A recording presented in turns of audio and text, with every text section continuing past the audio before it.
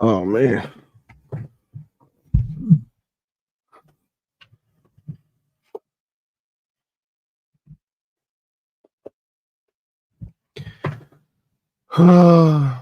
What up, y'all? No number to call.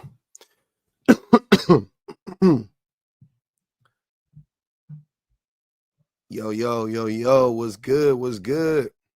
I'm starting late, man. It took me a long time to get this shit together. I ain't gonna even hold y'all.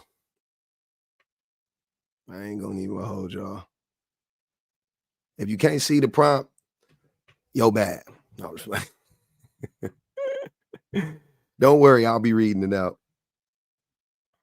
Rites of passage? Not the lie for that, Lady V.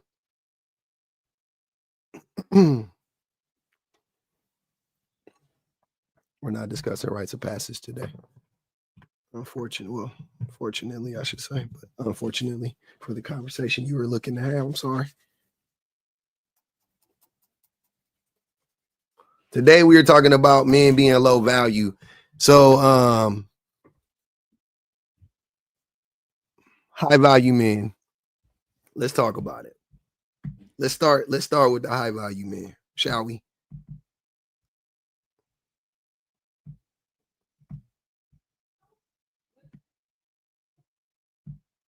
Let's start with the high value man.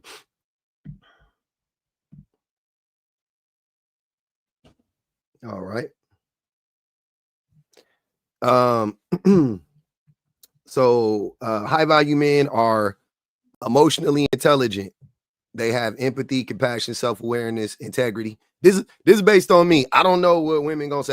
That's for y'all to decide. I'm just telling you when I look at men, this is how I look at men. This is if I was on some let me put on my dating coach suit. This is my dating coach suit jacket right now. This is my if I was a dating coach, this is how I would put men in categories to just weed them out as fast as I could, right? So I would say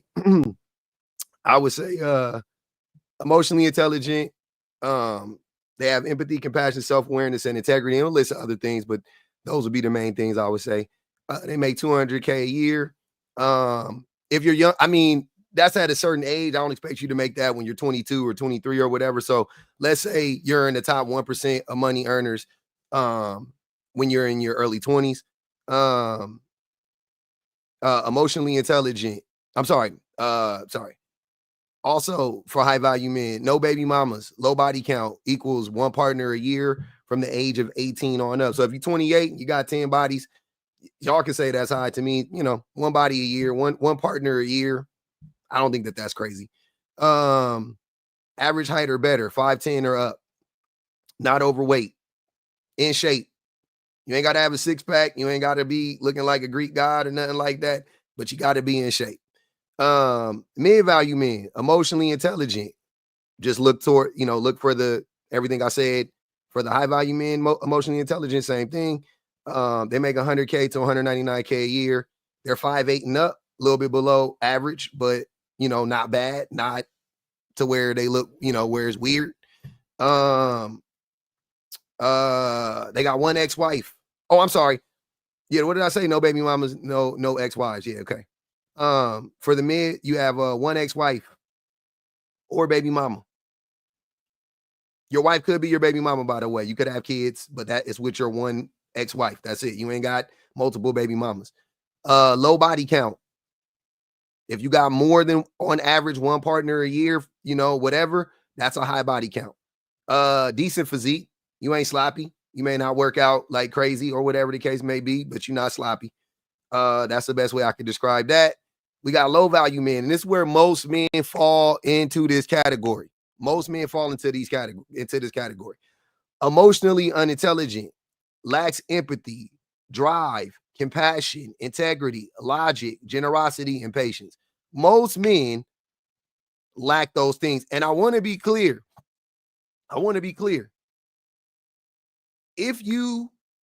Before I finish this, if you don't meet any of these criteria, right? So meaning to be a high value man, you have to hit everything on that list. You can't be missing one.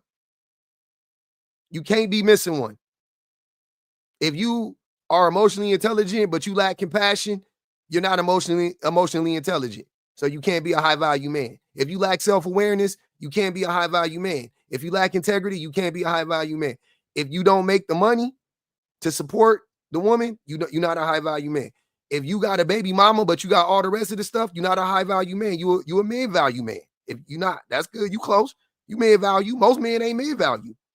Most men are low value. If you are 5'9", but you hit everything else, you're not a high value man. You're mid value. You're not exceptional. You cool. You good. You're not in the elite. You're not elite. All right. So back to it. If you are a low value man, emotionally unintelligent, lacks empathy, drive, compassion, integrity, logic, generosity, and patience. You got multiple ex-wives or baby mamas. You got several babies. TB, you married, you won. BBG raises your if you married to somebody like BBG, she raises your value, so she bring you up. Oh man, this is for the single men, by the way.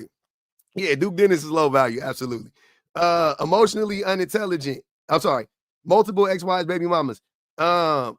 Below $99,000 a year earnings. High body count, always pursuing women. Because here's the thing, you don't even actually have to be having sex with all of these women, but you are pursuing a bunch of women. Yeah, you low value. You low value. Why are you pursuing all these women? That's weird. What are you doing? Go clock in, nigga. You make less than $100,000 a year. Like you ain't read a book in 5 years. Go do something else. You know what I'm saying? Overweight.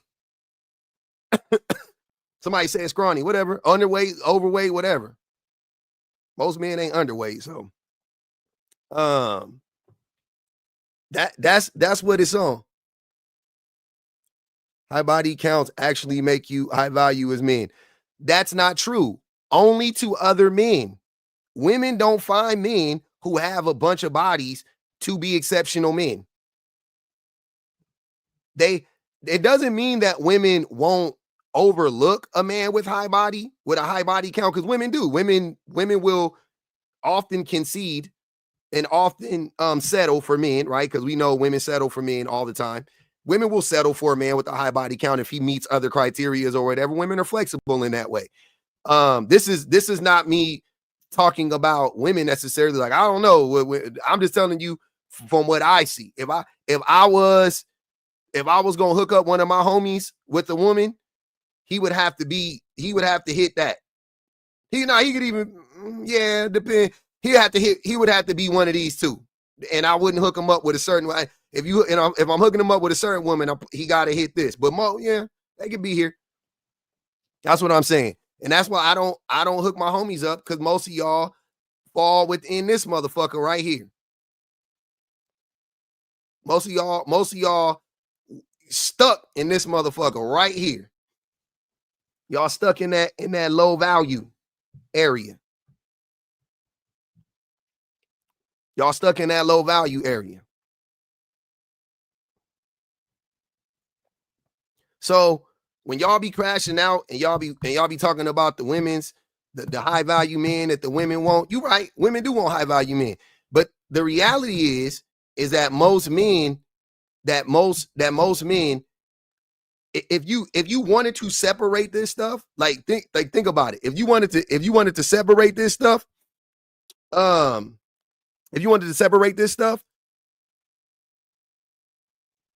most men, the top 1%, you have to be in the top 0.5% of men to hit any of these. If you think about it, like put the money aside, put the height aside, put all that shit aside. Let's just start with emotional intelligence. What percent of men are emotionally intelligent based on this description of emotional intelligence? 0.5%? A fraction of a fraction, right? So you kind of like dead in the water right there, right off the rip. Okay, cool. So now you're emotionally intelligent, but But here's some of this shit gonna take care of itself though. If you're emotionally intelligent, you probably not out here trying to have sex with a bunch of women. If you think about it, if you're emotionally intelligent, you've done the work, you've identified why you feel like you need to sleep with every woman in the world, and you know what I'm saying, and all of that stuff. It should kind of go hand in hand. The shit kind of go hand in hand when you think about it, right? Okay, cool. So to qualify for any of the things in the emotional intelligence area, I'm sorry, on the high value area, you already in it. To hit one of them motherfuckers, you in the top 1% of motherfuckers, more than likely. If you make over 200K, you in the top whatever percent. You know what I'm saying? Point. I don't even know. You fucking high. No baby mamas. You 30 years old, you 35 years old, you don't got no babies. You ain't never been married, you ain't got no ex-wives. Rare. Most men got babies. Most men got baby mamas. One of the two, if not both. You know what I'm saying? Multiple. You know what I mean? Rare. You already kind of high up there. You kind of already high up on the list. You already kind of high up on the list. You got a low body count, and only you know that. That's between you and God. That's between you and God. But most important, or just as important, you need to make sure you not chasing women all the time. You're not consumed by women all the time, right? Which most men are. Most men are. Married men, single men, consumed by women. Consumed by women. AOA said, my brother 36 with no kids, college degree, and works. I can't stand. Yeah.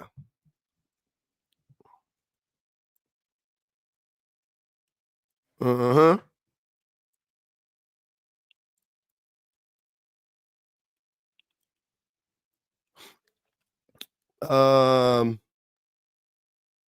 Yeah, I mean, I can't fit everything. Yep, exactly. TBA. That quest to get with the women, that throw a monkey wrench in it all the time. I know a lot of men. There's not a lot. I don't know a lot of men, but there's a few men that make 200K. You know what I'm saying? Look right, whatever the hell, but they just constantly trying to get women. What up, E? They constantly trying to get women, so it fucks them up. Mm-hmm. I've seen a lot of lists. Circulate. You know, I said, you know what? I'm gonna make my own goddamn list. I'm gonna make my own criteria. Yeah, I'm gonna make my own criteria because I done seen so many lists from the men's talking about what a high value woman is and what a high value man is, right? And I've never agreed with that shit. I've always thought it was goofy, especially when they like try to talk from the perspective of like, what women want, quote unquote. When they talk about like high value men, it's always the same bullshit. They always forget the emotional intelligence, which that's the number one thing women want, right? That's the number one thing. I'm going to go out on a limb and say the number one thing women are looking for is an emotionally intelligent man. But here's the thing about being emotionally intelligent as a man. I want to tell y'all something. If you are emotionally intelligent, I don't think you understand how many things get checked off just by being emotionally intelligent. Like, it's hard to find a broke, emotionally intelligent man, because why are you broke? If you're emotionally intelligent, you have fortitude. You have drive. You want to go out. You know what I'm saying? Like, it's gonna take care of itself. If you are emotionally intelligent, you're gonna get up, get out, and get some. You're not gonna be rich, but you're gonna be getting to the bag. You're gonna be providing for yourself. You're not gonna be lazy. You're not gonna be on some like, oh, this system is just, it's against the man, and like you're gonna go out there and work. You're gonna go out there and do what you need to do. You're not gonna sell yourself out. You're not gonna do it. You're not gonna try to pursue of money, harm yourself. You know what I'm saying? You're not gonna do none of that, but you're gonna make sure you get your bread. You're gonna make sure you do that. So a lot of this shit get taken care of just by being emotionally intelligent. We can't do nothing about height. You know what I'm saying? We can't do nothing about height. I ain't got nothing to do with that. I'm just, you know what I'm saying? I'm just saying, if you above average height, I made it easy for you. Average height and above. They said average height is 5'9", 5'10". I said 5'10". You're 5'10" and above, you Gucci. You're good.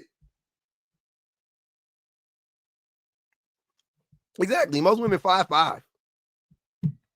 Like, y'all, they straight.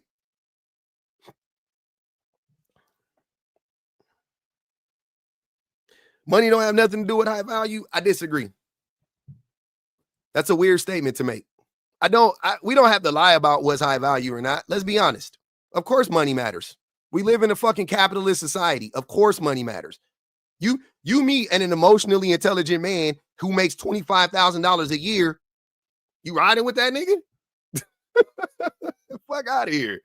Let's be honest. Like, that shit is crazy. That's crazy. That's crazy. We're not doing that. We don't need, there's no need to lie in this situation. Saying money is important is totally different than being a gold digger. Saying money is of importance is completely different than saying money over everything. That's totally different. Nobody's saying that. But does money make you a high value? Absolutely. Is money the only thing that makes you high value? Absolutely not. Is height the only thing that makes you? Absolutely not. Does attractive? Absolutely. None of those. No one thing makes you a high value man or woman or whatever. It's all of it. When you have it all, now you're high value. Now you're high value. Yeah. You got it all. Now you're high value.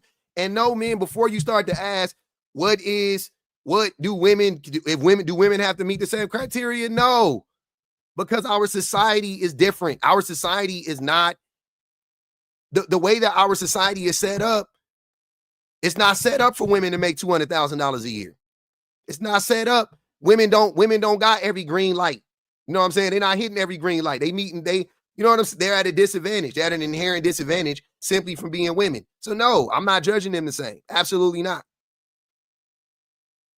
I'm not holding men and women to the same standard. You can get mad if you want to. That's on you. That's between you and God. I don't play that game. I don't make the rules. I'm just playing by the motherfuckers. That's it. That's all I'm doing. You want to have a conversation about women's value? Go start your own live about women's value. Make your own list. Take the time, make your own list, and go have that conversation. That's fine. I couldn't care less. I don't buy in to the men have to build their value and all of that stuff. I don't necessarily buy into that. I don't subscribe to that.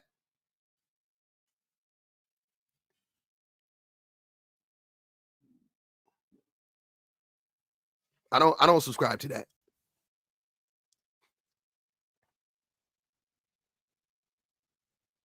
Marcus says, I hate when men say women are given their value. Everybody is given their value.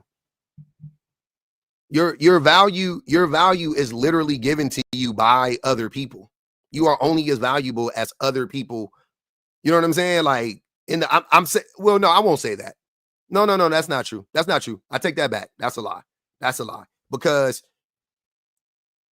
you could be integral to whatever the situation is. People could undervalue you or not value you. Doesn't mean you're not valuable. If you know what I'm saying? If you were to be removed and the system collapses, that's when they would find out how valuable you were. So I disagree with that. I'll take that back. No, you can't. Yeah. You can't take someone valuable. I said that was wrong. That was my bad. I don't think women have to build their value. And what I'm saying is because of the way women are socialized, women are already valuable. Because of the way women are socialized, women are already valuable. Like the average woman is so valuable to the average man. The average woman and the average man links up.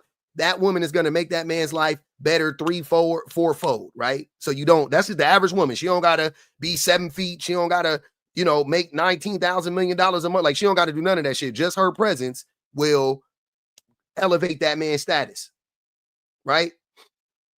But when you flip that around, if you take the average man and put him in a relationship with the average woman, her value, her happiness doesn't increase, her productivity doesn't increase, her earnings don't increase, like nothing of that, nothing that we can track actually increases. Like it doesn't get better in any way. So no, men aren't socialized to add value to women's lives. We're not socialized to be that way.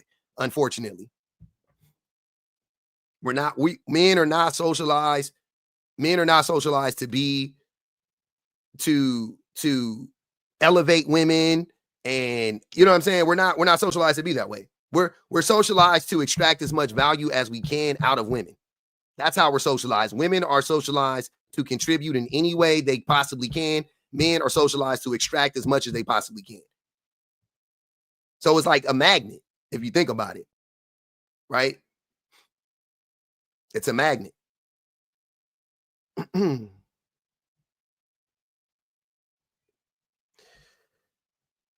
Sarah J, they are far harder on other men than other women. Hey, Marcus, you are more than welcome to come up, brother. I have a nice we got a nice microphone for you. We got the speakers coming through. Mark says, and Jesus Christ have higher values. Jesus Christ is dead, brother. I ain't gonna hold you. I'm sorry to tell you that on a Sunday. What up? What up, Marks? What you talking about, brother?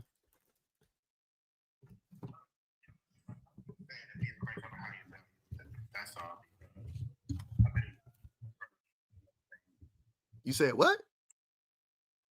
I was saying that Jesus Christ or Jesus Christ has a higher value. Then and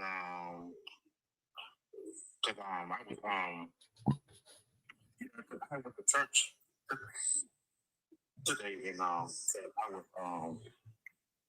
who does Jesus Christ have a higher value than is my question.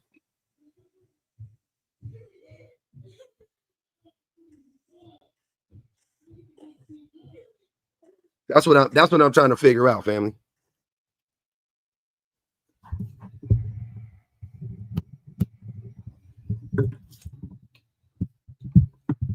Hold on.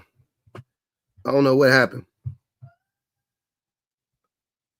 I'm trying to. I don't know what's going on. Marks, is you there? Is you ain't you? Audio not coming through. Can y'all hear it over there? Y'all, can you hear me and not hear him? He not talking right now. Just FYI. I don't know. Oh, he dropped. Oh, okay. Well, let's see what's going on in these comments. I don't know if y'all been inviting people up in the comments. He said he went to church today and he found out Jesus has more value. I don't know who Jesus has more value than, but I was curious.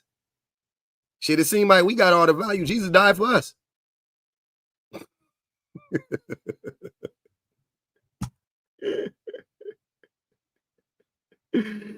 Jesus died for us, man. Shit.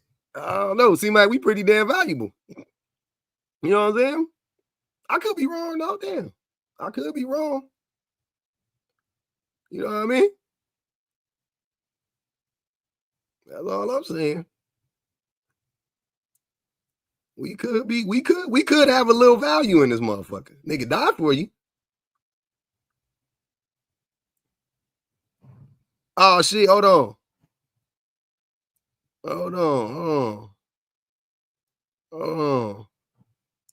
Oh yeah. We got Ben.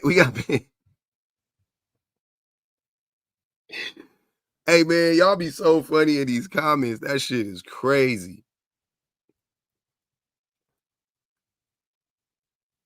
Hey, this is for the Crash House, man.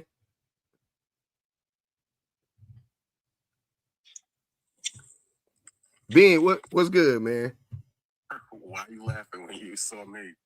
Because you did your little emoji face like you was disgruntled. So I was like, why would this man be disgruntled with this list? I don't understand. Okay. I mean, isn't it a fact that dudes that make over 100K are high value? Isn't that known? No, it's not a fact. None of this is a fact, brother. This is all. It's not a fact, but we do know that dudes that make over 100K, period, they're definitely rare to find. They're rare. That doesn't make them high value, though. Like, there's a bunch of things that if rarity is your definition of high value, then there's tons of things. Men with no legs, that's rare. There's not many double amputees in the country, but you know what I'm saying? Like, I don't think that makes them high value. I guess what I'm trying to say here is, what is the chances a woman's going to find a man making $200K a year? Very low.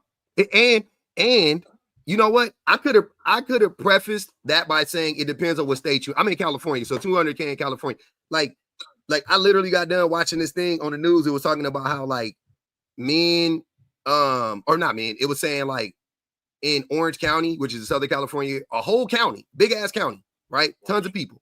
They said under 100K is poor. It's considered poor in Orange County. I was like, damn. So a whole county under 100K is considered poor. So California is different. I get that, right? But wherever your state is, I don't know, whatever the equivalent of 200K is in California, that's what I'm saying. It's still 200K is still a lot of money in California, but it ain't like, oh my God, there's nobody making 200K in California. I mean, I'm in New York, so it is kind of, there you go. Definitely similar. Yep.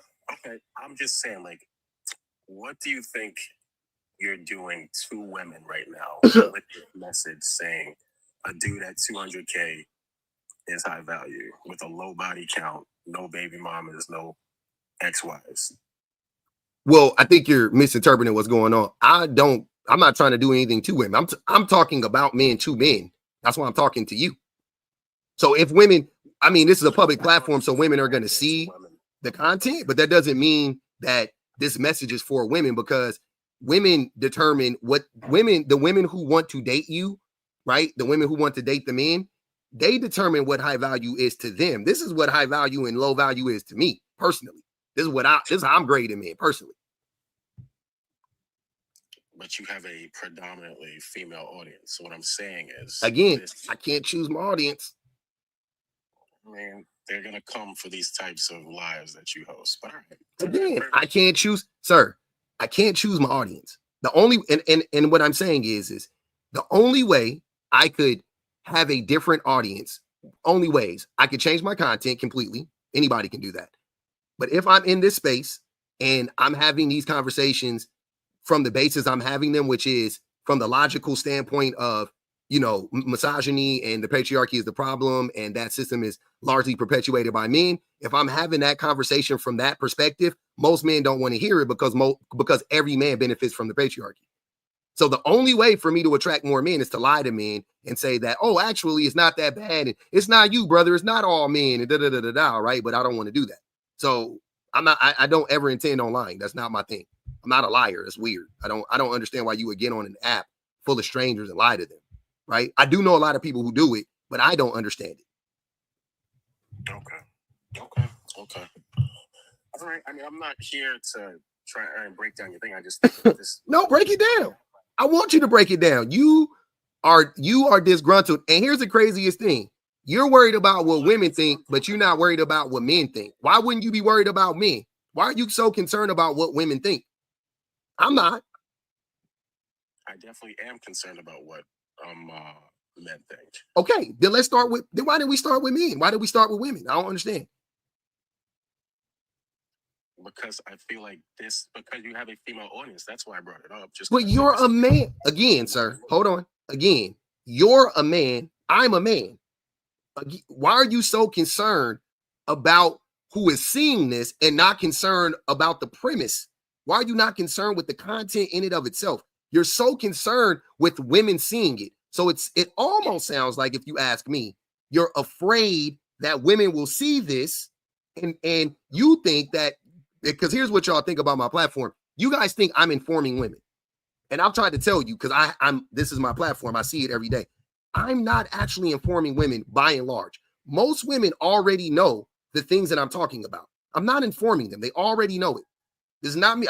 I swear, if you go read my comments, if you watch the lives enough, you will hear the women. I've seen many of your lives, but right now, what I'm saying you are doing is you are telling women that I am a low value man because I make $80K a year. I'm not telling them you are. I'm telling them I think you are. I think you're a low value man. They can say, public. I think that a man who just has emotional intelligence is a high value man. That's on them. They can think that. I'm not a dating coach. I don't care what women think about this. They can think whatever they want. They can disagree. They can agree. That's fine. That's fine. I'm telling you what I think. If we're gonna have this dumbass conversation about low value and high value men, I'm just saying that of all the lists I've seen, I haven't seen any fucking men actually be honest when they talk about what a high value woman is or what a high value man is. That's all I'm saying. So I decided to have my own conversation. And this is what I think about the conversation. If I were to judge and I were to judge men, this is what I would say. If I were to call you a high value man, I would start with emotional intelligence. Do you not have emotional intelligence? Yes or no? Do you meet all of the criteria up there? No? Okay, cool. You're not a high value man. Moving on. What's the problem? I mean, your definition of emotional intelligence can vary. I don't think anyone can meet every preference you have of emotional intelligence. What? My wife meets all of that. There's tons of women who meet that criteria. The average woman meets that criteria. You're saying the average man doesn't meet it. You're right. We're low value. That's my point. An average woman would define her own thing, would make her own parameters for emotional intelligence. There's a woman right here. Let's ask her. Hey, Shan, what are your parameters for emotional intelligence? Oh, not this girl. She's a woman, but go ahead. This woman. Mm-hmm. Mm-hmm.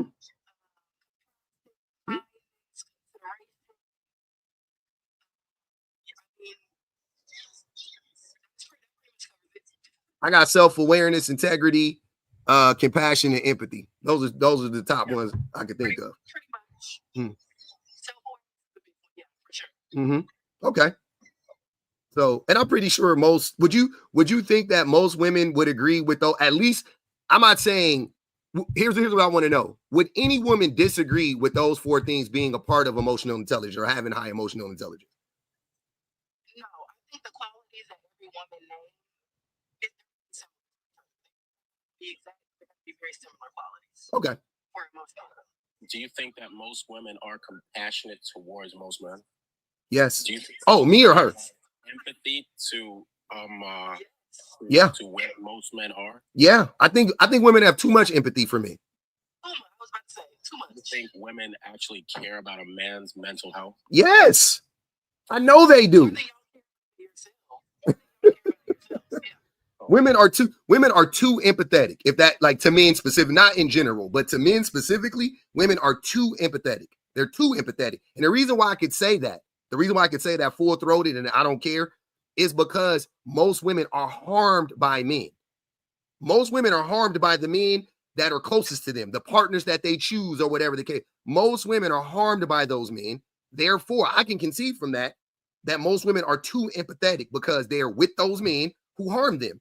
And they give those men a ton of chances and they give them a ton of time to grow and a bunch of room, and the motherfuckers never grow and they still harm them. And then they finally get sick of it and they break up with them. And then the motherfuckers still try to harm them after they break up for 5 or 10 years. See what I'm saying? So no, I think women are too empathetic, meaning it actually ends up hurting them. And shame us for that very empathy, just and then turn around and try to say we're not empathetic. But that's one of the biggest things that y'all shame us for is, y'all see those red flags and y'all ignore them, or y'all shame us all the time for our understanding, our empathy, our compassion. I'm sorry. No, go ahead. Have you ever heard a man tell you to stay with a man who is being some type of abusive towards you? Oh, I just heard it. There's a pastor online literally saying that when women call the police on a man who is abusive, what did he call her? What did he call him? He called women weak or something. He went on a pulpit. He called him evil. Yeah. He called him evil. Yeah. Women and men say that all the time. Men are really on this kick nowadays of like telling women they should stay in abusive relationships. Like, even like, no matter what, they're like, you took those vows, so you're supposed to stick it out. Like, literally, I got tons of lives of men saying that shit. Tons of lives. If he cheated on you, okay. A man cheating and him being physically abusive to you are two completely different. Abuse is abuse, brother.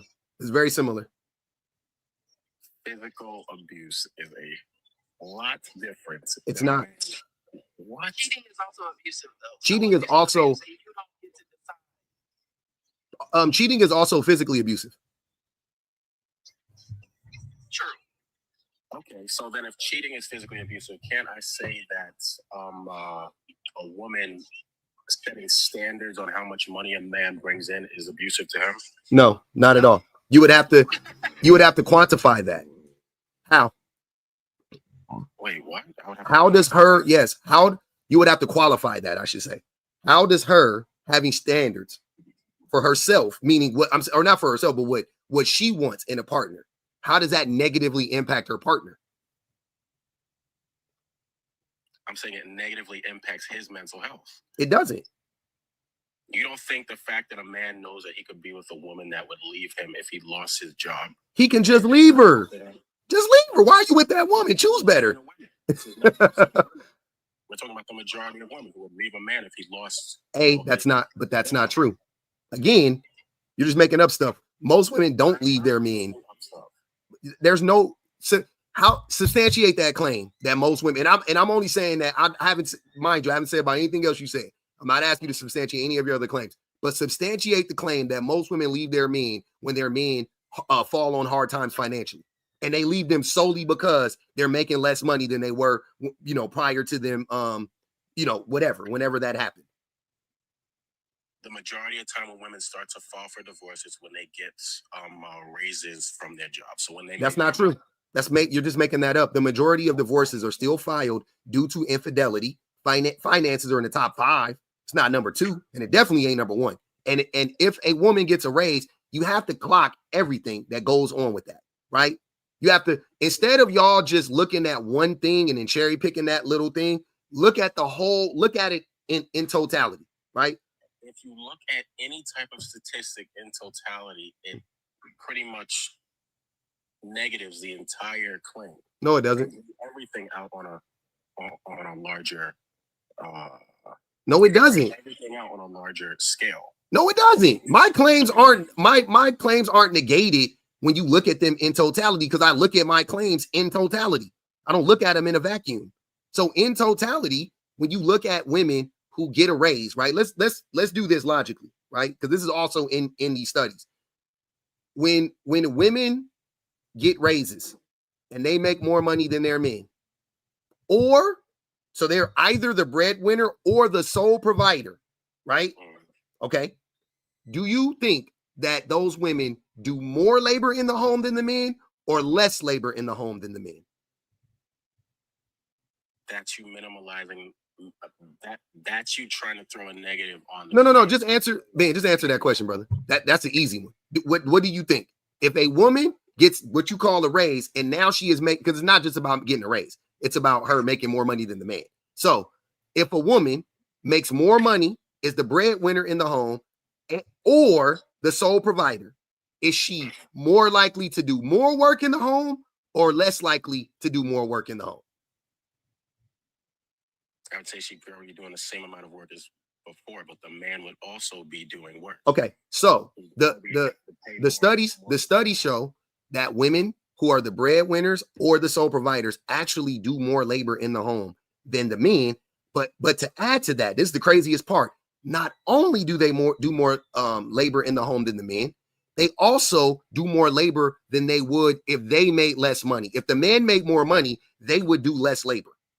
Okay, Bob. Okay, so then let me ask you this: does what you said make sense for her to file for divorce? Yes, she's making more money. She's the breadwinner, and that man not doing nothing in the home. Absolutely, get the fuck out of there. That's abusive. That's abuse. Absolutely, get out of there. Absolutely, that man is abusing you. What other reason do you need? Useless. You're not doing shit. Like, what reason do you think we need to say no? Leave. Like, your presence alone is enough, and that's the problem. Your presence alone is not For gonna the- do it. Okay, let me ask you a question. You're talking about the sake of the kids and the sake of the family. Okay, do you think it's important for a woman? How important is a woman's happiness when it comes to raising children? I mean, then you could talk about No. Come on, Ben, just answer these questions, brother. These are really easy questions. What is the the importance. Is it very important for a woman to be happy when raising kids? Somewhat important, or not that important for a woman to be happy? It's somewhat important for a woman to be. It's somewhat important. Okay. Now, what if I told you that the outcomes, this is also proven by a study, the outcomes of children are almost completely rooted in the happiness of the mother. So the happier the mother is, the better the outcomes are for the children. The happier the mother is, the better outcomes are for the children. And this should be easy to. Children is directly connected to Yeah. And this should be easy to accept. I mean, I don't make sense. The person you spend the most time with as a child is your mother. The person who is nurturing you, feeding you, teaching you, helping with your homework, talking to you. The person doing the most is your mother. A person being unhappy and miserable all the time. What is that going to do to your quality of life? What does a child's happiness matter if there's no roof over their heads? Nobody. Wait. Why is that? Why is that wait? How is that even a part of the discussion? Why is it that or a roof over their head? What are you talking about? So it's either the woman. So basically, hold on. So basically, Ben, you're saying that women only have two choices: either food and shelter and unhappiness, or happiness, no food and shelter. Food and shelter, happiness, and no food and shelter. I'm saying that her happiness isn't more important than the child's well-being. Hold on, you're missing the point. I'm not saying it's more important. The child's well-being is the child's well-being is directly correlated. If she's not happy, the child probably won't be well. I'm saying the man is sacrificing his happiness for the roof over the head of the children. No, he's not. Wait, hold on. Time out. Go back to what I said. Remember where this all started. I just said, in this case, we're talking about the woman is the breadwinner or the sole provider. What are you talking about? The woman is the... Yes. Remember, Ben, we literally just got done talking about this. I asked you, if the woman is the sole provider or breadwinner, is the likelihood that she does more labor in the home, does it go up or down? And you said, oh, it remains the same. And I said, actually, it goes up, that she does more labor in the home. Then you asked, well, is that a reason? Is that good enough reason to leave your husband? And Shannon and I said, yes. And then now you're saying that, well, the happiness doesn't matter that much because the father is sacrificing to keep a roof over their head. I just said the woman is either the sole provider or the breadwinner, so she could more than handle providing and making sure the child has a roof over their head. Logically, that doesn't make sense. I'm saying these things need the father's help, though. They don't. You don't think women can afford to have an apartment? He's not helping. She's the provider. What's he helping with? So then let's talk. So if you guys want to go deep into all of these statistics and women's happiness, let's talk about what was I going to say? Now I'm losing my train of thought. Good. Let's talk about the success of children that are just raised by their mothers without the fathers in the home. Okay. Those crime statistics, those college. You've never been. Hold on. Before you wait, I want you to talk about it. But before you start talking about it, I want you to understand that both Shannon and I have both read these studies that you're about to misquote. I want to make sure that you've actually read them before we have this discussion. And you don't have to say you haven't read them, but what I would like for you to do, if you haven't read them, don't even bring them up, because you don't. I can already tell in the direction you're going in, you don't know what you're talking about because you haven't read them. But if you haven't read them, I would kindly request that you don't bring them up. That's all I'm saying. If you can continue if you want to, but just make sure that you actually have read them, because I have, and I'm gonna we're gonna have a discussion about it. So I want you to do that first.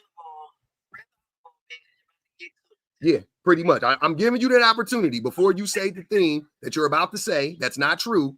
Make sure you've actually read it and studied it, and then we can have the discussion. Is that fair?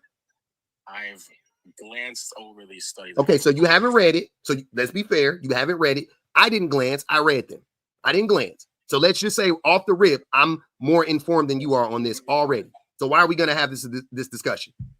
Because everything I'm talking about is a basic logic and rationale. It's not logical. Okay? It's not logical. It's But not go logical. on. Hold on, wait. Continue, Ben. Continue with your line. Yeah, go ahead. I tried to save him. Go ahead. Okay. So it's not logical for me to say that a woman is less adequate to raise a son than a father. Yeah, a son. Hold on, wait.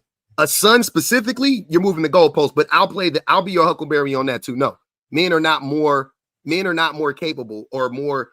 Men are. I'm speaking of sons because I am a male, but fine. Yeah, we could do both. We could do men and women. Yeah, whatever you want to do, we could do. I don't care because it wouldn't matter either way. But no, men are less equipped. So let me ask you a question: who is more nurturing, a man or a woman? Generally, a woman. Women. Okay, cool. What do children need the most, boys or girls? I want to know what they needed the most. They need nurturing. So right off the bat, can we establish that men are not best equipped to raise kids? That is children that need nurturing. Let's talk about the real world. It's not nurturing and it's not coddling 24/7. Wait. It needs to have some type of kick in the ass. Hold on. Wait. Hold on. Yeah. Wait. How did we get to the? I thought we were talking about kids and the outcomes of the children. What were we talking about? You want to talk about grown men? No, we're talking about kids. Okay, cool. So I'm right. So we own kids. Okay, on kids. Who needs? Kids need nurturing, correct? Yes. Okay. They need nurturing more than they need a kick in the ass. Just so you know, right? So because here's the thing. As a father, Ben, I can tell you, if you nurture your kids, you don't have to kick them in the ass. I don't know if you know that. If you nurture your kids, you never have to kick them in the ass. I haven't had to kick my son in the ass yet. He's 9 years old. My older son has learned, he has some stuff going on. He has autism. But my younger son, I don't have to kick him in the ass. Okay, but he's not a teenager. There's going to be problems when he can actually. How is your mother raising a child alone going to teach your son when he gets to be 15, when he starts arguing with women, say he puts his hand on his sister? Who's going to be the one to teach him that lesson? My son would.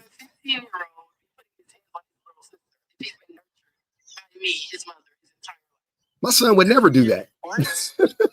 My son would never. My son would literally never do that. Like, I'm not even. He would never. I'm supremely confident in that, saying that my son would never do that. Never. It would never happen. Never.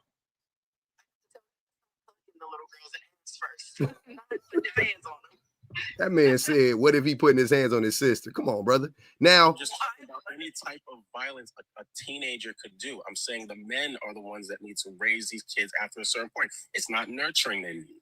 I'm saying I'm actually making an argument that men are more important to a teenager's development than a. No, you're making the argument that kids need violence so they don't become violent.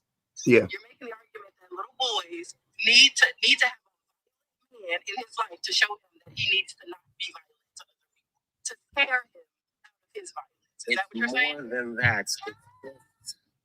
I think bro trying to say, a tough father figure is more important to their future development than a mother. Yeah, but there's and I hear what he's saying, and I thank you for explaining that, Muwap. But the problem with that is that the studies actually don't prove that. That's my point. The studies actually say again that so first of all, what he was bringing up when he brought up the outcomes of the children raised by women, right? What those studies also proved is this: when a woman makes the same amount of money, right? When a woman is financially solvent, when a woman is financially functional in society, she can afford housing, safe housing, she can afford food, no food insecurity, things of that nature, right? When a woman has those abilities, right? The outcomes of the children are exactly the same as when they're raised by two parents, let alone one. So I can gather from that this is more about economics than anything, resources and money, essentially. That's why when you look at the numbers for single fathers, you have to think, because when you're talking about single fathers, right? Mr. Ben, what percentage of men are custodial parents? What percentage of men are custodial parents? When you say, you mean like cleaning up around the house? No, not a custodian. Custodial meaning like the main parent. Yeah. Obviously, that's going to be a lot less. I know, but give me a guess. Like, what do you think it is? I don't know, like 20%. Close. It's 15%. So you have 85% of custodial parents are women. You have a much larger pool. So that would mean, right? If we think about this logically, that you would have so many varying degrees of outcomes when you talk about 85% versus 15%. So 15% of custodial parents are fathers. Now, we know that most men don't even want their kids. Most men don't want to be custodial parents. The vast majority of men do not want to be custodial parents. The vast majority. Okay. So it would stand to reason that if a man seeks full custody or primary custody of a child, he is probably in a position to take care of that child. That is a huge part of it. So we're not, women are just stuck with whatever the men don't want to do. Essentially, the way that I look at custodial fathers when they're the custodial parent, the way that I look at them is like what are those Shan, what's that called when like people from other countries come to America and they send like they're the best of the best, and then we start like judging everybody on them and saying like, well, Chinese people come over to America and they come over here and they kick ass and they all become engineers. You know what I'm saying? Or Indian people come to America and they all become engineers, or whatever the case may be. Not, you know what I'm saying? Yeah, model minority. Men are custodial fathers are model minorities. They're the model minority, and that's what you're judging the men on. But the women. So then the argument you're trying to make right now is that the pool of women. No, you good. What'd you say, Ben? I said, so what you're saying right now, the pool of custodial parents of women is so large that we can get all of this negative data from it. Yeah, I mean, you're gonna have women just represent more of the general population, whereas men represent the model minority of men, right? Because again, the vast majority of men don't want to have kids. I mean, don't want their kids. You see what I'm saying? So you have a select group of men that are essentially like cherry picked by the system. If you think about it, they're kind of like handpicked by the system to be the custodial parents. They are the custodial parents, and a large reason why is because they have the financial backing to be so, right? So now you're judging because what I'm saying is, if you look up the average income of a custodial father versus a custodial mother, I bet you it's wildly different. Like the average mother that is because most women, most single mothers make up the majority of people in poverty. Single women with children make up the majority of people in poverty, right? I'm saying if you gave more children, if it was 50-50, it would pretty much look the same. It would pretty much look like the majority of it would be way more fathers living in poverty than mothers. You know, or I'm sorry, equal. I was comparing them to now, but it would be like equal. It would be like if 40% of people in poverty are single mothers, it would be like 20% would be single mothers and 20% would be single fathers. It would be way closer. That's my point. So when you guys talk about that study, you never bring up the money.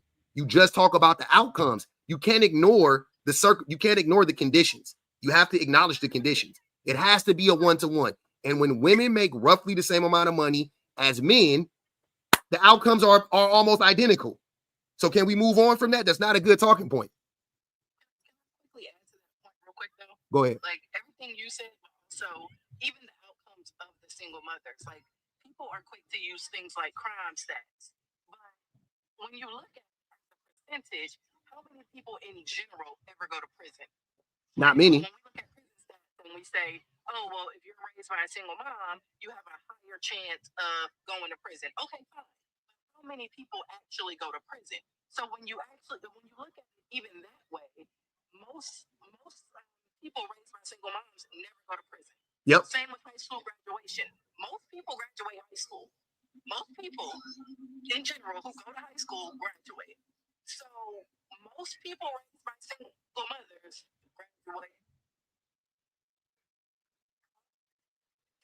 Say, oh, there's a negative outcome. Also, Damn, Shane, that Wi-Fi done got a hold of you. Go ahead, Muwap. Go ahead, Muwap. No, I don't got nothing to say. I was just about to say she laughing like crazy. No, but go ahead, brother. I want you to address the discussion here. You can get in. I'm sorry, brother. Thanks for being patient. But I will speak about that. Yeah, I'm talking about the you could. I want you to address the prompt, not necessarily the what we were saying.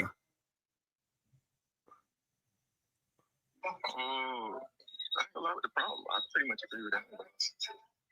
I think 200K might be a little stretch though, because most people not making that. But for the most part, I do agree with it. Yeah, I mean, you don't. That's the whole point of being exceptional. You have to make an exceptional amount of money, right?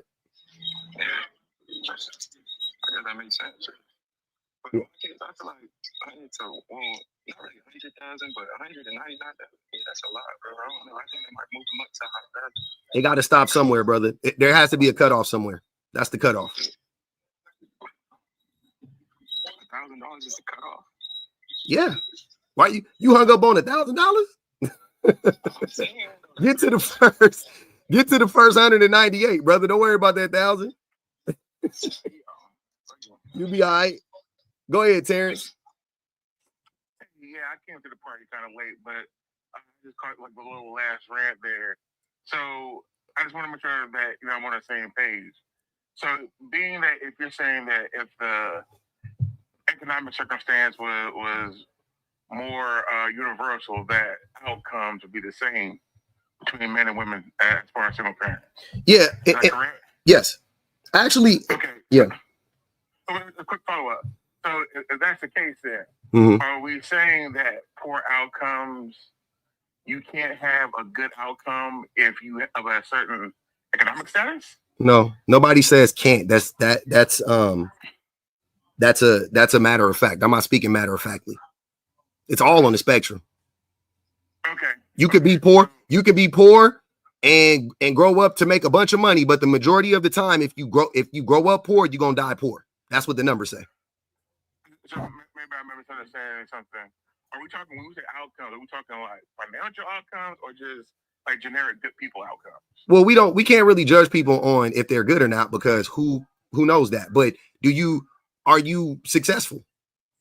Are you going to like how much the likelihood that you make a certain amount of money, the likelihood that you're going to get a higher education, you know what I mean? The likelihood that you're going to ascend, that likelihood goes up if you are raised in certain circumstances, and it goes down if you're raised in other circumstances, right? And the poorer you are, the likelihood that you'll be able to come out of that goes down exponentially.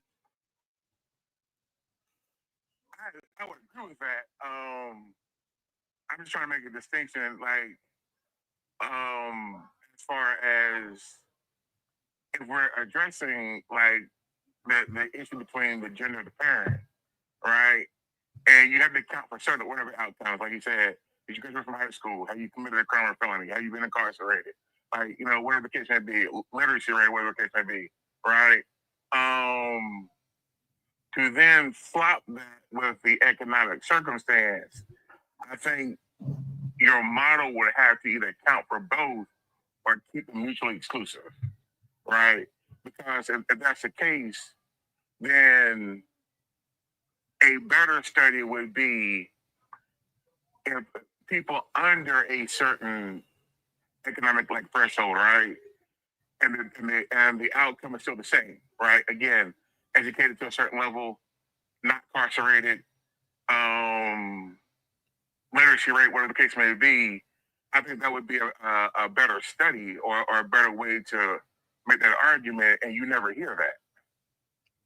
I don't think that would be a better way. I think that's the problem. And I think that, and I don't think, again, I guess I'll just ask the question directly. Do you think that money is pretty much plays the largest role in the outcomes of the children when we're having this discussion between custodial fathers and custodial mothers? No, I don't. Okay, then what do you think? What do you think it is? I think viewpoint and perspective as far as value system is That doesn't even mean anything. I mean, something. I mean, that word those things don't mean anything in this conversation. What did that doesn't even mean anything. Of course, money plays a huge part. I'm not saying it doesn't play any part. I'm just saying if you're asking what is a more significant factor in the outcome of a child, right? Mm-hmm. The attitude you have towards education, the attitude you have towards interpersonal relationships, right? As opposed to just having money. Like, I understand money equals access to resources, right? And opportunity. Nobody, I think, is disputing that. Who do you think is most likely to go to college? A kid raised by a parent that's living in poverty but's telling their kid they should go to college and they themselves have never gone to college, or a parent who they themselves went to college, has the money for the kid to go to college but never talks about them going to college? I think the one where the parent talks about going to college. No. Absolutely not. Absolutely not. And you know why? And do you know why that wouldn't be the case? Because if that child grows up in poverty, what is the likelihood that their friends are going to go to college? I mean, it depends. I don't know their friends. No.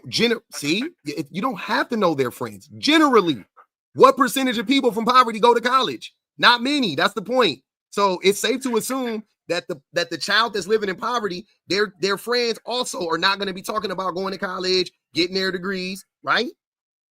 Okay, so Hold on. Answer that question. Is that safe to assume that we said what? Not safe to assume that. Based on Okay, I'll tell you the reason why. Look at the amount of financial aid that people get, right? If financial aid is based on financial income, and you have a number of students who get financial aid, then that by default is saying the number of kids are in poverty or underneath a certain threshold are still going to college. No, that's not what that's saying.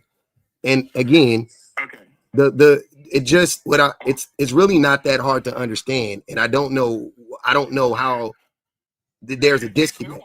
For sure, but that's what I'm saying. You're assuming certain. I'm describing the nuance. You're the one not getting it. I'm giving you the nuance. What you're saying isn't nuance, it's just wrong. Right? You're adding unnecessary nuance to it. It's not applicable. What I'm saying is simply, if you grow up in poverty, the likelihood that you're going to go to college, no matter what your parent is telling you, is lower than a child who didn't grow up in poverty. That's what I'm trying to tell you. It doesn't matter. It doesn't matter. My son will be able to go to school and he won't need financial aid, sir. He won't need it. He won't need financial aid.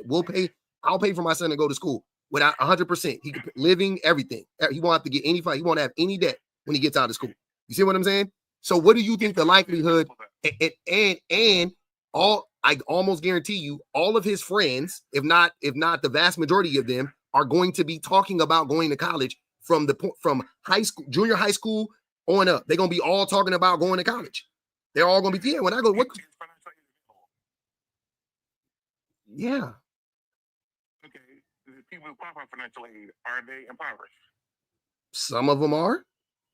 You don't have to be in poverty to get financial aid, but again, the majority of it is going in debt. Do you consider going in debt to go to college a hindrance or not?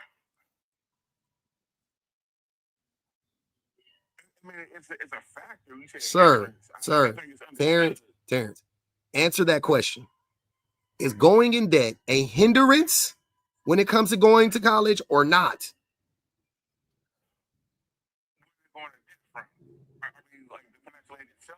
Sir, is going into debt a hindrance or not? It's not? Bro, you gotta stop saying stuff that don't make sense. If you're not going to qualify to give conditions, I don't need to give conditions for that. It is literally, sir, it is literally a hindrance to go into debt for everybody. For everybody. Whether you can handle it or not, whether it was better for you than cool. I'm not mitigating that at all. I'm saying if the choice is no debt or debt, which one are you choosing? In general, most people would choose no debt. Okay, if the choice is, I'm sorry, and then from that choice, is having debt going to make your life easier or harder? Debt is definitely gonna make life harder. Okay, cool. So we can deduce from that getting not financial aid, because financial aid is different, but getting a loan, going in debt to go to college is a hindrance to everybody. Okay, so be that as it may, I agree with that, right? Did not just forgive a substantial Sir, amount of I'm not, sir, people? sir. There is no need for you to try to bounce around from the point that I'm making. I mean, dude, I agree you're oversimplifying it, and I agree to a point, but you're saying you're describing a nuance, but you're not addressing the nuance. That is not nuanced. What you're describing isn't nuanced. What you're trying to do is deflect and obfuscate, and I'm saying no, thank you. So let's move on. We've already established it. There's no but. Talking about Biden forgiving shit. Biden ain't forgave shit. If you go to college, if my son goes to college and we can't afford to pay for him to go to college, he's gonna have to go in debt. More than likely, unless he gets scholarships. Still went. For generations, people are still gone. What is the point? People for generations have gone to college. That's not the discussion. The discussion isn't can people go to college if they come from poverty. That's not what I'm asking you. I've been asking you this whole time, what is the likelihood that they do so? God damn, like what are we talking about? What are you talking about? Given the preponderance of people, I would say it's likely. No, most people don't go to college, bro. Most people don't go to college.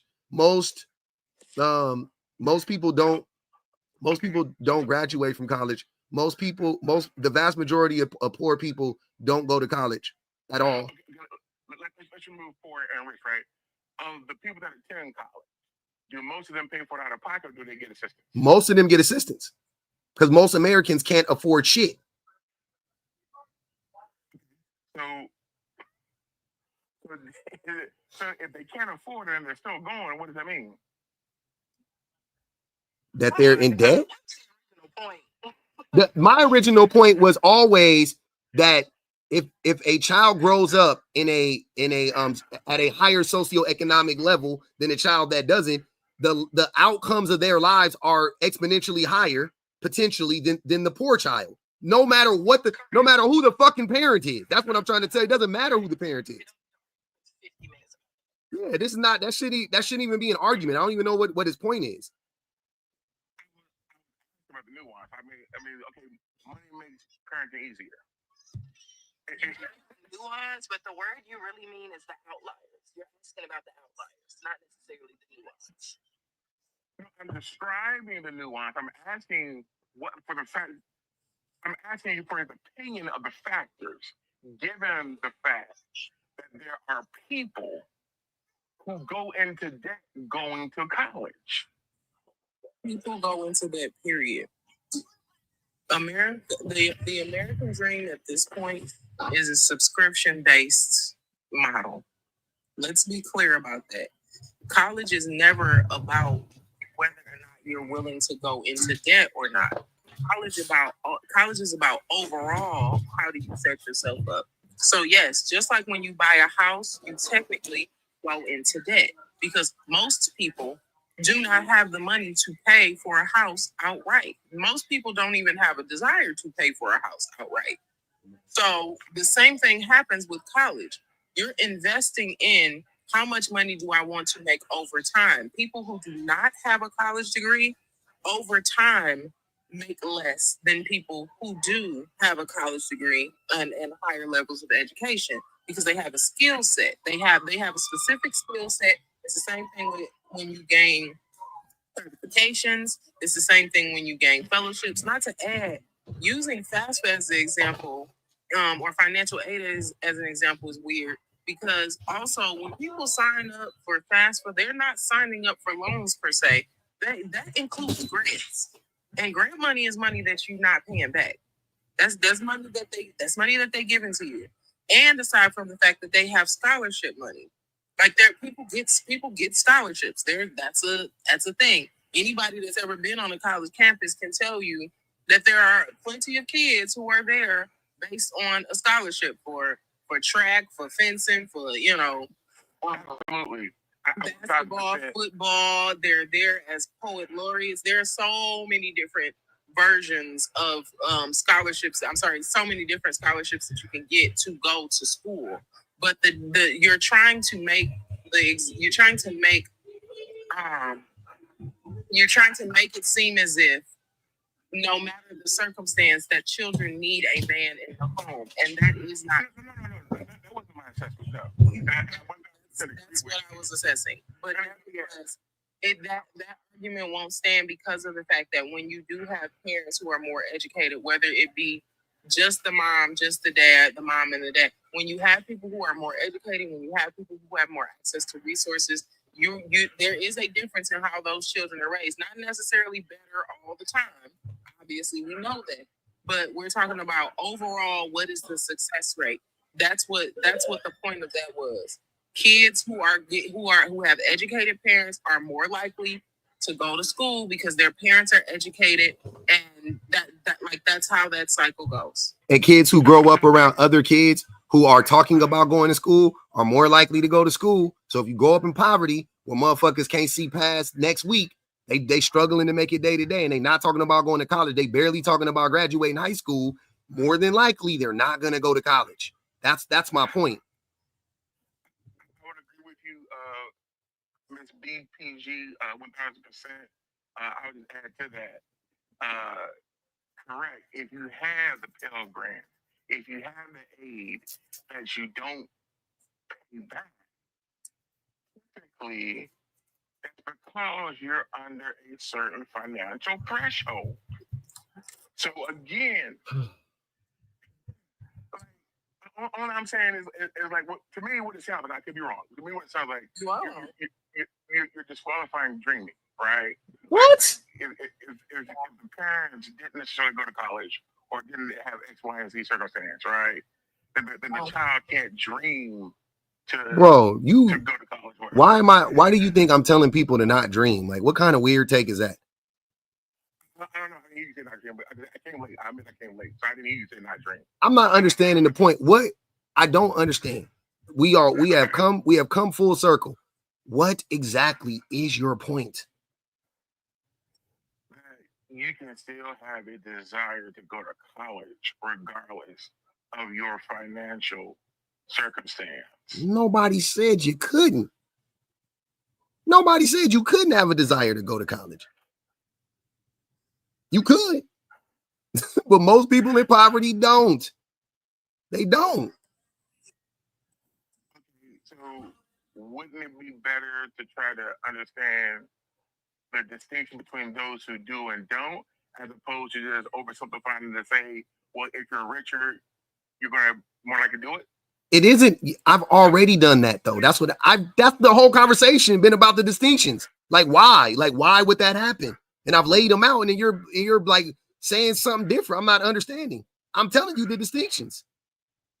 The distinctions are, BPG just said one right now. More than likely, you're not gonna have parents with degrees living in poverty. More than likely, right? So more than likely, your parents, start with your parents. They don't have degrees. Secondly, your cohort aren't going to be talking about going to college and whatnot, because again, most broke people, most poor people, most people in poverty are not talking about going to college because they can't afford it.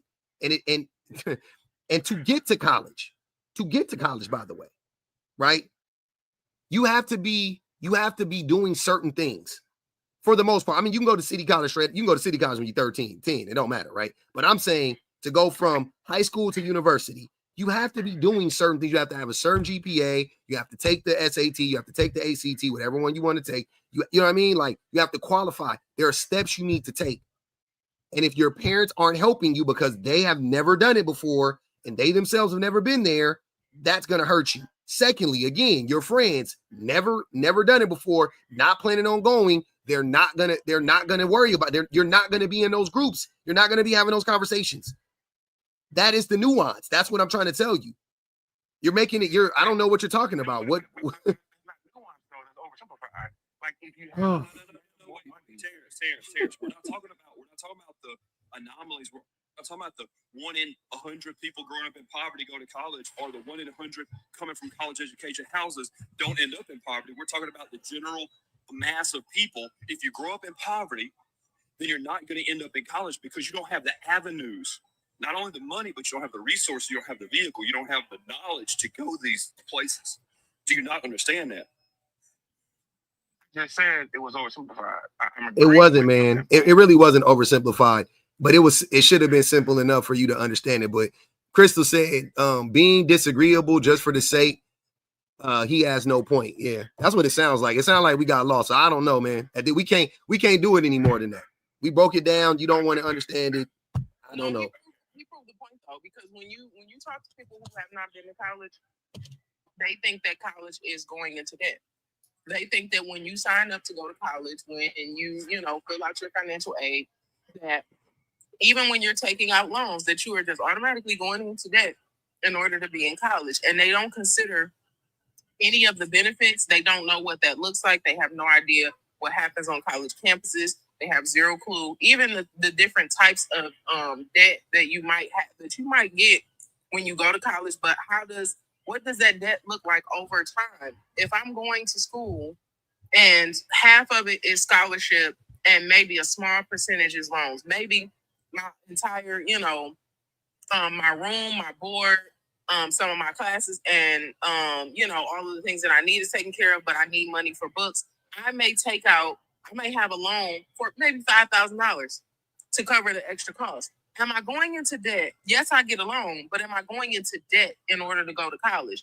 Maybe for a brief time, because for a college student, $5,000 is a lot of money. But if I'm going and I've acquired my bachelor's degree, am I going to be able to pay that back by the time I have the skill set and the job or the career that I'm going into after I have completed my degree program? Yes, because now I have a bachelor's and some certifications behind me. Of course, I can pay back that $5,000 loan, and going to college and getting the debt was worth it. You could pay back that $50,000 loan if you making, depending on your job. But that's the thing, like you said, though, they like the funniest thing was, though, I wasn't even saying like debt is like it's bad or good. I was just talking about if you have a person who has the option, to prove my point, and the option is go in debt or not go in debt, they're going to choose not going in debt. You know what I'm saying? And if you talk about the outcomes, the person who starts with no debt has a higher chance of a better outcome than a person who starts off in debt. Like, that's not even it's not debatable. It doesn't, even 5,000, it doesn't matter. Whatever the debt, it doesn't even matter. A person that's starting at zero, right? We're now everything they make is a net positive, versus the person who's starting off with 10, 15, 20, whatever it is, they're going to have to catch up. They got to play catch up. That's it. I don't know why that's like so hard to understand or accept. That's the reality of it. And the system is set up like that. That's what I'm trying to tell you. The system is set up like that.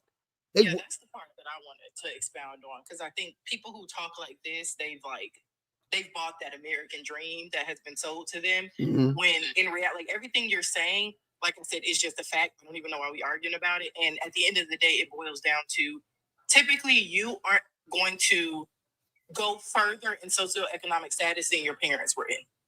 Like, it doesn't matter. Like, just for the average person, generally, you don't expand further than what your parent, you may go one step up. So, for example, I grew up middle class. Right now, I'm upper middle class. Stats show I've peaked. This is probably where I'm going to go. Of course, there are outliers. Of course, the sky is the limit for me. Maybe I could be rich one day, whatever. But in reality, most people don't extend much further than one step away from where their parents were because the system is set up that way. Yep. That's the point he's making. Doesn't mean don't dream or don't try. Okay, cool. I got all that. Understood. Just one question for the room, man. I can sit all that. In your opinion, why was college debt such a hot topic discussion? When? Like over the last few years. Because college has become unaffordable for the vast majority of Americans. And you have to have a degree to make any money in this economy for the most part. I mean, like most even a 4-year degree is getting. Huh? Specifically debt forgiveness. Yeah, because that's a part of it. Because college should be offered in the wealthiest country in the world. College should be offered to everyone free of charge, just like in other countries. It's offered free of charge to people, and we commodify it and capitalize it and make people rich off of college and education of that. It's become a huge market in the last 40 years, and somebody that breathes as heavy as you do just can't quite comprehend that concept. So, in your opinion, the people who are getting debt forgiveness, you think these are like $10,000 loans, or you think these are it doesn't matter, sir. It doesn't matter. What is the relevancy of that? Who cares? Why do you keep bringing that up? When the reality is, the reason why that was such a huge hot button is because of the fact that the same people who were telling people to pull themselves up out of their bootstraps to go to college got to go to college for the $5,000 to $10,000. They didn't have to take out loans. It was a hot button subject because of the fact that generations before us kept drilling into kids' heads that they have to go to college. And all the kids started going to college. And by the time it was time for them to go, and by the time it was time for them to get out, college was is now so insanely expensive that there aren't people who can go to school at night. There aren't people who, just like previous generations, boomers and Gen Xers, could go to school at night, and they could pay for school by waitressing at night or bartending at night and being able to go to school during the day. That isn't the same case for millennials and generations after them. That's why it's such a hot button, because you didn't need debt forgiveness before our generation. People were able to afford college, and now not only can they not afford college, you know what else was a hot button? That no debt, the debt that nobody talks about. They can't hear you, BPG. BPG, they said they can't hear you. Can you hear me? I can hear you, but they can't hear you. We can hear you. I think somebody else talking. Up here we could probably hear, but they can't hear anything. I can't hear. They can't hear me? Oh, okay. Hold on.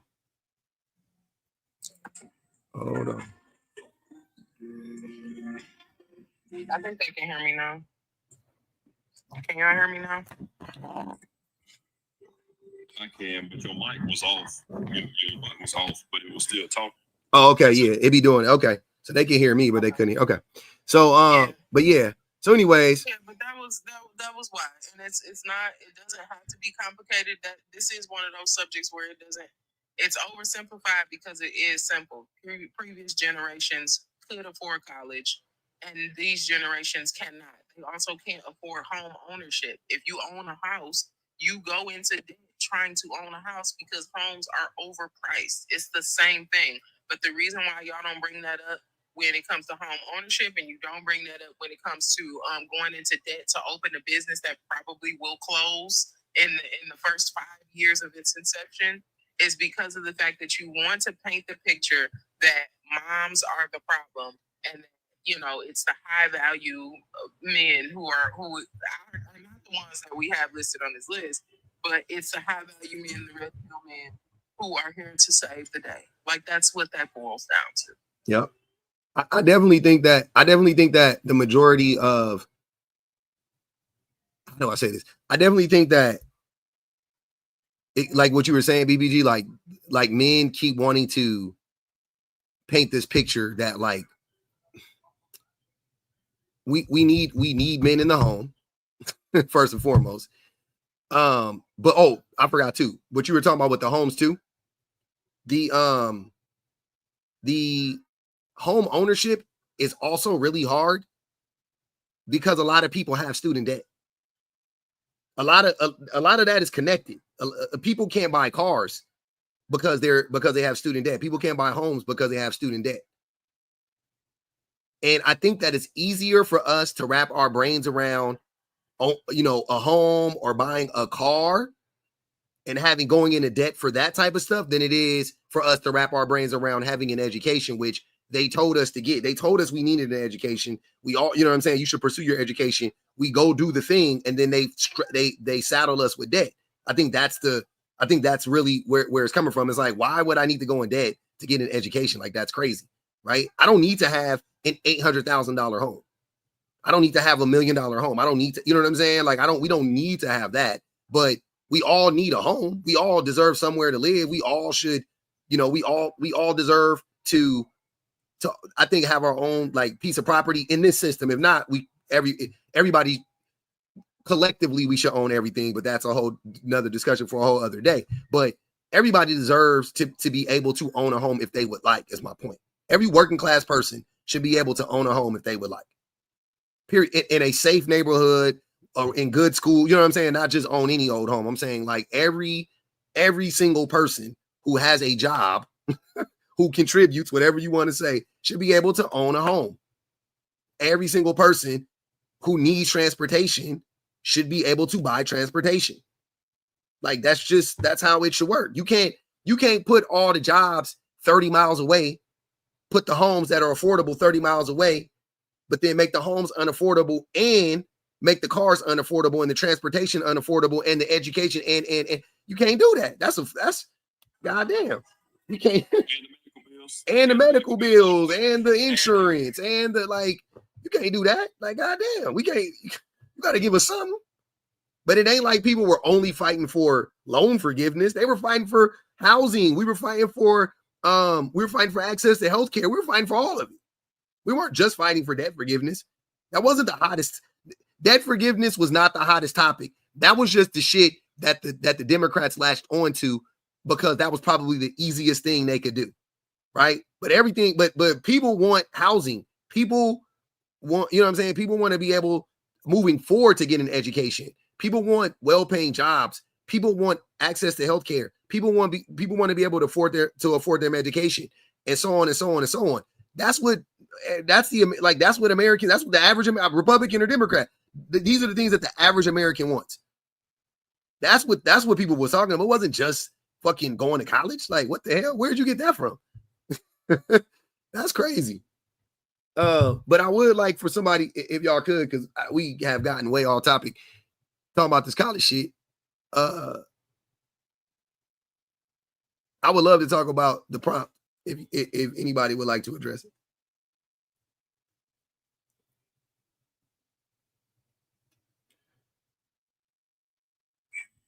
I think that all people are valuable. I don't think that it's tied to what you make as an income, but it is tied to how you come into society and how you treat other people and stuff like that. So I don't exactly agree with the prompt, which I usually do all the time, but as far as a man, if you're doing things that you're supposed to be doing as far as a person goes, not as a manhood, not as this is what I'm providing for you, like if you're being a person, right? Mm-hmm. Like old dude was on earlier talking about hitting on his sister or something like that. Like that's not characteristics of people, right? So that's a bad character trait in general. You know, we shouldn't tie that to any type of gender. Yeah, I will say, but most men aren't doing that. That's the problem.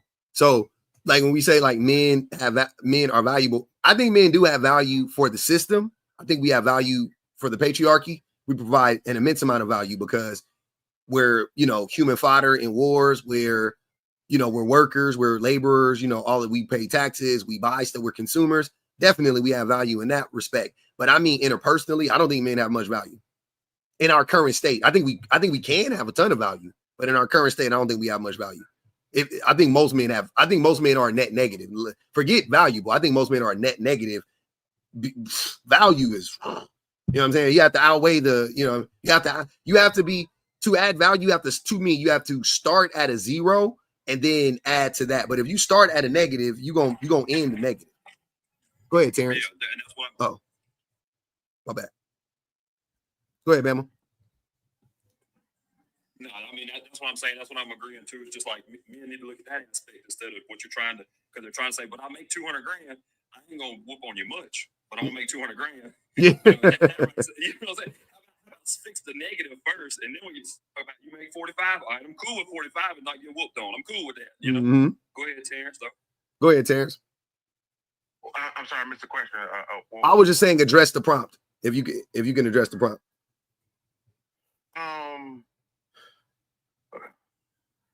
As far as like, do I agree with the value? Of Yeah, man whatever. in that system? However you want to. You can pick anything you want. Yeah, like I agree with Alabama on that. Like again, the value system, the behavior as far as these the monetary value, the compassion, self-awareness, integrity, those are the things to me that kind of give the man the value, right? Do most men? Do you think most men embody those characteristics?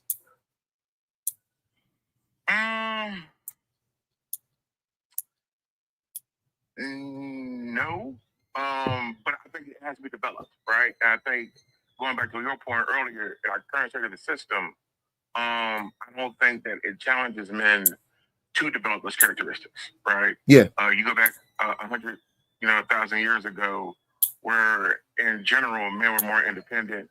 A man had to take care of his family if he made one. Wait. Across the board. Wait. Who told you that? History. What part of history told you that? I've never heard that in history. That men were more independent back then. When did that happen? Before we had cities and warehouses and factories, we had an agricultural system, and people kind of took care of themselves. I mean, work is work is work. Yeah, but more communal at that time than work, because you had to depend on your neighbor, because you could not do it by yourself. There was no individualistic self. There was no tractor. There was no, you couldn't use a piece of equipment. You had to literally use human power. So you had to build a community of people to make a gathering. Yeah, that means that they would be more dependent on each other. No.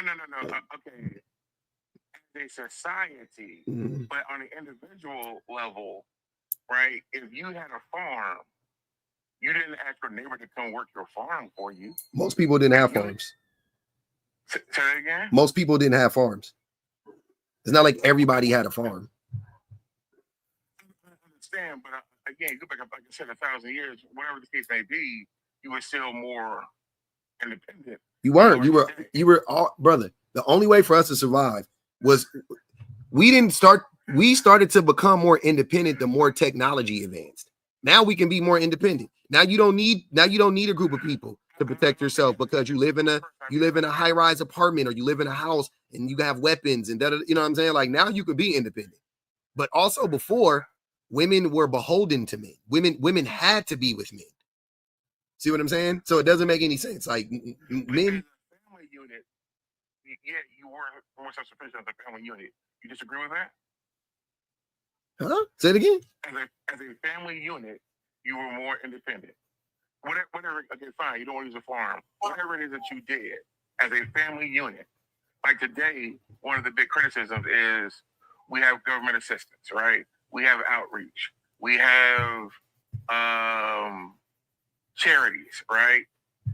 You did not have that 1,000 years ago. You didn't need that 1,000 years ago because everybody ate, brother. But you did. And people just unalive. What are you talking about? Yeah. Like that too.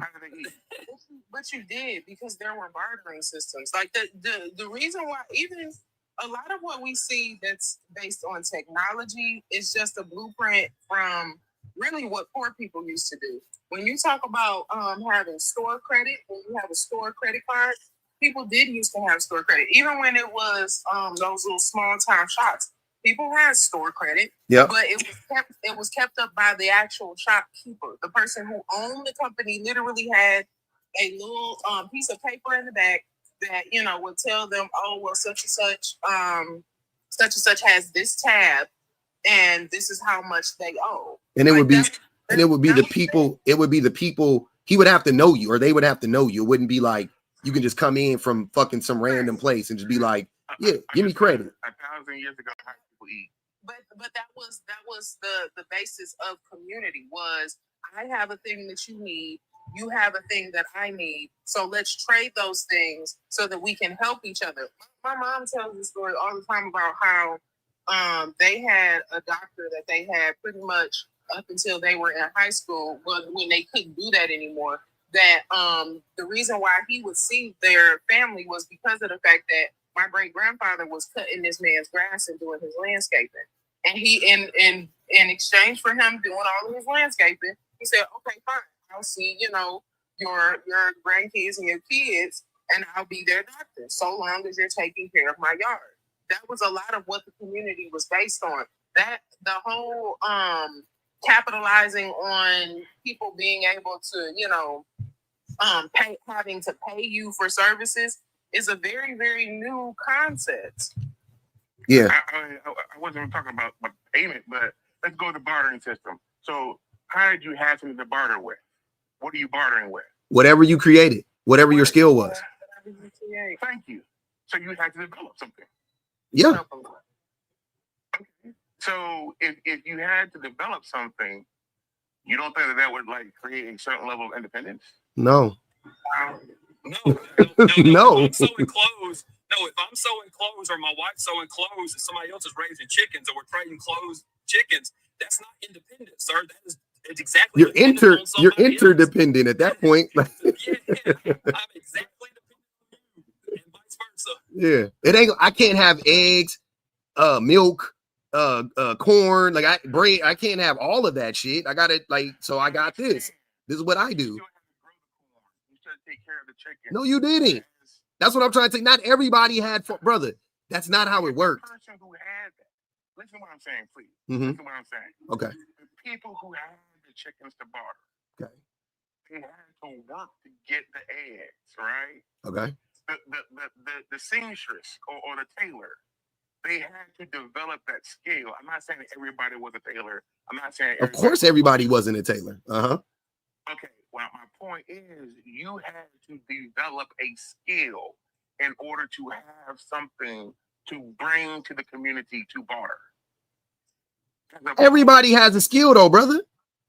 They don't. Oh my God. You don't have a skill. You don't have a skill. That's what the problem is. Everybody has a skill, bro. Like, let's be fucking for real. If we all lived right down the road from each other, we would be at each other's house every day. My kid would be at somebody else's house, somebody would be over my house. I'd be changing oil in Shan's car. Terrence, you don't have a skill. Like, we all, like, come on, my guy. Everybody got a skill, fam. You just don't, like, we all. Okay, so why are jobs that they call unskilled labor? To demean the jobs. To demean the jobs, nigga. What the fuck? Do you have a skill to have a job? Yes. What's the skill? Whatever the job, brother, whatever the job entails, whatever you need to do for that job, you have to develop the skills to do that job. Like, you have to, if you work, hold on, wait. Is working a cash register a skill or not? What? You ain't never worked a cash register. What? Sir, what? No, I didn't hear it ad hominem, but I will. Hold on, wait. So what's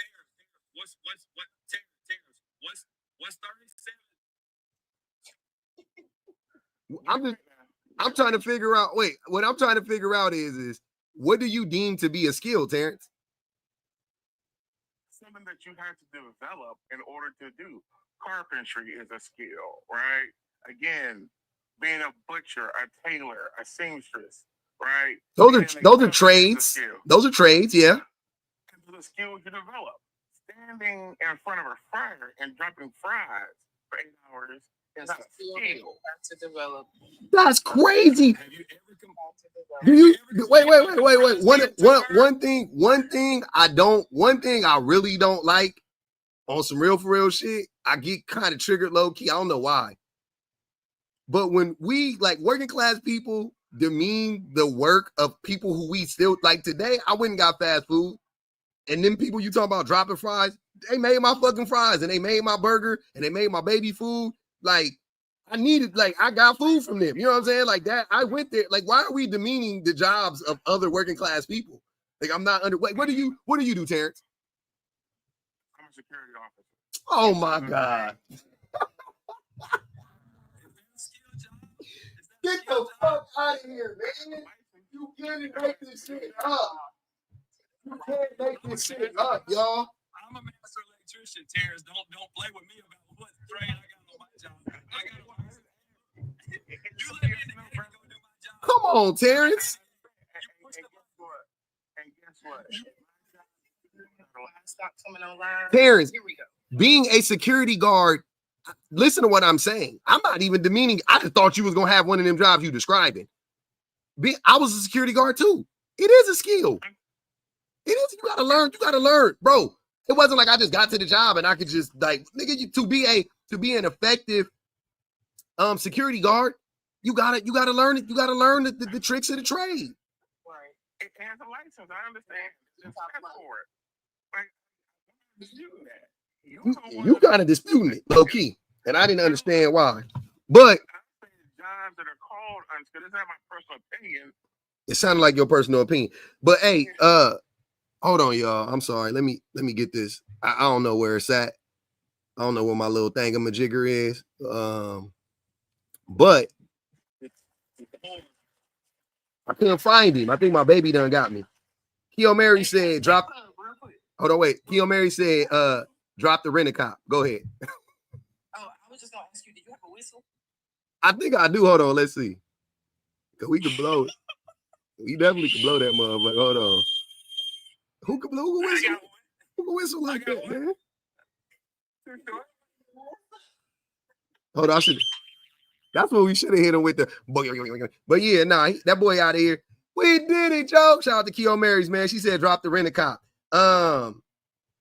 Reese, I appreciate you. She said, keep up the good work, pub. You are changing lives. Damn, who lives am I changing? Noonie said, men think women naturally enjoy domestic work and having kids, almost like we selfish for wanting more for ourselves. I feel like that is how they feel. Sandra said, Salam beloveds. What is the creepy obsession that adult males have with always needing to quote unquote discipline children? Because they don't know how to communicate with children outside of beating their fucking brains in, unfortunately. BB said, facts, I'm Generation X. I have a doctorate in nursing and 0 student loans. My only debt is my mortgage. I feel bad for those born after me. Yeah, it's tough. It's tough to all my folks out there, man. Crystal said, on terrible shout out, all the fry cooks. The fuck? Terrible shout out, all the fry cooks. The fuck? For real, man. We're not doing that. Shout out to all the fry cooks, man. Shout out to all the people flipping burgers, cleaning up after motherfuckers, cleaning up dirty restrooms and shit. Y'all the real MVPs, man. Don't let these motherfuckers discourage y'all. The custodial and custodians. Because shout out to the custodians, to the deep fryers, to the cooks, to the like get the line cooks, the expos, the servers. We salute you. Y'all tripping. We that's what I'm saying. How you gonna talk about the motherfuckers you was? He said he was a security. I know. I let it go. Right. I'm just, I don't know how you get the straight face when men say this. My guy said, when I asked him what he was, I swear to God, I thought he was about to say, I'm a doctor.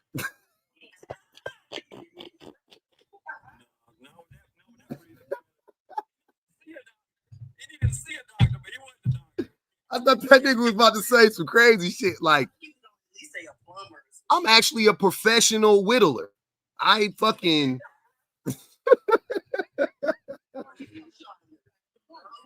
crazy. Why would he? I don't understand that. I'm a goddamn sculptor, as a matter of fact. Yes. I just made 3 totem poles for the Shahaka tribe. I'm a 4-leaf clover hunter.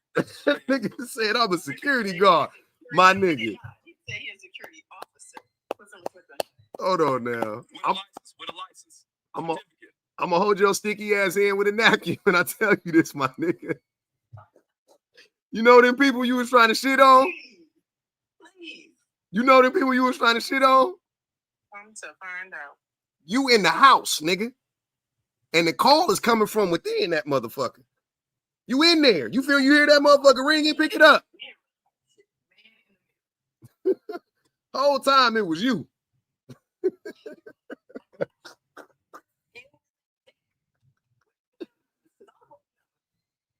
The skill of tattletelling.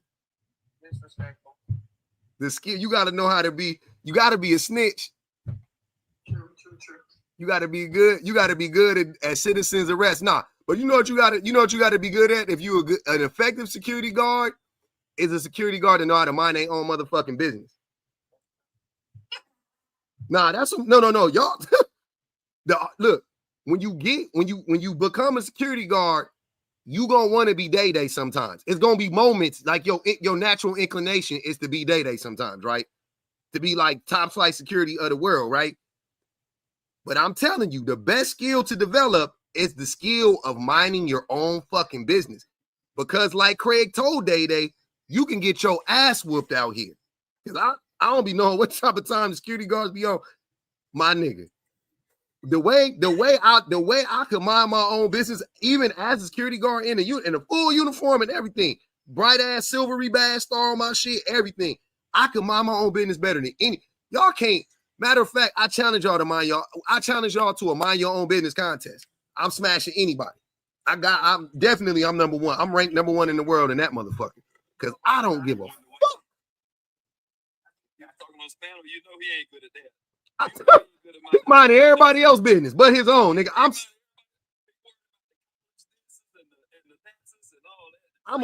I'm a professional business. I'm a professional minder of my own. I can go to college, but I can teach a course in that shit. I can do a TED talk and minding your own business. And security guards, you gotta mind your own fucking business because it tells you when you get your little security guard license, it essentially tell you to mind your own business. I don't know if you know that. It tell you to say it is not your job to arrest people. It ain't your job to harass people. It ain't your job to accost people. It's not your job to touch on people. That is not your job. That is not in the description of a security guard anywhere. I'm telling you. Observe. Y'all remember the movie Observe and Report? Observe and report. Observe and report. If you see somebody get robbed, how the memes go? You say, I said, hey, stop that. A week later, as I was in the shower, nigga. That's what you supposed to be. That's how you supposed to be living your life. Y'all tripping. You tripping, nigga. No, don't take that. No, they can see you. When somebody got caught stealing and the manager wanted to get mad at me, act like I was supposed to stop him. I quit that same day. Nigga, what? You expect way too much out of me. What? As a worker, he was expecting you to do what? Give a fuck what they take out this store. I'm the easy. Look, hold on. I done told y'all this many times. I'm easy to rob personally because I don't give a fuck about that. You can have any of this shit. Even I'm not even gonna fight you. Even if I could beat you up and everything, I'm not even gonna. You can have it because it ain't worth it. But you mean to tell me at an establishment that I don't own? I don't give a fuck. You can walk out the door. You can walk out the door with everything in the goddamn store. I don't care. And the funny part about it, I genuinely didn't even notice. Like I told him, I was like, I didn't even see them. I genuinely didn't notice. That's how little I care to stop anybody from stealing something out of here. I done caught a nigga stealing one time, and I told the nigga I'll buy it for him. I swear to God, that nigga, hey, he was scared. He thought I said, bro, I said, man, if I could see you, they could see you. He was like, no. He was like, no, I'm just, and I was like, bro, I said, my nigga, I'm on your time. I'll buy it for you right now. Take it up to the register. We was at Gap. I'll never forget that shit. We was at the Gap. That nigga was trying to steal a jacket. He needed a jacket. I was like, nigga, take it up to the register. I got you. I would have been like, hey, I'm a medium. All he had to do was hand it to me. I would have bought it for him. That nigga was like, oh, no, I'm going to put it. I was like, nigga, I'm not trying to catch you up. I couldn't. I talked to him for like 2 minutes. I said, you know what? You got it. You got it. If you steal it and you get caught, don't say I ain't tried to warn you. I just walked away. Can't save everybody. At least look out if you're gonna be stealing on my watch. I told that nigga I'll buy it for him. That nigga said, nah. I said, damn, that nigga just want to steal, huh? He a klepto. I love that for him. How it's a trap if I buy it for you? That's the thing I didn't understand. It ain't. I can't take you to jail for giving me a jacket to buy it for. That shit blew my mind. Crystal said, top flight security of the world, wicked work. Reese said, Pub, you for real changed my life. I got my marriage in check and living my best life due to you. What? I ain't never heard no shit like that. What you talking about, Reese? How I do that? That's crazy. Hey, hold on. We gon' God damn. Hold on. You got one 2 times. What happened? That type of shit is special right there. I like hearing that. Valley said, I get a little nigga free pizza I never gave before. Oh my God, man. Reese said she married to a Nigerian. Say less. Say less, Reese. We know. We got you. You ain't gotta say it. We got you. Clock it. But we do love to see when the marriages turn, start pointing north and not south. We love it.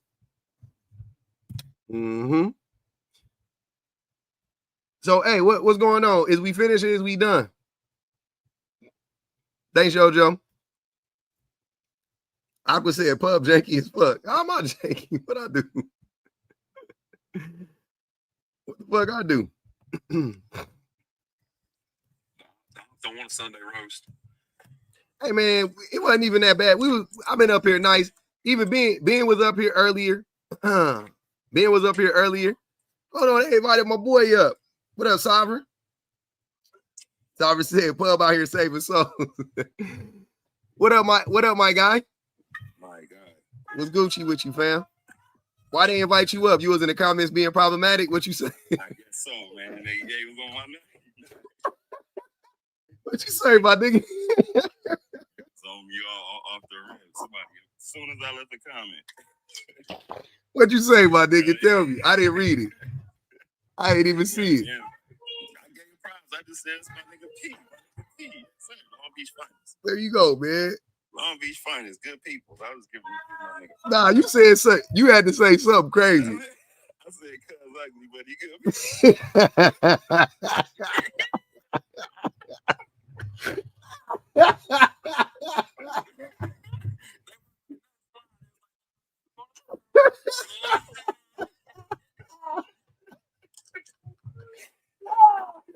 Oh shit, cuz. got an invite right away. Hey, this nigga. Let's jump up, nigga.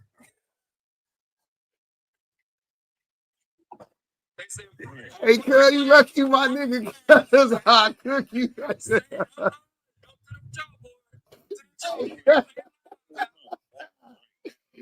Hey, man. Oh, my mama, you lucky right now, my nigga. I would fucking fry you right now. Damn. The black salmon, nigga, get it cracking and come back. Oh, shit. This nigga crazy. Nah, I seen what y'all cooking though, man. Oh, my God. Yeah, what y'all don't know is P been like this since he was a little kid, man.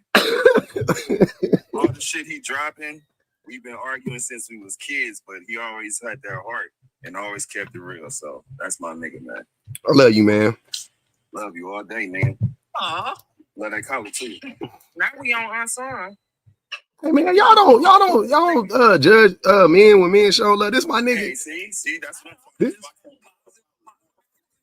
been my nigga since we was little kids, man. We was little kids. It's a problem, man. We just talk. We've been bagging on each other. We've been bagging on each other since we was in the 7th grade. So it's I can't miss it. niggas go get shot on. That's mandatory. You see, hey, this I what didn't even say nothing about his collar. You can't say nothing about it. You can't say nothing about my collar. You look sharp. And when I put my shirt on, Cedar was like, Cedar said, you going on a job interview? I said, what the fuck?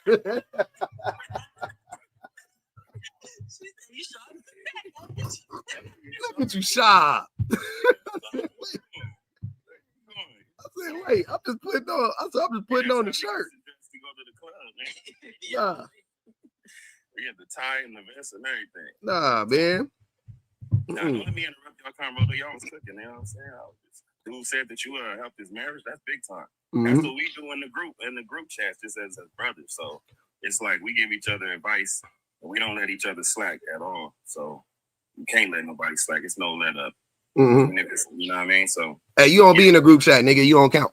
I don't be in the group chat. I see y'all though. Nah, nigga. You ain't dipped the toe in the group chat in a year, nigga. You don't count, nigga. I was dealing with my marital issues. Dealing with my marital issues, getting my life together, upgrading, doing what a lot of these cats ain't doing out here. Fellas need a minute. Nah, we don't. Y'all gotta get this. Y'all gotta get this. What y'all don't get to see. This is what y'all really don't get to see when men build like this. You know, real team building out here. Elevate, you know what I'm saying? Really elevate out here. You gotta elevate. You gotta be as optimal as you can be. So sometimes you gotta take a step back. Yeah, I wasn't in group chats, but I was growing. So, you know, end of the day, when I get back, it's all up. You don't want a nigga to get back and he be disgruntled. That's the world. That's true. It's niggas it's easy to be toe up out here. I think you gonna be disgruntled either way, my nigga. I ain't gonna even hold you. I mean, I'm dark skinned, so you know. See, cuz I did not. See, that's not what I said, nigga. Nah, that's not what I said. That's not what I said. Because I'm dark skinned, my eyes red. Niggas think I'm high all the time. Just gotta talk to me. I got a big heart too. You do be high all the time, though. You say what? You do be high all the time. Majority of the time. Majority of the time, nigga. You do. I smoke a lot of. You do. You smoke a lot. You know, it's not. You know, we could talk about that too. That's like, you know, it's a different reasons. Intentions change a lot of things. All right. Hey, Erica said, "What in the healthy masculinity?" Hey man, y'all stop judging her. Sovereign said hello to everybody in the chat. She want to let everybody know. Want us to argue. We can argue about. We can argue. Don't get it twisted. We don't have to argue. Don't want us. We got to the point where remember we still had the gloves behind the couch.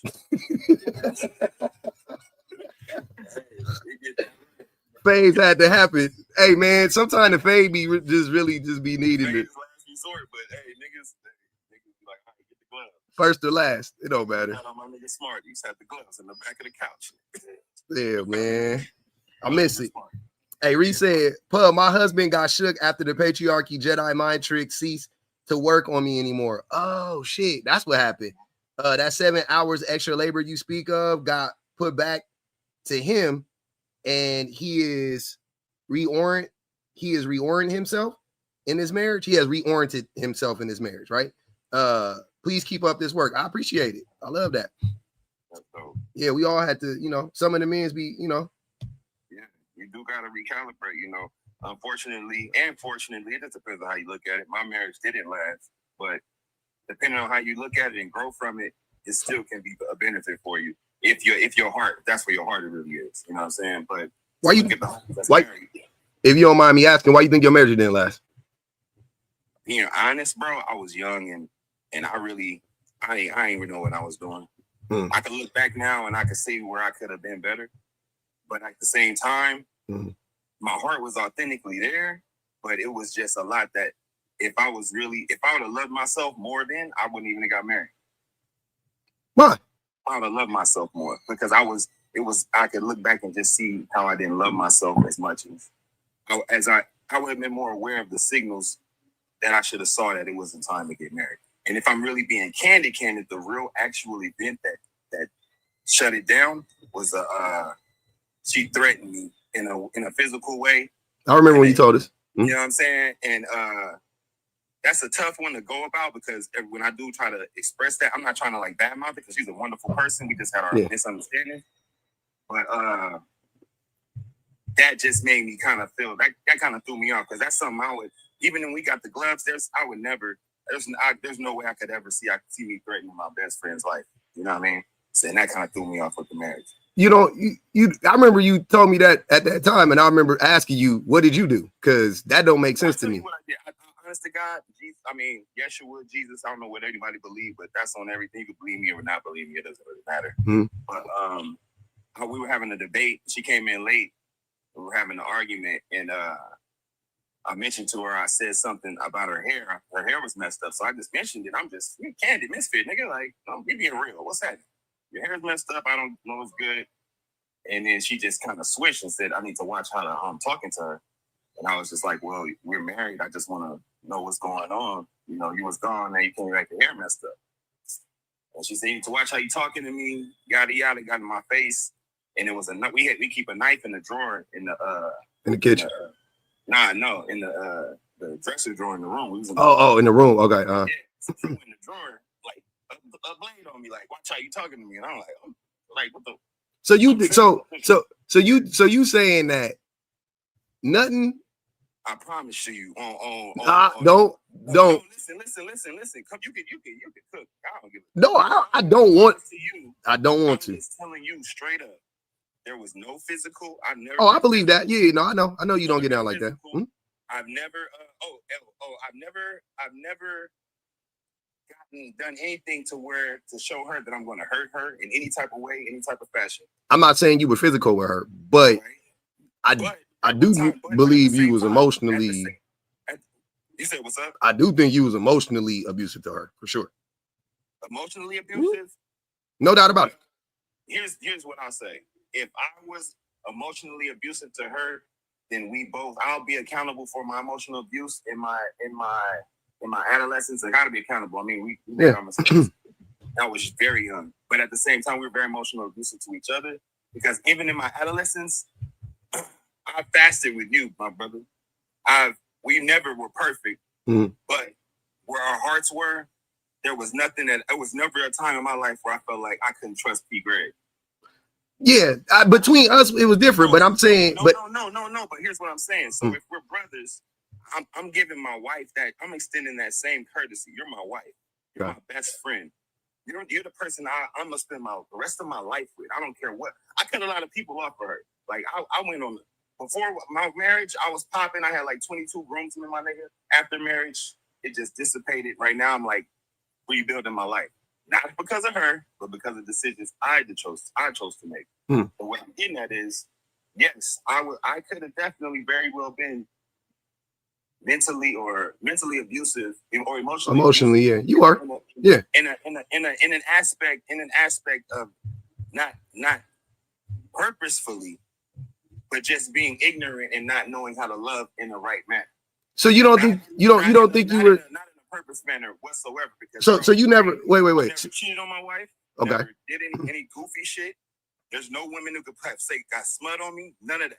In fact, I caught her cheating and stayed while she was pregnant with my second kid. So I'm just being candid, giving you the idea where I was being emotional. I caught her cheating when she was pregnant with Cairo. Damn. Yeah. So when she was pregnant with my second son, I found messages about her cheating with another dude.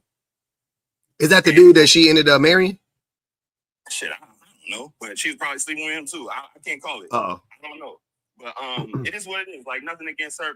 We was young and shit. And just saw she's a wonderful mom. But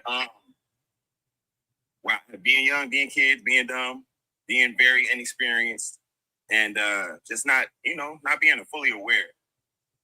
Yeah, we both went through some shit, and the first beginning of the relationship was cool, but after I found that out about the dude, it got a little rocky.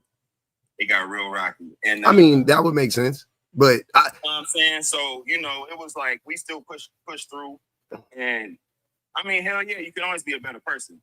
Always. Like I said, the high sign is 2020. I can look back and look at the different areas where I could have definitely responded a lot more effectively and optimally. And shit, I can look back at times now when I can just respond to things I did yesterday. So, it's a work in progress.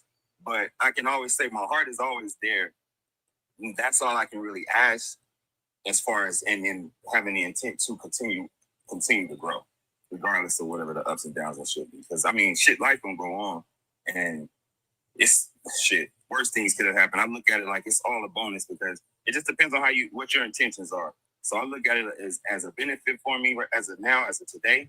But there were times previously, my nigga, where I was ready to off. It was done, lights out. But I made a decision. You know what I'm saying? Like, make a decision.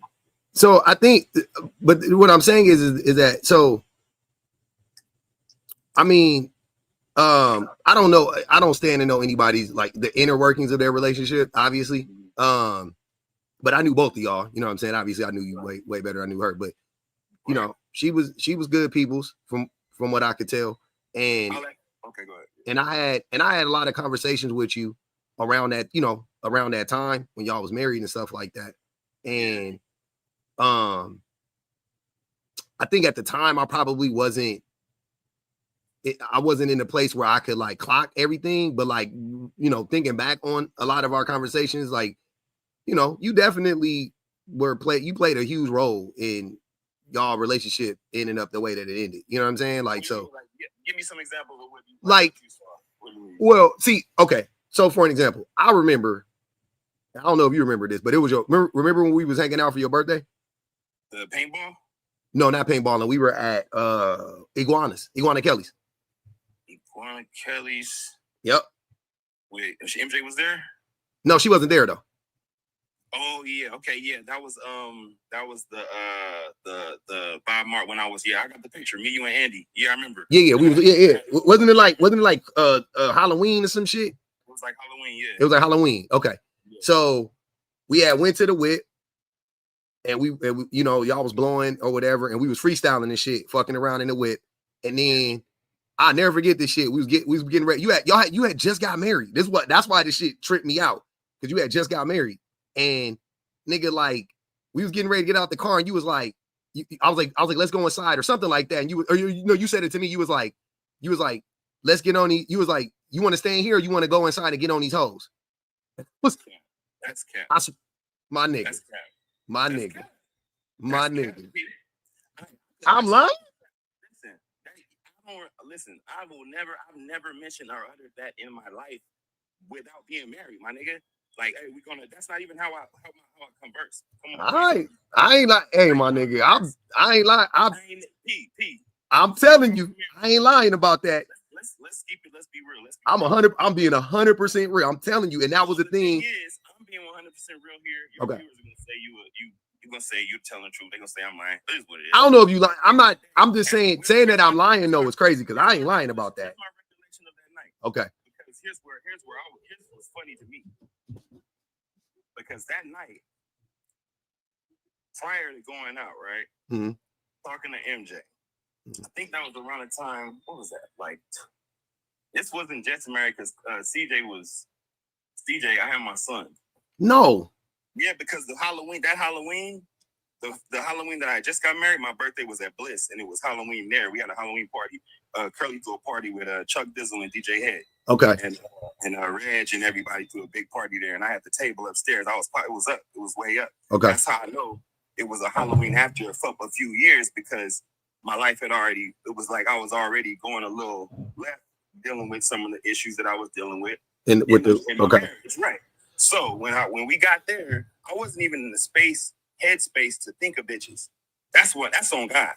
Like, I wasn't even in that headspace, my nigga. Like, I got a picture from that day where it's me, you, and Andy. I'm looking at the fucking costume I had. My headspace was so left. And I remember smoking in the car, but I do not remember ever uttering the words, do you want to get back on these hoes? First, you didn't say get back, because remember, we had like just saw each other because you came late. Let's keep it real.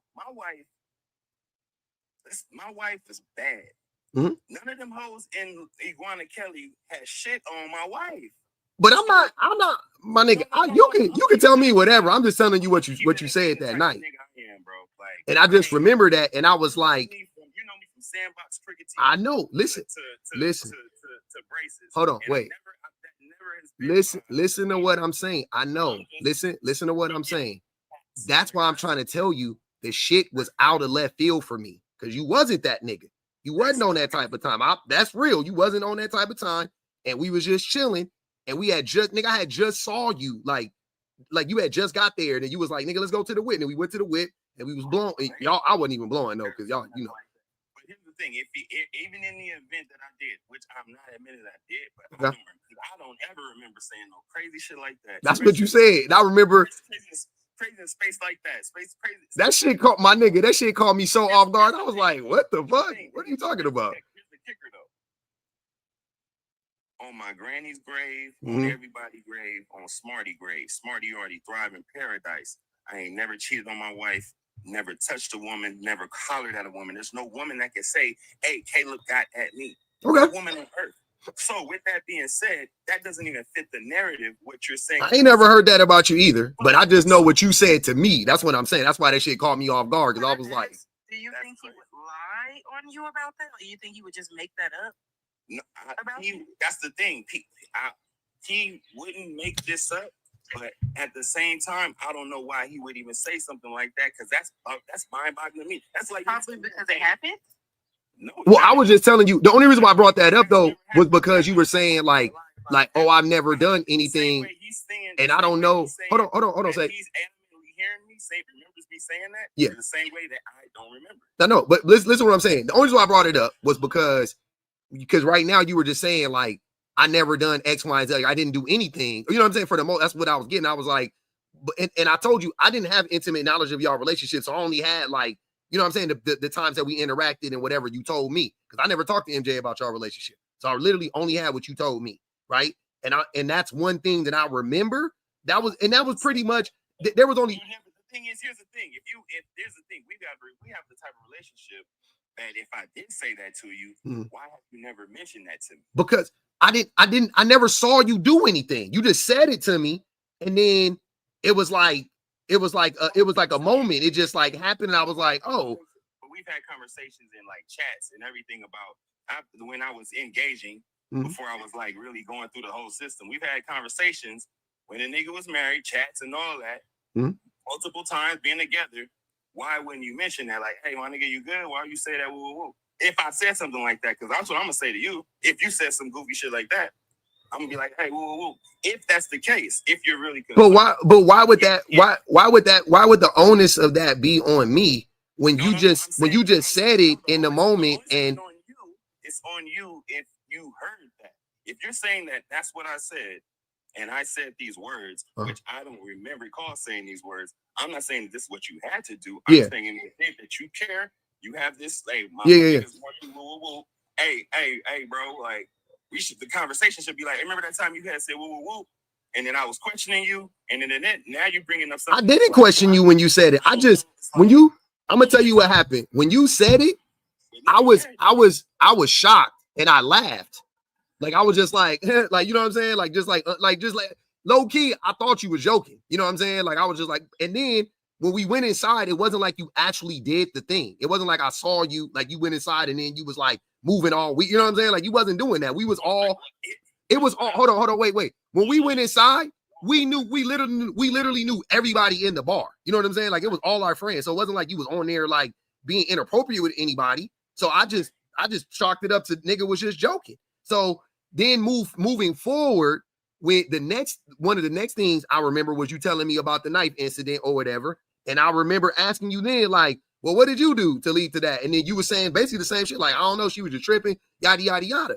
You know what I'm saying? And I'm saying, so you got to understand that I basically heard you say that. And then it was like from that to like pretty much it was like the knife incident. It wasn't like you was like along the way, you know what I'm saying? Like telling me everything that was going on. Outside looking in, this your experience, right? Outside looking in, you like, damn, this nigga at the bar. He said he's trying to get on the hose. Now he talking about he was at the woo woo woo. And she pulled a knife on him, and I'm like, maybe they're connected. Like, right. But I'm gonna keep it a being with you. Like, I hear you. I don't recall that. In the event that I even said something like that, that sounds like a joke. It don't, and on top of the fact you said I didn't go in and you was not in there on nobody. I never saw none of that shit. I never heard nobody ever said Sega got like none of that shit. I never heard none of that. But I heard you say that night. That was it. And then And then you know what? And I'm wrong. You did. I remember you also mentioned like in the chat one time. You mentioned like little. You know what I'm saying? Like you hinted about something being bad in y'all relationship. You know what I'm saying? Like I remember the way you posed it was like not like it wasn't happening to you though. You just said it like, what if a nigga is going through something like this? Like I don't remember exactly what it was, and we was all having a conversation or whatever. And then the next thing was the knife shit, and I was like, yo, like what the fuck? Like, you know what I'm saying? I thought that was crazy. Was he talking about was he talking about divorce and like taking care of the kids and shit? I don't remember I don't think it was that far gone. I think we were just like we were talking about something in the chat like everybody else, and then you came in, and from that conversation you was like, but what if X, Y, and Z is happening to a nigga? You know what I'm saying? Something like that. Then I was like, you know, whatever, we had that conversation. And then the next conversation we had was you telling us about MJ pulling, you know what I'm saying, pulling the knife on you. And that shit called me I was like, what the fuck? Like, how did that happen? You know what I'm saying? Tell you, so before the whole knife incident, like a week prior to because the knife incident was right before my birthday when we had the paintball and shit. Okay. And then, so the knife incident. Oh, and just, wait. And just for clarification, these events are years apart. Just for anybody that's wondering, these are like your birthday. It was like 4 or 5 years later. You know what I'm saying? Like it wasn't like the next week. It was years later. The incident was 1 year, and then the knife incident was like probably 3 years after that. Yeah. 3 or 4 years after that. But and I'm not admitting to the Barnes. I really don't remember that shit. Yeah, whatever it was. I don't. Yeah. Whatever it was, but with the knife incident prior to that, like 2 weeks prior to the knife incident, we was having a debate, going back and forth because I just did the record with G and Kendrick, right? Mm-hmm. Thug and shit, and then he did the remix with Killer Mike. Mm-hmm. So I'm like, dog, I'm about to hit the iron. I'm about to strike the iron. I'm about to hit the iron is hot. Let's go to the studio. Then we did the record with B.O.B. I'm like, okay, let's go. I'm going to the studio and shit. She got mad and was mad at me going to the studio. And then she because I'm going to the studio and I was working at Northrop at the time. Yeah. Northrop was some bullshit. Mm-hmm. And so I'm like, whatever. I'm going in. Woo-woo. She stopped me one day. We had a big argument. And she was like, you ain't no man. You think you a man? You ain't a man. She said, Name Brand is a man. Nowhere, nigga. What? Oh, mamas, nigga. Name Brand is a man. She said a nigga homie was a real man. Oh, God, that's crazy. Told me Name Brand was a real man. And I was just like, where the fuck is this coming from? Like, mind you, bro, I'm working 10-hour days, going to the studio for like 6 hours. Mind you, real nigga in their studio. Can't nobody, no smut on. Wait. Was this around when Name had got the record deal? Yeah, when he was signed to signed with Andre Harrell in them. He was with with all them with Bobby Shmurda, Andre Harrell in them. Yeah. Shmoney. What's his name? The nigga Shy Money. Yeah, he had just got cool. Okay. Shy Money. So this is around the same time. So you know, she like, yeah, Name Brand a real man. You ain't a man. I'm like, this is crazy. Mm-hmm. And I'm just like, you know, and so at that moment it was like feeling real weird because mind you, this is a year, maybe Cairo is like 2 at this time. It's like 2 years after me realizing she cheated on me. And I found out while she was pregnant. I didn't say nothing for like 3 months because I was like, I don't want to. What when you said you found out, what you mean? What was it? Was it explicit? Like nigga, explicit. I want nigga, we kissing on the beach, kissing my ear and telling her oh, the shit they did. Nigga. Shit. Yeah, type shit. Yeah. Found the whole chat, Yahoo chat message. Yeah, I'm a hacker, nigga. I'm one of them niggas. Yeah, I know you be. You a nosy ass. You a nosy ass nigga, girl. You love you.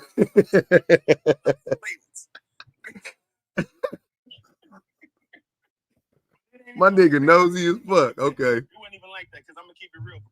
One time, like when we first got married, like 2 months in, I had downloaded this mixtape, my nigga, and she found it on my desktop. I woke up to just anger. Whole house is just angry. And I'm like, what's good? You know, attitude. She's like, well, I found something on your computer. It said, I found a sex tape on your computer. I said, a sex tape? She said, yeah, it's on your desktop. And she hot. And I look at it, nigga, I click it, and it was the Marsha Ambrosia mixtape called Sex Tape. What? I called hell for like an hour, not knowing what was what, trying to figure her out. And it ended up being she was mad at me. It said it was a folder on my desktop that said sex tape, and it was Marsha Ambrosia's mixtape called Sex Tape. Damn, that's hey, that's crazy as fuck. This is like 2-3 months in. You talking about I was emotionally nigga. I ain't gonna tell you about the honeymoon. Wait, wait, hold on. So then, hold on, wait, time out. So wait. So her getting upset with you about working and whatever, was that rooted in the fact that you wasn't showing up enough for her? It could have been rooted in that in the sense of like, here's my thing. You could say I wasn't showing up. No, did she say fuck me and fuck you, whatever? No. Here's what I'm saying. She didn't say that. From her, it's like, oh, you doing woo. Yeah. And I'm like, okay, we supporting each other. And I'm supporting you, because mind you, my nigga, the first 3 years, I had the studio in the house. I'm working out of home. I'm doing the licensing with E-Rock. I got the shit. We working at Good Music. I got the whole shit set up. I got music going. I got making money from music. And I'm working with the hitting the right note. So I got shit coming in. And shit got tight. Niggas had a baby. So it's like, oh, you gotta get more money. So let me go ahead and get this. I started working for All Access. The same dudes that did the Super Bowl stage for Kendrick. Yeah. I worked for them niggas. So worked for them for like 2 years. But I wasn't balling out of control, my nigga. We had a house, we had our condo, our little townhouse in it was a condo in Torrance. We were having to sell it. And in the filing bankruptcy, shit got bad. It was all bad, my nigga. But wait, I just want to know. I just want to get to the point though, because it sounds like, and I could be mistaken, but it sounds like you were neglecting her. That's where it sounds like a lot of that shit was coming from. Get this straight. How am I neglecting her when I'm working just as well as her, just as much as she is? She wants to work. She went to school to be an accountant. Yeah. This is what she's telling me she wants to do. Didn't she graduate from USC? USC, 3 years. Then she went to another school to get her master's and got her master's to be like an executive accountant at Norfolk, right? So all fine and dandy. I'm doing my production, you're doing your thing, yada yada. Boom. Then we have a kid. Okay. When the kid come, here, I'll stay home. I'm staying home. Not a problem. We're family. I don't care about. I'm not looking at it like, oh, I gotta split this. I gotta split that. Oh no, my wife has dreams and aspirations too. She wants to do this. Of course, I'm gonna watch my kid all day and mix and record, and then go and mix and do whatever I gotta do. Yeah, I'm doing all and grill and cook and take the dog walking and do all that. But I'm asking you, did she feel like you were neglecting her? I don't know if she felt like I was neglecting her. That's like saying. So y'all never had that discussion. So just out of nowhere, just one day, like that's what I'm saying. The shit gotta make this shit ain't making sense. That's such a loaded question, my nigga. You saying did she feel neglected? And did she tell you my wife will tell me I feel neglected. This nigga Kanye was a billionaire. Hold on, wait. That doesn't making it money, and that's what I'm saying. That's why the disconnect act. No, but I just told you. I just gave you ample. You never told me that what I was asking you was. I gave you ample examples of things that weren't money, and then you asked me if she felt neglected. Because none of that. Putting money there, and you're saying it's not about. Listen to what I'm saying. Listen to what I'm saying, my nigga. That is irrelevant to the conversation. Because you feel like you was doing X, Y, and Z. That's fine. I'm cool. I asked you, did she ever articulate to you that she felt neglected? That's all I was asking you. That conversation never happened. Nah, I never had that conversation. That's what I'm saying. So that's what I'm saying. So there's a huge piece of this that's missing somewhere. What's missing? How does a person go from everything is cool, my man is doing everything he need to do, he need to show up, to this nigga's his homie's a real man, he ain't, and now I'm mad and now I'm cheating, and like there is something going on. Like what? My thing is this: why would you assume, outside of everything that I've been candid and transparent about, that I have no problem being transparent about? Why is it still assumed that it's something that I created? Can I? Go ahead. Because go ahead. Go ahead. Let BBG ask a question or whatever. Maybe because every time men tell these stories, they have never done anything wrong. Like, as far as we know, this lady is a gun-toting sword yielding, cheating, swashbuckling individual. swallowing. Like, She sound like Jack Sparrow, my nigga. because again, y'all already have like some context for each other. Obviously, the audience does not, and for the rest of us, the only thing, there's zero redeeming qualities about this lady. Like, she's already embarrassed you in front of people by telling some other dude that he's a better man than you are. to That's your face. crazy. Hey, that is crazy though. That's a crazy thing to tell a nigga. Not only did she cheat, she cheated while she was pregnant. That's a whole other. That's Cardi B. I found out while she was pregnant. Oh, okay. No, you said you did, but Initially, you did say she cheated when she was pregnant. No, Yeah. I found out while she was pregnant. She was pregnant 3 months. because you said, I can't remember what the son's name was, but you said that she cheated while she was pregnant with Ladero. I don't know. Nah, don't disrespect my son like that. It wasn't little Daryl. It was my son's name is Cairo, and she was 3 months. She was 3 months pregnant. She was 3 months pregnant. Nah, he a real one. She a real one too. I did mention that she was a real one. I said she was a great mother, and I didn't want to. That's what I don't like to do. Was having No. I mean, while she was pregnant. Check me out. I'm giving you clarity. So if you misunderstood me, that's fine. But I'm giving you clarity on what it actually. You did just initially. You said that whatever, and then but then later on you did say that you found out while she was pregnant. So I clocked it then. I was like, okay, so he found out whatever. I just took it as you misspoke. But I hear you though. Okay, so. But I think what I'm. She was 3 months, right? Mhm. So I found out when she was 3 months. Now, I understand there's a lot of men who don't take accountability. That's true. That's true. I haven't really heard you take any accountability so far. I definitely did. It's just a matter of what you choosing to. No, we missed the whole thing. I haven't heard it. I'm not joking. I haven't heard it. Not yet. When we first started the conversation, you said, "Did you emotionally abuse her?" I think you're emotionally abusive, and I said, "Yeah, I would definitely say so because I was younger and I was definitely not as aware as I am." Okay. So okay. Cool. Okay. No, I'm with that. Okay, but how did you do it then? I said that it wasn't an. But listen, hold on, wait. Okay, you did it. You did it. You did it. No, listen. You did it. Things that you and Cedar have gone through, and me and MJ have gone through, similar. Oh yeah. Hell yeah, we done been through all types of crap. No doubt about it. But the difference is, hold on. The difference is though, when I talk about, hold on, Sagan, my nigga, hold on, give me a second. When I talk about the thing, I'll tell you exactly what I did. Like I'll lay it out. I'll be like, yep, I did this. I was neglectful. I didn't listen. I was gaslighting her. You know what I'm saying? Like, and I'll tell you instances, like whatever. I'll break it down for you, which I've done many a times. Okay, so look, if I'm being honest, not if I'm being honest, I am being honest. I can only pinpoint it like emotionally there. I was there as much as I could be, right? As much as I knew how. When it comes to me being a friend, look, listen. But you can't say that though. That's not accountability. What you say? Saying that, look, to me, this is how I would. This is how you do it. Because you're not even allowing me to. All right, go ahead, man. I'm You're listening. not even allowing me to say that. Okay.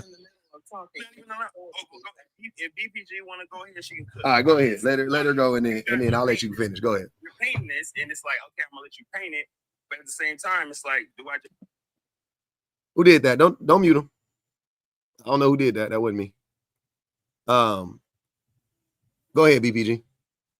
Yeah, we not painting it. We watching it be painted. Like and I think the thing is like I said earlier, every time we hear these conversations, what the man does in the relationship is always left vague. Even the explanation of like, were you emotionally abusive? Yeah, I was in some ways because I was young. And then it's like, okay, well, what did she do? Well, she cheated and she put a knife on me and she, like it's a long list of very specific things that she has done and a very vague list of one thing that, the other party has done. And it leads people to, because you don't have the actual pieces of what happened, it leads people to not have a choice but to be like, oh, well, this lady was sick. Because if she has a man who, who is working real hard to take care of their family, and she can work if she wants to. I always love that one. She can work if she desires to. But she's demeaning you as a person And then you add in the little nugget that, yeah, she was also an educated woman, because that has to be noted too, because there is a connection there that men make. Then now we have a different picture of what is actually being said. You have your everyday average, quote unquote, modern woman with a man who is open and egalitarian and willing to be in a relationship with her just as she is, even though she mistreats him and puts him down and degrades him in every way possible, physically and mentally. And this man is taking the chance to continue to be in a relationship with her. Then now you have the picture that we are looking at, the picture that has been painted for us, because we listened for a very, very long time to get the full picture. That is the picture, because it's not, details are intentionally being omitted. So now we have to make the choice of whether or not we believe that this is true, or make the assumption that, hey, there are definitely some things that are missing. And to me, for sure, there are some things that are missing. Also, I was gonna say, every time when you say like you did something, when you said that I was bad, like just paraphrasing, you were like I was bad, and as soon as you said that, you said, but she was bad too. We was bad to each other. Like even then, even when you admitted it, it was like I'm bad, but she's bad too. So we both was bad to each other. And then, like BBG said, then you proceed though to tell us all the things that she did that was bad, which I'm not saying they aren't true, but okay, then what did you do? That's what I'm saying. Like there's no nuance, there's no detail. It's just like, yep, I was bad, she was bad. Oh, but she pulled a knife on me. Oh, and she cheated on me. And I found out when she was pregnant. And she falsely accused me. Like you got like receipt after receipt after receipt after receipt. And then I'm like, okay, I can respect that. I hear you. You got it. But what did you do though? Like, did you do anything? You know what I mean? Like, can I briefly say just real quick? Mhm. You also struggled to even admit to the thing that public said that you did. Like, admit to a statement that you said you don't remember, but it's like, again, you just said this is your friend since y'all was in damn near diapers. Why would he lie and make that up about you? No. But you still just you couldn't get around that. You couldn't even take accountability for that just because you don't remember it happening. Doesn't mean it didn't happen. And if we are to believe he has no reason to lie on you, even that could have been a simple, damn, that's crazy I said something like that. I don't remember, but that's crazy I said something like that. Mm-hmm. No, I agree with y'all. I definitely agree with that. And it's not to evade or try to avoid any accountability or whatnot. You're absolutely correct. If I did say that, I can own up to if I did say that. If I did say that, I definitely, it could have been a joke, could have been whatever it was, but I definitely didn't have any intentions that night whatsoever. I'm definitely saying that. So, and as far as, shit that I did, okay, I punched a wall. I punched a wall a couple of times. That could be bad. That is bad. That's really bad. That's really bad. That's really bad. Mm-hmm. So, that can be very, traumatizing. Punching the walls, punching holes and shit, being mad. That's very bad, So yeah, I wasn't perfect. I wasn't like I've told you, I was not mature. I was young and made a lot of stupid decisions. I didn't get very intricate, but we can get intricate because I don't want to force it out of you, but I also just wanted you. Any woman look bad, anything, because my intention is not to make this person look bad. We had a bad situation. We were both. When I say we were both young, that's making us both accountable. We both did some things that weren't favorable or any, like I can talk about it and y'all be like, damn, she sound like a horrible person. And she could talk about the story and I could sound like a horrible person, or I could talk about it in my. I don't think MJ is a horrible person at all. You guys, or whatever the case. But at the end of the day, that's not my point of saying it. It's really like an experience in life, and then we both grew from it. So it's like, yeah, I understand how it can sound, and maybe as men, we need to learn better ways to articulate ourselves in a much more effective way, so that we don't sound like we're just demonizing or punish or trying to make the woman look bad or absolving ourselves from what we contributed to the whole situation. 100%. I think, and like I'm saying, like for myself, anytime that I've ever talked about like stuff that me and Sita, you know what I'm saying, like whatever we've done or whatever, like fast forward from young and all of that shit. I was young and dumb, but that don't excuse nothing that I did. I will especially now, I will 100% acknowledge that whatever Sita has ever said to me that I can take as like disrespect, that shit, she was reacting to something that I was doing to her. whatever it was. You know what I'm saying? Like I don't even whatever the instance was. You know what I'm saying? Like fine, we could remember this time when she was tripping on me and you saw her yelling at me or whatever. But I'm telling you, if you didn't see, What you mean though? Like, I mean, P, if we being candid here, like, I ain't never had a history of cheating on my girl. no, I'm not saying again. I'm not again. It don't got to be cheating though. You just said you was punching walls and shit. No, That's what what you do. You have a history of cheating on your I did. Oh, yeah. When I Right. on my So, on I my never fir- had a oh yeah, history of absolutely. cheating on my girl. Yes, but Ever. That wasn't even my. that's not your thing. I've been said that. I'm not saying that you cheated. Hold on. What was that for? What you mean? I mean, he's already told us that, but like, what was that for? What you mean? Was it for? What he was talking about something that had nothing to do with cheating or anything, and you just said, I don't have a history of cheating on my girlfriend, but you No, do. he was You bringing do. up You what do. he was talking about what I was saying. He was talking about what I was saying. Everything we doing. Everything was to just come. No, I was what He was saying that anything him and his wife have gone through, he took accountability for his part in it, which I can say is true. Online, in public, in front of everybody. He's always said what he did. But then as he's saying that, as he's actively like taking accountability, you said, I've never cheated. You have. Remember when you did it? Like, what was That's that? the whole conversation, because the whole basis off of this, the what I said in the car, right? Mhm. What I said in the car. And so, since it's based off of what I said in the car, you guys are saying I didn't take accountability. no, it's not that though. That's hold on. Check it out. That's not what it's based on, though, my guy. Because what you guys are painting is like, well, you're not saying you did anything. And honestly, I'm gonna be candid with you. I don't fucking know outside of natural human mistakes and flaws that we make. I don't have intentional ill will toward anybody. it doesn't- My whole intention but is it doesn't make have sure to be like everybody's that, good. though. So if I make you feel a certain type of way, that's just natural, and you can talk to me. We can work the shit out. But that's not. But wait, hold on a second. Hold on a second. That's not.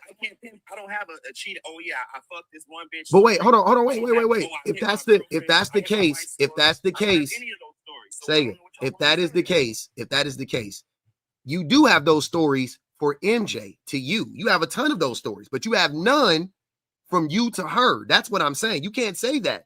That's too convenient. You're saying like, I can't remember anything that I did. If I did it, it was just natural and it's just what humans do. But whatever she did to you, you got all that shit like document. You was like, bro, I could write a book on this shit. And I'm like, that's odd that you could write a book on everything that she did, but you can't give us a pamphlet on what you did. What do you want me to tell you? I don't want you to tell me anything. I'm just. If I don't have that story, what you want me to tell you? You do have that story though. You just gave us more of the story 2 seconds ago. I don't have that story. You did. You just told us right. You just told us more of the story right now. What are you talking You just said I punched walls. That's a part of the story. No, you're talking about women. Now you're pushing the goalpost to punching walls. You're talking about women and dating. Now you're talking about cheating. No, I'm not, sir. Okay. That wasn't what I was talking about. All right, P. Greg. Shan just told you that wasn't the conversation we were having.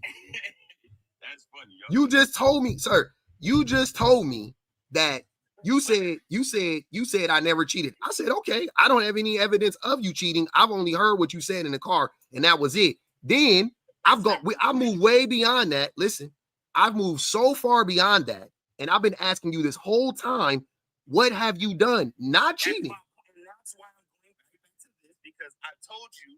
You guys are saying, well, the guys always say he don't do nothing. What do you want me to say that I don't have a cheating story? I asked you, did you neglect her? I asked you, did you neglect her? You said maybe. I have a punch in the wall story, but that's not the only story you. Punching the wall is bad enough. If you don't punch a wall, you'll punch a person. No, because I never punched a person. So well, I never punched a woman like that. So again, you want to put it on God. I'm putting that on domestic violence work. For the past.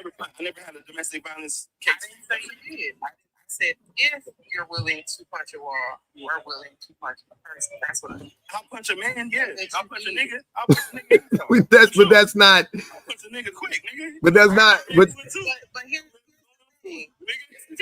But again, this is where we draw the assessments, because you have said that you punched a wall, which tells us that you have an issue with your temper. We know that to be true. Hold on, let her finish. Let her finish. Every time I'm trying to have a conversation with you, about the details that you openly gave to us. You openly omitted. I have no idea why men like doing that. I don't know what thrill y'all get out of telling all y'all business and then being upset that we analyze it. But nevertheless, what has been happening in this conversation is you say the thing, we discuss the thing, and then you don't let anybody finish talking about whatever said thing is. And I have to draw the conclusion that there was something that lady said that you did somewhere. If she was here and she said the thing, it wouldn't be hard to believe. Me and my husband are sitting here listening, and he said whatever she said, the nigga did. Husband, shout out to your husband. I wouldn't believe, and I wouldn't. Not that I would. That's what I'm saying. Like I said, I never had a second. It's 1,000. Let me finish, brother. Can I finish what I'm saying? Well, the last thing that I wanted to say was that I do find it ironic that when it comes to this lady, and now you've added Pub to the mix, you remember specifically what she did, and you remember specifically what he did, but we still don't have specifics on what you did. To me, the red flag is at full mass, because if we can remember in detail the things that other people have done and not what we have done, there's something very lopsided about that. There's something very lopsided about that. Yeah, and I was just gonna say that the only thing I was asking for was for you to, the same way you told us about MJ, I wanted you to give me like those, and they're like, yeah, man, I did, like you mentioned the two punching the wall, cool. Yeah, man, one time we was going woo woo, I got really, upset and I punched the wall. What drove you to punch the wall? Whatever, we could have the discussion. She did tell me that I wasn't spending enough time with her and the kid, especially when my first son was born, when CJ was born. You know what I'm saying? It was tough. I wasn't spending enough time with her, whatever with the kids. She felt like I was neglecting them because I was working too much and I was out making money. I was trying to make money, but she did tell me I felt, that she felt neglected. Or fine, okay, cool, we can deal with that.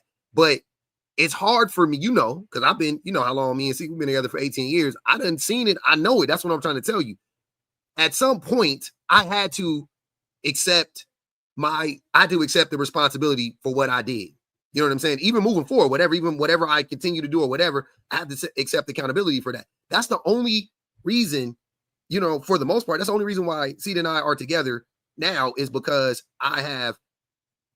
I'm unpacking it still, but also I've taken accountability for a ton of things that I've done. You know what I mean? And I still struggle with that stuff at times. It's tough. Like it is. It's a hard process, but it's the only way to avoid catastrophe in a relationship, especially when you are when you are the reason why the bad things are happening the majority of the time. And not to say again that Cedar hasn't yelled at me, that Cedar hasn't put me down. Of course she's done that stuff, like you know what I'm saying, in the heat of the battle or whatever. But acting like me, saying that she's the reason for the situation, that's crazy. Of course not. I would be, that's a bald-faced lie. And that's what I'm saying. It's like, even now, and y'all ain't been together for a while now, even now. When I started the conversation, I said it was me. But that's the same. Listen, what I'm trying to tell you, my nigga. That's the same way that I've had conversations 1,000 times, right? You acknowledge the thing quickly. You acknowledge the thing you do quickly. You brush over it really fast. You go, yeah, I was wrong, but you, and then you turn everything on them, but she's not here, right? So essentially you're doing that, but she's not here. You initially just said, yeah, I did, I was bad, but she was bad too. And then you went on a tangent about all the things she did. I was asking you, no. I was asking you what you did initially. And you said that I did, and I was just letting you tell your story. That is the way that you decided to tell the story. It wasn't because I guided you in that direction. You offered up that information without me.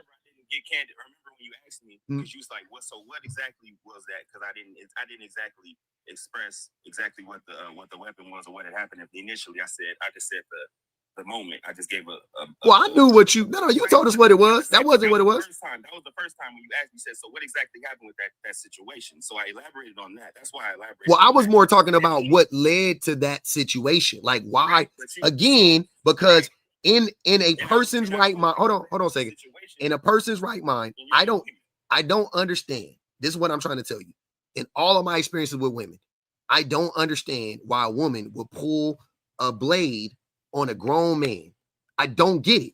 Like I'm talking about just simply it was Wednesday, she was having a bad night. Like, So here's where it's crazy to me, right? You my boy, Mhm. right? You my bro. Now I can get all these other people, Mhm. but us growing up, fasting together, praying together, going to church together, going from you being Seventh-day Adventist to you being atheist together, all that shit, Mhm. you should know. That's why I was talking to Craig the other day. I was like, these niggas is weird to me because they act like they don't know me.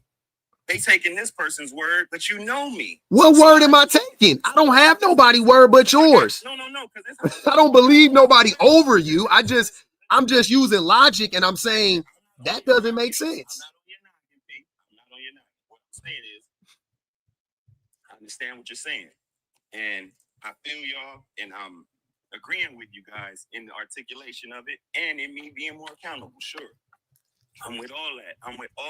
Okay, but at the same, not even but, and along with what I'm saying, you did ask me some questions. I answered those questions. Whether or not you guys want to receive my answers is totally up to you.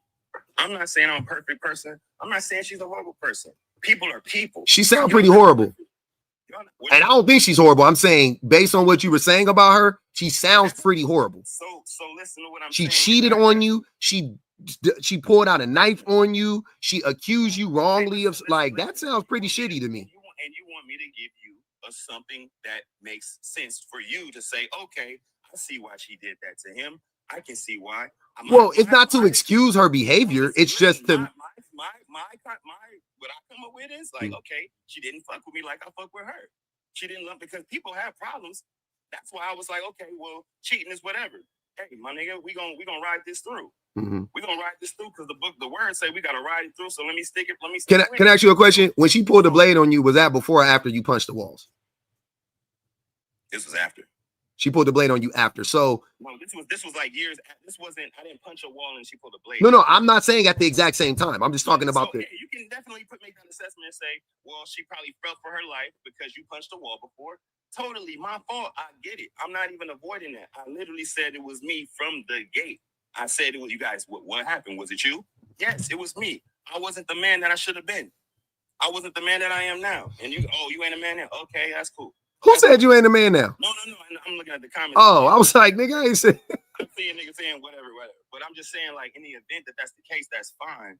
But with that said, yes, I punched the wall. Yes, you can make that, put two and two together and say, okay, well, you punched the wall before, so maybe she thought you was going to do something to her this time. Just like the young lady said, DPG. Yeah. She's like, well, if you punch the wall, you'll punch somebody else. And that's a great. That's logical.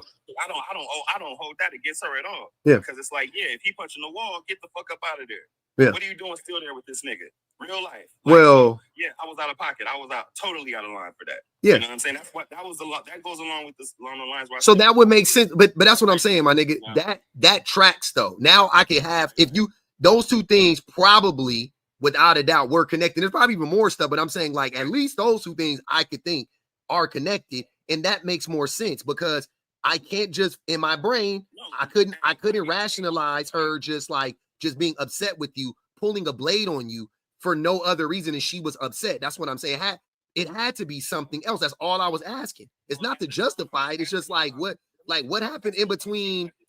Huh? I was asking her about cheating at the time. I was asking her if she had cheated, if she was cheating because she came home and her hair was messed up. I know you told us the story. I get that. Yeah. No. So she resorted to that. This conversation wasn't even at that escalation. It wasn't even at that level. This was a conversation that was, why'd your hair like this? Yada yada, and it escalated from that question to that.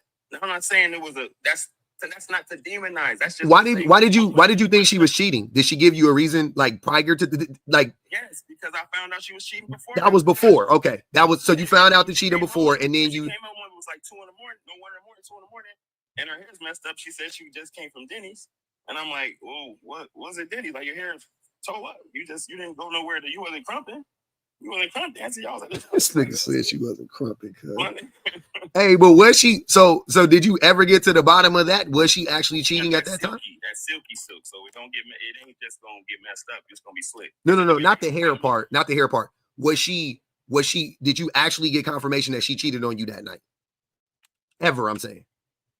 No, I never got to. We never after she told me I need to stop talking to her like that. It didn't go anywhere except for I finally got her to get put it down, and then she went to go to another one. I got her to put that one down, and then it just got bad from there. It was like we tried to have counseling, and I tried to go to church, the whole nine, bring it in. So I was still being, like I said, I may not be articulating it right, but then that's fine. Y'all don't know what it went down. That's cool, but.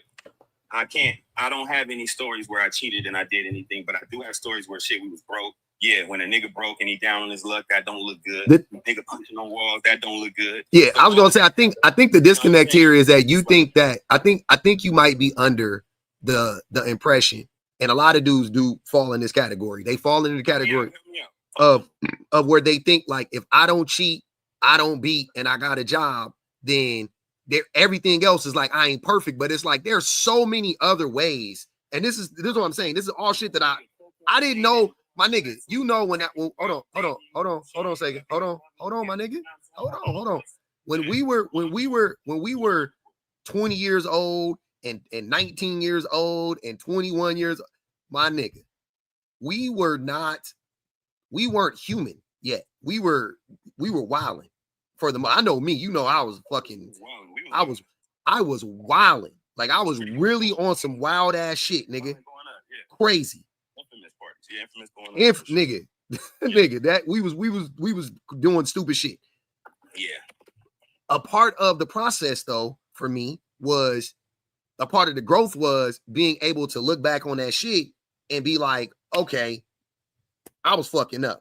You know what I'm saying? Like I really was fucking up. I really was not doing the thing, like not making any excuse and not being like, oh, it's because I was 19. Because like you said, and this is what I'm saying. Again, I've never actually seen you cheat. And I never seen my nigga cheat, who I ain't gonna say who it is because I don't want to bring niggas' names into it. But the nigga, my nigga, who okay. Yeah, right. I never seen my nigga cheat. I never seen you cheat, right? I never seen y'all cheat ever. Never. Now, niggas was hounding. I'm talking about when niggas was hounding. I'm talking about when, like, I never seen y'all cheat. I never seen you cheat on your girlfriend. I never seen him cheat on his girl. Like, never. So this is what I'm saying. Me and you, we come from the same neighborhood. My nigga come, you know what I'm saying? We all the same age. We all around the same shit. But y'all figured out a way to not cheat and not be cheaters. Therefore, how can I make an excuse and be like, oh, I was young? Because y'all was young too. And y'all didn't cheat. So that's what I'm saying. I actually use my people around me and be like, oh, okay, like there's no reason for me to be on some like, well, I was 19, nigga, we was young, because my girl wasn't cheating. You know what I'm saying? Y'all wasn't cheating. It was men wasn't cheating that I grew up with, and the women I was with and the girls I was with wasn't cheating. So there's no excuse. That's what I'm saying. Like, I just take accountability for that. Like, I was just really stupid. I was dumb. I was immature. Like, I take accountability for all of that. You know what I'm saying? Like, I really bought into the whole, like, the body count. I think I'm messed up then, P, because I think I really am probably messed up because I feel like I was stupid and dumb for being the lover boy because I feel like I got played. Which you were, I wouldn't call you a lover boy. What I would call you, and at that time, maybe I would have called you that. Andy, that's all she'll call me lover boy. I won't call you lover boy. Well, I will. No. You will love Balmer. You will love Balmer. You're not a lover boy. You a love Balmer. You love bomb women. That's your thing. You love bomb the shit out of them. Intention behind it. You kind of that's kind of like how you get in with them. That's your. I don't have ill intention. What do you mean get in with one? That's how you get in, nigga. That's the. You know what I'm saying? Like we all had our little Gitches gadgets, nigga. That was your Gitches gadget, nigga. Like you would. I wasn't running around here. You wasn't cheating. Them are two totally separate things, my nigga. Them don't got nothing to do with each other. Listen to what I'm saying. So you were saying that I was using the love bombing to get women to sleep with me? To do whatever, not just to sleep with you, to be your girlfriend, to do whatever. I'm asking for clarity. Yeah. Saying love bombing to sleep with me or love bombing to be in relationships with me? Either one. I'm saying whatever you. What? Why am I nigga? Do you understand that I didn't have to love bomb nobody for nothing? Neither one of us. What are you talking about? Well, I'm not saying you had to do it. I'm not. I'm not saying you. I didn't, my nigga. Saying you had. Hold on. Saying I had to do something versus I did something is two completely different things. I'm not saying you had to do it. I'm just saying that is. I do think that that's what you were doing. Trying to be a man of efficiency. There's no need to do anything that's unnecessary. Why am I love bombing a woman when I have women? I don't have to love bomb if I'm only doing it for sex. Women. Well, I don't. That's what I'm saying. I'm not. I don't think you were just doing it for sex. I don't have to. So you're saying if I love bomb, that's what I'm trying to understand. So if I'm love bombing somebody that I like, it's not out of the ill intent. It's really of an affection and saying, I care for you. So here are these. Here is this affection. I care for you. You're a friend. So yeah, if you low, I got you. If whatever the case, hey, we going somewhere, I got you. You protected by so can I ask you a question? However you started off your relationships, were you able to maintain that same attention and detail the whole time? I did, and I went crazy for real life. I did. I promise to God. I ain't gonna even hold you. I did. What? I did. Nah, fam. Nah, my nigga. Nah, my nigga. That's crazy. That's great. That's amazing. What are you asking? Listen to what I'm saying. Listen to what I'm saying. We're not talking about the same thing. No, we are. I'm saying however you started, I'm saying logically, listen to what I'm saying. Logically, it wouldn't make sense. If you started off the relationship a certain way and you ended up getting married off of this, you know what I'm saying? Like I won't say you convinced her, but for all intents and purposes, you convinced her. You convinced her that you were this guy or that whatever guy, right? And you were that guy, whatever. At some point in time, that changed. For whatever reason, you can tell me it was her. I don't give a fuck. For whatever reason, at some point in time, that version of you was not. Hold on, listen to what I'm saying. That version of you ceased to exist because if that version of you would have been maintained, it's safe to assume that more than likely nothing in your relationship would have changed or much. Do you treat your wife like your best friend? Yeah, she's my best friend. Okay, so that's your best friend, right? As best friends, me, you, Smarty, we all had arguments. Shit, me, you, Smarty, we done all caught fades, right? You're not going to catch a fade with your wife. I punched the walls, I was wrong. Yeah, bad Caleb, right? My point is this. If you telling me that that's your best friend, then that means through thick and thin, you guys are going to ride for each other. No. You're telling me that. Absolutely not. No. Absolutely not. Why would it? I just told you. Too thick and thin. What you mean? She cheated. They got found her. That's you. Hold on. That's your doctrine. That ain't my doctrine. That's my choice. So here's my thing. You're trying to say, well, what did you do? How did you hold it down? How did you do this? And did you hold it down thick and thin? Yes, if that wasn't good enough for her, that's on her. That's understandable. But that does not void me of putting everything on the line, my nigga, and doing everything that I could to be the best that I could be. If it wasn't good enough, I'll take that. But you're not going to take away that I really gave the best effort, nigga. I really did. If it wasn't good enough, if I was shooting bricks and free throws the whole time, I'll take that. But I gave it my all, my nigga. Put the jersey on, suited up, and was doing everything. I'll go out there and be fucking Rudy. That's fine. But I really gave my all. That's on mamas. But what do you mean you gave your all? Because you had to correct a lot of things. Because you're saying, well, how did you hold it down through thick and thin? I'm saying, I didn't say how did you hold it down through thick and thin. As a friend, you're one of my best friends. As a friend, we've seen each other down in the dumps and up at the tops, up and down throughout life. Not once have I ever thought P. Greg is a fucking whoa. Because I know you. I know your heart. I know where you at. So I'm like, hey, let me talk to my nigga. Let me chop it up with him. So that's how I approach the same way with my marriage. I'm not looking at her any lesser while I'm I'm like, okay, well, I'm hurt. How can I figure this out? I fucked up. Let me make this better. Let me do this. How can I be better? Even if I'm breaking, my nigga. Even if I'm breaking. So all throughout the marriage, yeah, nigga, I'm giving it all. I'm laying it all out there. Like, you're my best friend, nigga. Whatever I got, you got. We riding thick and thin. But why would you need to fix anything? But listen, hold on, wait. But listen to what I'm saying. So the fact that you needed to fix stuff means that you weren't the same person because you wasn't fucking up in the beginning. Nobody's perfect. You fix it all throughout your. I know, but my nigga, we not listen to what I'm saying though. You're right.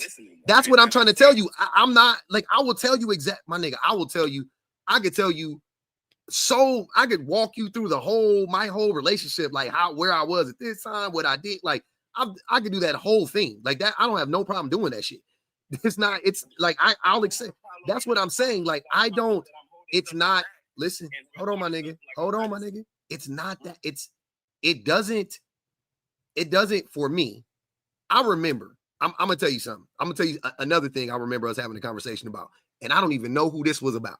Right? Just so you know, I just remember us talking about this online publicly. By the way, you had made a post. You had made a post about because you travel for work, right? And you had made a post about traveling and how, like the mother of your child was like disappointed in how much you traveled, pretty much. If I'm not mistaken, it was something along those lines. And your take on that was pretty much like, what do you want me to do? A nigga got to make a living. And my response to that was, okay, I hear that, but she wants you to be home to help her out with the kids or whatever, right? She needs you to show up in this way.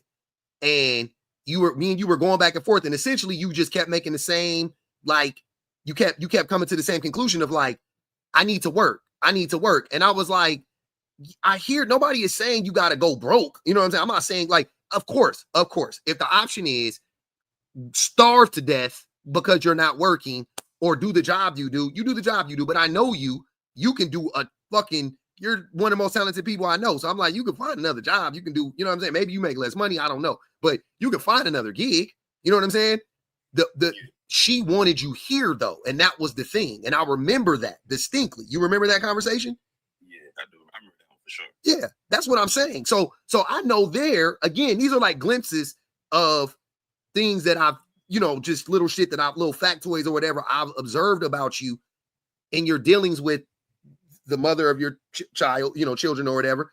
These are little things that I've noticed. And I'm telling you that right there is indicative of you not showing up for her So you're telling me or the kids. So you're telling me that working a job, working a career job that I went to school for, right?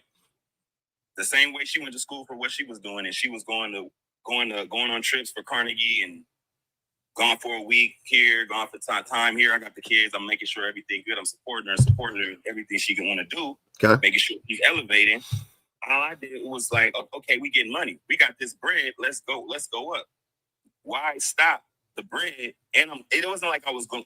The job I got, I wasn't gone for months at a time. I was gone for like 4 days, come back for 4 days. Gone for 4 days, come back for 4 days. So I was on tour for like 7 months, being able to come in and out of town. So when I was coming back, I was picking up my kids. They stay with me, going to school, drop them off. Then I drop them off and then go with her. So it wasn't like we was like hunky dory. I was having my kids when I. But you're arguing. I think the problem is right now. Again, you're arguing with me about this, but I'm telling you because this is what you. But listen, to what I'm saying. This is what she felt like you weren't showing up enough, and so you telling me, oh, is that a problem? And I'm telling you, yeah, it's a problem because she had a problem with it. No, that's fine. She definitely had a problem. What I'm saying is, I'm accountable for that. Have a problem with that? You're saying that she rightfully had a problem with that? I'm saying that that's ridiculous. That's how I personally feel. People can say, hey, well, she wanted you to be there. Hey, my nigga, it's niggas who is in the league. Matter of fact, her brother's a baseball coach. This nigga's gone 10 months out the year. That's his wife in a different situation. At the same time, she supports him. So why can't I get the same support? I'm not trying to leave you. I'm not trying to abandon you. You're pushing me out because you don't want me to take this opportunity that I have for my career that can elevate the whole family. Why would she want that? What you mean? Why would elevate the family? No, why? I'm saying it's not like she just didn't want you to elevate. That's my perspective. She doesn't have to want that. That's my perspective. Y'all don't have to see it. Y'all don't have to even agree with it. I'm saying that's my perspective. I rightfully feel that wasn't a dumb decision. I don't feel anything stupid about taking a great paying job that can take the family up another notch. Hey, I see people, hey, bro, I root you on, bro. You're a coach for the Angels? Oh, you'd gone 10 months out the year? And that's crazy. What your wife think? Oh, she's supporting? She at the games? Oh, for sure. You get the company fly. That's dope. It's support. But why are we comparing ourselves to other people's? But why are we comparing our relationships to other people's relationships? Nigga, you don't pervert the narrative for that. I'm not comparing it. Don't pervert the narrative for that, P. I'm not comparing it. That's what you're doing. No. What I'm saying is, yes, you are comparing it. No. What I'm saying is, in the event that I too, me, Caleb, am making a sound decision and saying, okay, I want to support my family. I went to school for this. I'm going to take us to the next level. Matter of fact, I got this job north of Grumman. This wasn't when we were married. I didn't go on tour because the tour, it was actually a tour that G and Tech 9 went on. What I'm talking about, y'all was already done. Yeah, exactly. Yeah, I remember that. Y'all was already done, and she was still like, my nigga, I need help. You know what I'm saying? Like, I remember that being, yeah.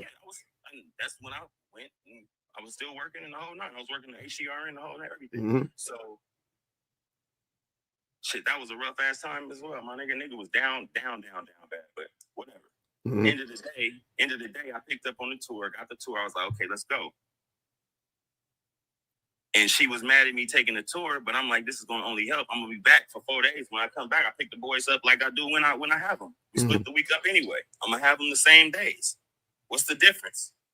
What's wrong? I mean, she had a problem with it though. That's what I'm saying. Like, you're asking me. I don't know. I'm not in the situation. I only know. Answering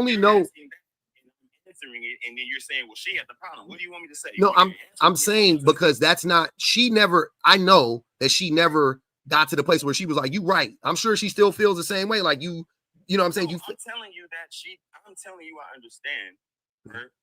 Even if she feels like I wanted you to stay, that's when you wanted me to stay, I was still involved. It didn't change anything. I had them on the days that I said I would have them when I came back. But now you're mad that I'm leaving because on the days when you have them, I'm not here. I don't understand how what's the problem with that? Again, you're asking me. She had to be with them during that time. Maybe that's what that is. Because when you sign up to be somebody's parent and 2 people sign up for that job and one person is taking the load of that job, it's frustrating. But the other thing is, well, he said they still split the time exactly the same, and that's the part I'm confused about. Like, but that's the last part. That is the last part I'm getting to. What you mean? When I flew in, I was here for 4 days. When I flew in, I picked my sons up from daycare. They go stay with me in my apartment, stay with me for that time, and drop them off at daycare. yeah, I heard that part.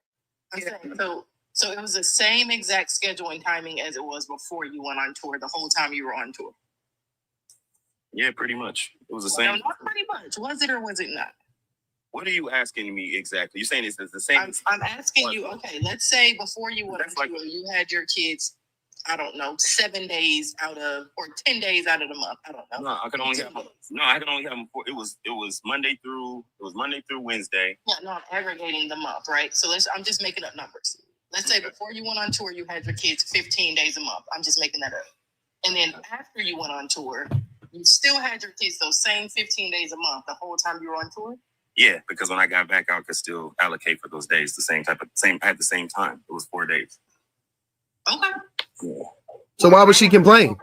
Yeah, I want to go back to the part. He said that before they had that schedule when they were still together, that she was complaining. Because remember, he used the example of the other guy who plays baseball, whose wife is just like supporting him and loving him. Whoever the other guy was, his wife was supporting him while he played baseball, and that's what you desired. The way that way too many times. Y'all pervert things. Well, who's perverting it? You know how I said quite some time ago. We're gonna divert for a second because I think we all need a breather. You know how I said that men always think that it ain't men in their circle. Mm-hmm. And you know how it always be men in the circle. Mm-hmm. It's never some mysterious man where you trying to figure out. Why are you talking in third like I'm not here, as if we're not having a conversation and I'm hearing you guys I like to do that. I'm a sarcastic person. But I'm hearing you guys out, so why even go that route? You're not hearing us out. You think you're hearing us out because every time we tell you something, you end with we're either not understanding and that's our choice. We are misconstruing, misinterpreting, painting a different picture, perverting, whatever it is you're saying. You're not receiving what we're saying. You're not hearing anything that we're saying. Because if I were to tell you that what I tell a whole lot of men, which is if your wife, girlfriend, lover, homie is telling you that she has an issue with you not being home and she's arguing with you about being home, guess what she doesn't want? Money, She doesn't want to try to chew away at your success. She doesn't want to try to, you know, siphon you for resources. If she's arguing with you about being home, she wants you. That's what that usually means. Because for what other reason would anybody be arguing with somebody about being at home more? And it's really frustrating as a woman every time I hear men have that conversation. They're like, well, what she want me to do? She don't want me to make money. She don't want me to do. Maybe she does like the idea of you being able to be outside with your sons and play some catch.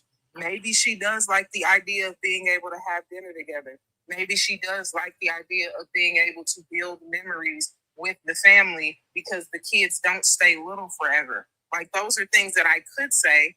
Would you receive them? Probably not, because it's going to go right back to the same thing that we started off with, which is why it would make more sense for me to make this conversation broad and make this an example of, hey, when men be thinking that it's not men in a circle, it be the circle. It's not some men somewhere some of the time. It really be the men in the circle who think that they are doing all the things right, but the things that they are doing are way more for themselves than it is for their families. It seems like that. And I've had a many conversation. Yeah, I don't agree with that at all. That's kind of crazy.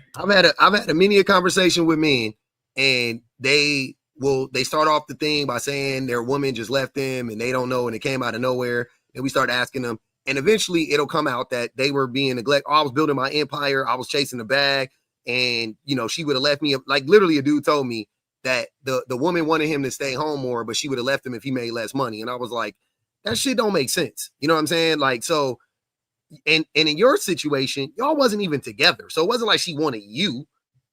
She needed you to show up more for your kid. You know what I'm saying? Like, she literally was like, bro. So what part about me having them the days? So if I was there and I don't have them, because here's the kicker. So she was just hating on you, nigga. Pete, like, there was a day that I picked him up. They would always pick him up. Like, if they'd be like, hey, can I pick him up earlier from I'm gonna take him to Chuck E. Cheese for daycare? It'll be on my day, my court day. I'd say, okay, cool. Or days I'll come to the daycare and my kids are gone, right? Cool, it's nothing. We were family. It's all good. I picked my kids up one time on a day because I'm like, hey, I want an extra day. I'm gonna pick them up from daycare. We always go out. We always go out for Halloween. This was our first year after the divorce. Mm-hmm. We always go after Halloween. Me and my sons do. So I went and picked them up, hit her up. Hey, we about to go to the pumpkin patch. Bought them the whole tickets and the whole nine. We had the wristband, the whole nine. 15 minutes in, I got a FaceTime with her.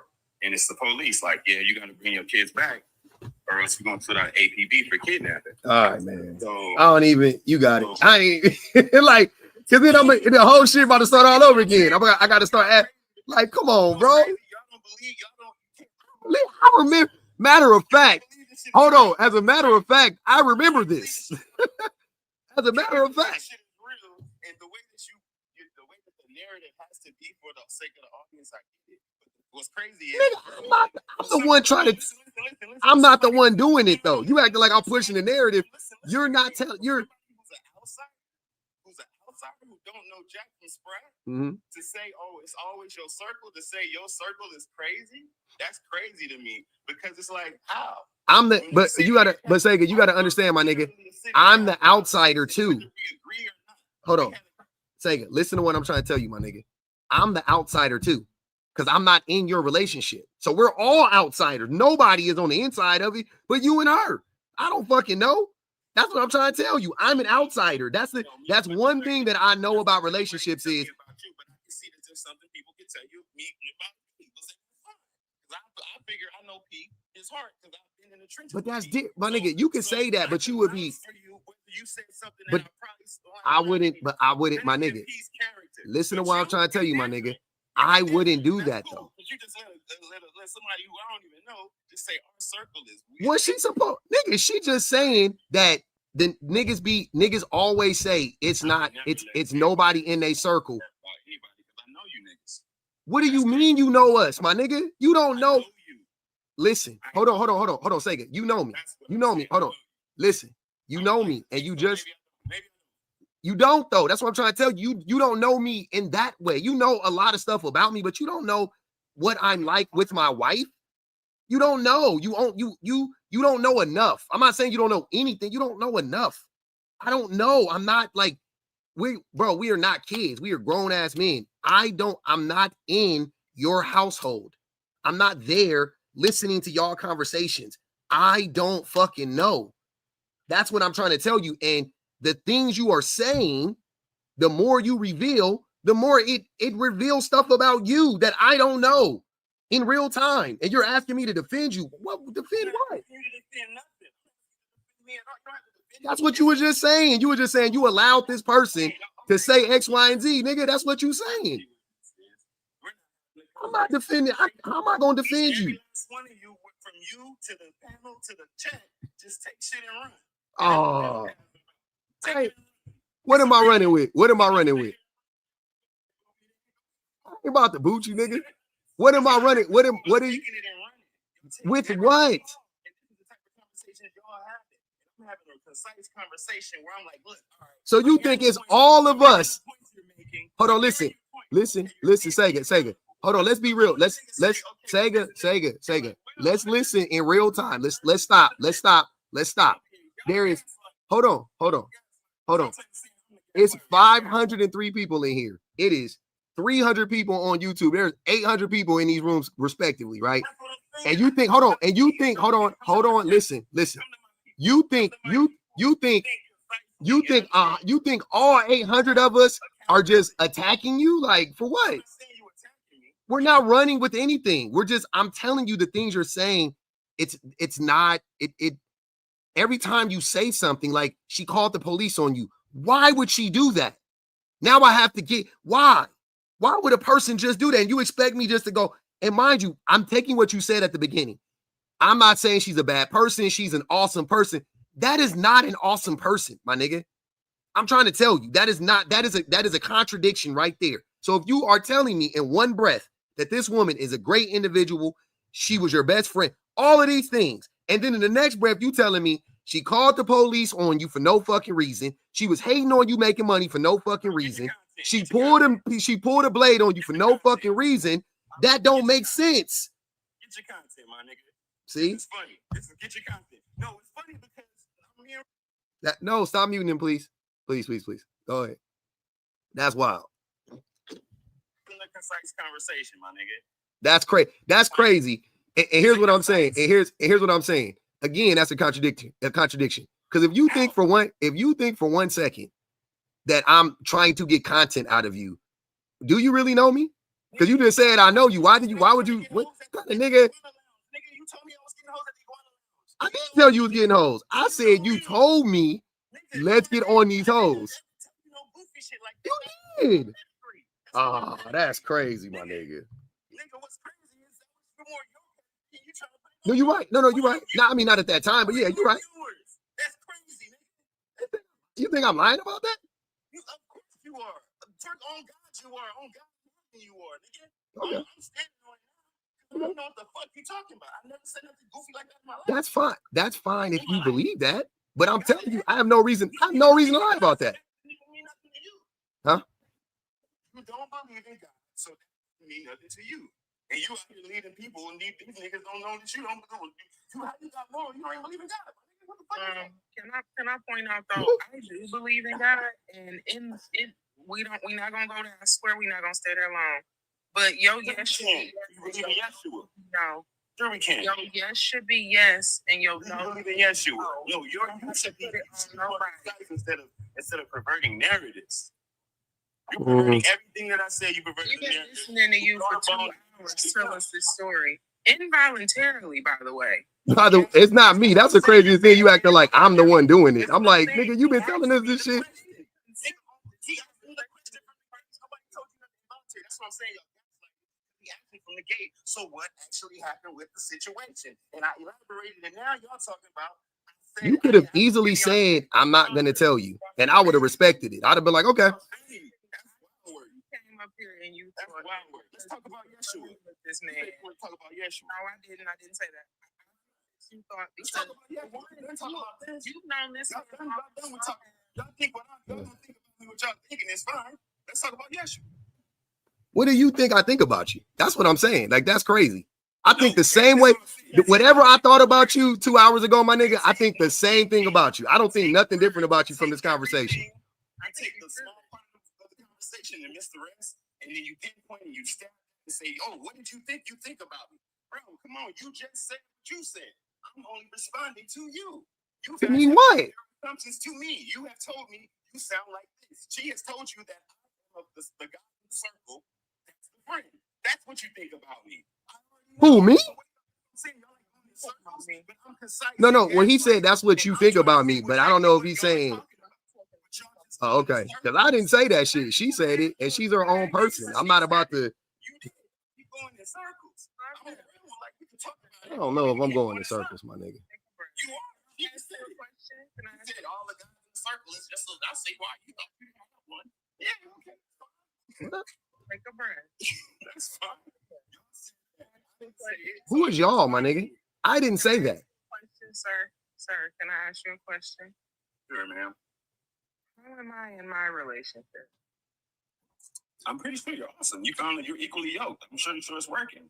The correct answer is you don't know. That's fine. Okay, I don't know. And you don't know because I didn't give you those details. We can't take You said your husband is right here, so because since he's right there listening while you're on TikTok, that lets me know you guys are cool, and so you got a cool combination, and you got a connection where y'all can do cool, chill shit like that. But let me shut up because I don't know what I'm talking about. So let me not assume that y'all cool. Y'all could be fighting right now, and you just want to be on your phone looking to see what nigga you talking to. So what do I know? I want you to know that this is who that lady was actually married to. See, yeah, that's fine because who I told you I was married to is who I was married to too, and we both got some growing to do. Yeah. Well, that's funny. Y'all funny. Like y'all, you feel very righteous, like in your stance. I'm trying to talk to y'all. You don't want to hear shit a nigga saying.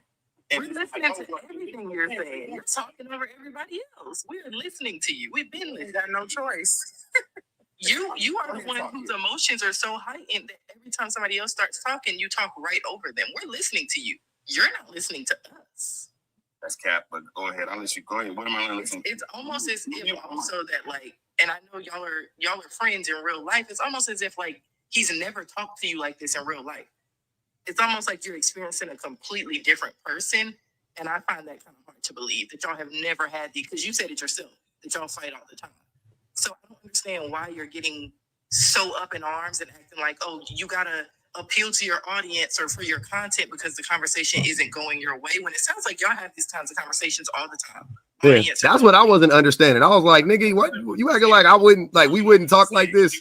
I was just talking to you normal. I didn't feel like I was doing anything different. To go in and say she sounds like you did, she did this on it, and it was just like, come on, okay, you go.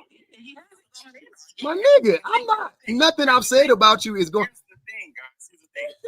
Me and him do have conversations like this. Me and P have conversations like this all the time. So, escalated or not, conversation, and we still know what it is. So why is it that you don't say that's for the content? That's what I'm saying. What you say? Say it again, darling. Why is it? I believe that. So why is it that this time you think he's doing this for the content or for his own? No. It was because of what he was saying. I can't recall exactly. It was like it was something that she had did. And he was making. It was something covered, but he was over it. No, that just happened 2 seconds ago. I know. That's what I'm talking about, darling. He had just said something. He was saying it. And so I was like, okay, I get it. Okay, I get his content. Okay, I get it. He was saying it. Yeah, that's a very weird thing to say to a friend that you just admitted y'all have these conversations all the time. Yeah, so basically what I'm getting. Hold on, let her finish. Let her finish, please. Let her finish because I want to hear where this is going. These conversations all the time, right? Let me tell you my point, and then you can argue against it or for it or whatever. Let me just finish the point though. Basically, what I'm getting at is that what I'm hearing from a completely third-party objector, like I'm just sitting here listening to everybody. I haven't even been talking. You do struggle to take accountability for anything. And you don't, so, hold on, calm down before you get defensive before you even take in what somebody is trying to say to you. And before anybody can even before you can even digest what somebody is saying and even consider if they might have a point, you get dismissive, you flip things onto them, you even go on a little bit of attack mode against them just for them trying to point out the possibility of you being wrong. Being in a relationship with somebody like that can be extremely difficult, extremely toxic, extremely emotionally abusive. And I've seen that just listening to you have a conversation with Public and BPG. Yeah, and I want to add something to that. I've been like that so many times, and that's why I'm telling you, I can acknowledge it. Like I'm seeing it. I mean, I've done that to Sita 1,000 times. Turn the argument. She telling me something that y'all done heard me talk about that shit a million times. You start off, they come to you with the real problem. You deflect and you start talking about the thing that they did in the argument, and now the argument turns into an argument about the argument. Now you're arguing about that shit for 19. Like, nigga, I've done that shit 1,000 times. I'm telling you, that is something that consciously I had to acknowledge. Like, oh shit, that's a problem. Like yes, you do that. You need to check that, right? And the only way for me to get out of that was to acknowledge it. Right? Nothing I'm telling you right now is to demean you or disrespect you or anything like that. Everything I've been telling you has been out of pure love. Like I'm not trying to tear you down or nothing like that. I'm telling you, as your nigga, I've observed several things from just things that you've told me, again, because I've never had a conversation with your ex-wife or nothing like that, and I don't talk about you, and I don't go around talking shit about you. You know what I'm saying? So these are just things that I've heard you say to me or in my presence that would make me think the way that I think. That's all I'm saying. And you could take it or you could say that, oh, nigga, I have zero. We could have ended this shit 2 hours ago, nigga. You could pull up to my house. You know what I'm saying? Like, it ain't nothing, nigga. You already know, nigga. This shit is nothing. I don't give a fuck about none of that shit. But the thing that you were saying to me, my nigga, you was trying to hurt me. You was trying to be disrespectful.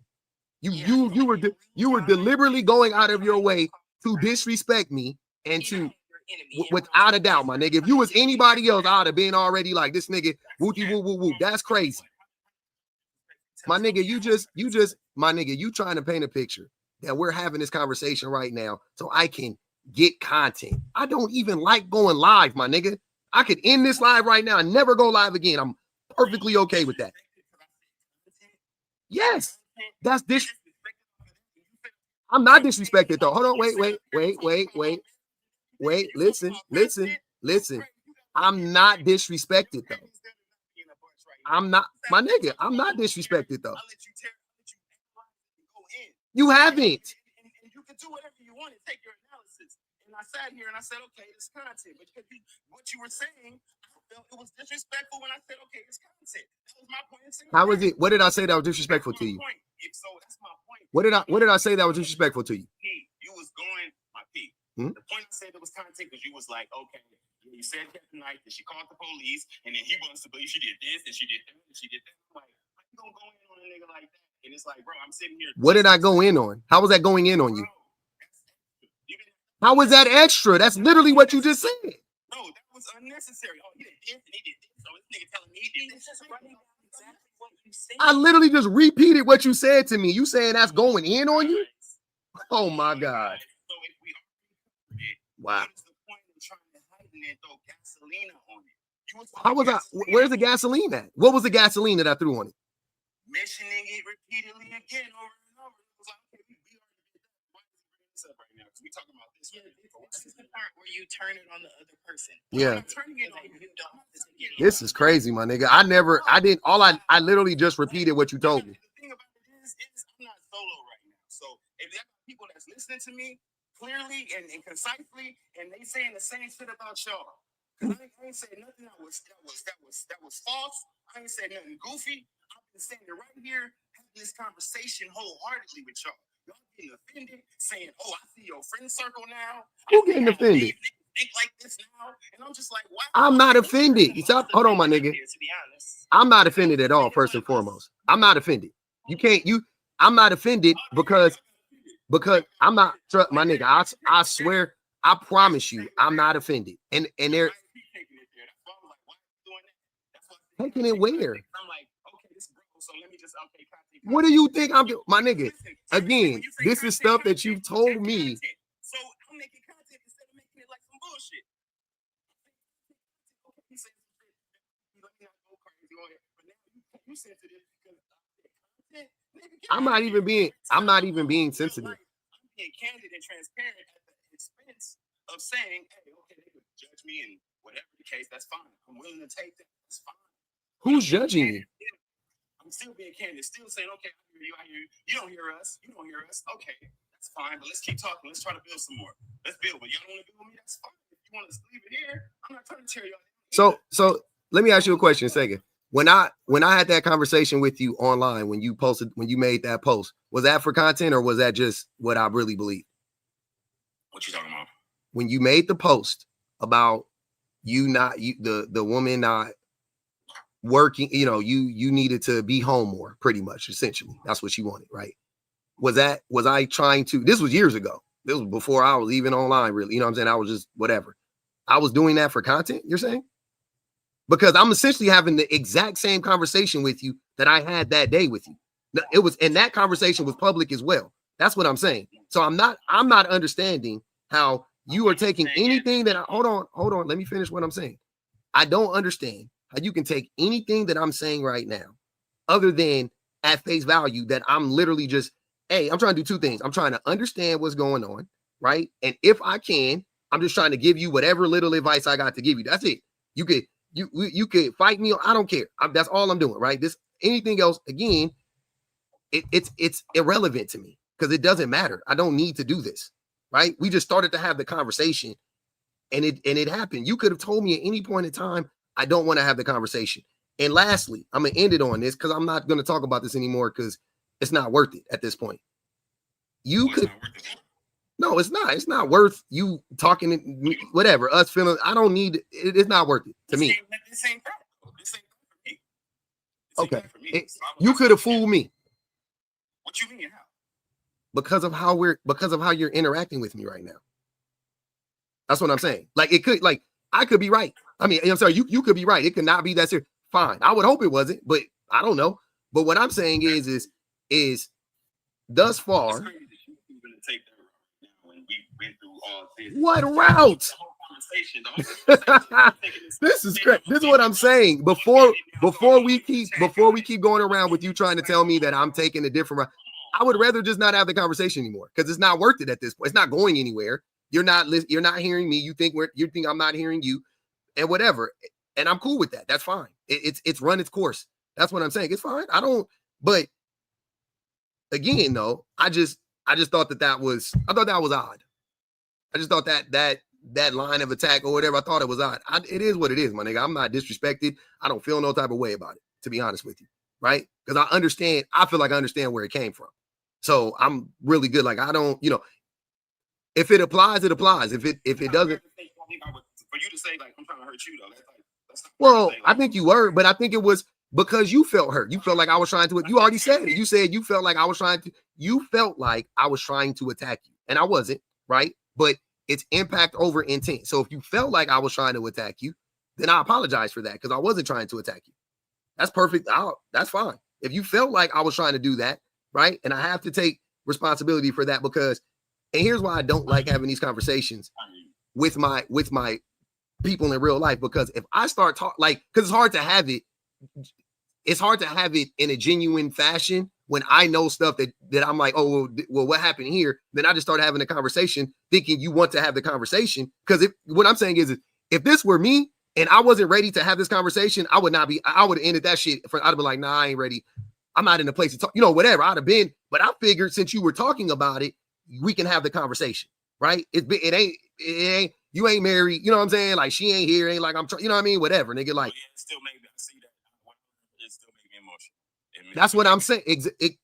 That's what I'm saying, nigga. Now I get it. I didn't know. And talking, being in emotion, I gotta be 1,000 with you. If I say anything that hurts you, my intentions aren't to hurt you, and I'm sorry for that too. I apologize for that, and that's not my intention to hurt you.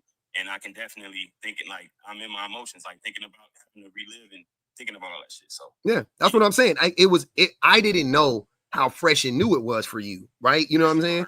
I didn't know. even though, and I should have, because you ain't no excuse or nothing, but for how I talk or nothing. That's not excuse. no, I know, I hear you, but I should have clocked it. I should have clocked it. Hold on, I should have clocked it because you were saying that, yeah, I just came out of it, and I know, and that's my bad. I know, that's what I'm saying. I gotta take accountability for that because I know, like I do, like now thinking about it, I do know better because we, you know what I'm saying, because we talked about other things, you know what I mean, in other spaces. So I know, and that's my fault. Nah, but I did want to share though. Honestly, I wanted to share, and because I wanted to share the story, I just didn't expect it to get that response. Yeah, but it did, and I get it. Yeah, go back and watch it. You will see. It's interesting. It's interesting to watch it when you're not in the middle of it. That's what I'll suggest you go. I can get how I'm talking to y'all through the hurt, trying to explain shit. And y'all ain't hearing nothing I'm saying. Y'all, I do hear what you're saying. I understand what you hear though. I understand how you're like, nigga, this nigga ain't. You know what I'm saying?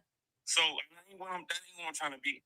Yeah, I hear what you're saying, my nigga. Hey, we're gonna have a party. It ain't even like that. It ain't even. This is just. I wanted to share it with you because I knew that we had this. Yeah. You had the platform. You know I ain't about my nigga. I'm not. You know I ain't here to bash you. You know I ain't here to attack you. You know I ain't here on none of that weird shit, nigga. So this is just another gloves. We probably would have been like telling me go get the gloves, and I would have told you. So we already know. We've had these conversations. This ain't nothing like that. But I was in my. I'm emotional about it. It's all good. It is what it is, my nigga. I don't mind. The emotion is natural. It happens. You know what I'm saying? But you gotta be, I'm saying the person that's, you know what I'm saying, whatever that's going, you gotta let me know because I don't know. You know what I'm saying? Like, how the fuck do I know that's where you at? Again. I need to talk about it. I need to hear what y'all had to say too. Yeah. Because I need to hear that. I need to let that marinate. So that when I do talk about it, if in my emotions, I can still articulate it in a manner that does represent the accountability that I do want to possess, that I do want to display. Because I ain't trying to be out here being goofy. That's why I really was like, okay, I can hear y'all out. And I really was listening, even if I'm dumb, even if I fuck up, I am listening. And whether y'all believe it or not. So I believe you listening. It's just like I said, it's like I'm doing the best. But you know, I hear y'all. What the? Yeah. But now we all good, nigga. Now come to the house. So you I'm in Vegas though. I stay in Henderson now. So I live in Henderson right now. So okay. I left the town. Yeah. Nigga. Well, I moved too. So whenever, nigga, I'm off the 15. Nigga. Come holler at your boy one time, nigga, on the way. I'll be out there, so I'm definitely tap in with you. Yeah. Come through, bring the boys and shit if you got them. We got the pool going up. I gotta say this to BPG and Shan. It's called Shan.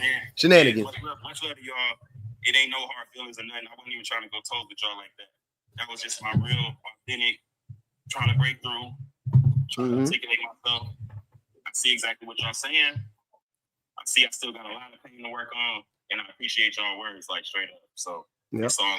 Enjoy y'all night. I love you, man. Yeah, love you, bro. All right, dog. Bye. I think I should know that whatever I was going to say, my husband said don't do it. Thank you. Thanks, T. So we know your intrusive thoughts be intruding. Let me put it like that. Olympic swimmers. Your intrusive thoughts be intruding.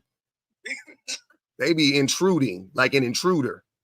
Like BPG, the intruder. I had no emotions whatsoever in that conversation. I was really literally just me either. I didn't feel emotional either. That's the craziest thing. To apologize to me because I felt no ways. Well, yesterday. Yeah, I mean, but if he felt, he just was saying if he. I think the bigger part is like the lesson we all can take from Mr. Rogers today is when you have friends, sometimes if your friend's not telling you wrong, sometimes get some friends. Like, see, you cannot have friends around you that every time y'all have a conversation. And there's a very small part of me that is not attached to me that feels bad for him because of the fact that I do think that he thought he was entering this conversation in a safe space because he was friends with you and it was going to be a little bit different. So when we heard his story, we was all going to be like, oh, well, that's Puff's friend. So, let's take it a little. No, you too. Yeah. And I wasn't, and that's the thing, like, again, because I had, you know what I'm saying? I didn't want to get off. That's why I didn't know. I was like, should I say that? Like, it was hard for me because I was like, should I say this? Or then I just said, fuck it. Well, this is what I heard. You know, like, this is what happened to me. You know what I mean? Like, this is what da da da da. And I wasn't trying to attack. I just was trying to get clarity. Like, okay, because I didn't think that was like a big deal. You know what I'm saying? Like, I would have, like, yeah, I did that. I said that. Yep, that was, you know, whatever. And I was doing da da da da da. You know, whatever it was. Like, I just would have. I was projecting, I think, like how I would have handled it. You know what I'm saying? Like, I just assumed, like, you know, like if it were me having this conversation, this is how I would have been. So that's how I was handling it. But And I think especially when something is like in the past tense, I think we think like, oh, okay, this isn't something they're currently. it's not. doing. He not. So That's what it's been years. That's why I was like, oh, So you should be able to like look at it outside because you are outside. Yeah. And maybe have a more.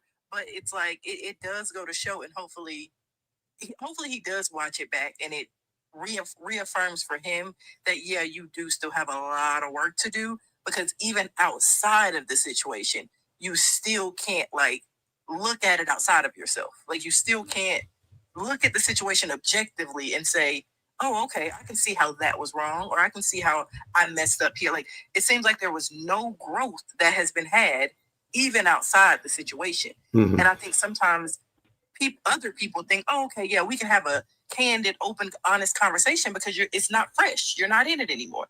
But that doesn't seem to be the case. A lot of people, honestly, especially men, it'd be 20 years later and they still can't tell you one thing they did wrong for why their ex-wife left them. yeah, which is reflective of most men, right? And that's what I was saying. It's like, that's why, you know, that's why the conversation for us was so easy to have, because we've had this conversation with 100 other dudes that said very similar stuff. It's just that I knew him and that was the difference. And I was just like, all right, well, this is what it is. You know what I'm saying? Like, but again, I didn't know that I didn't know. So that was my fault. But like I said, there was stuff, there was like signs that and I could have picked up on that, and I'll take accountability for that, because I don't want it to be like that.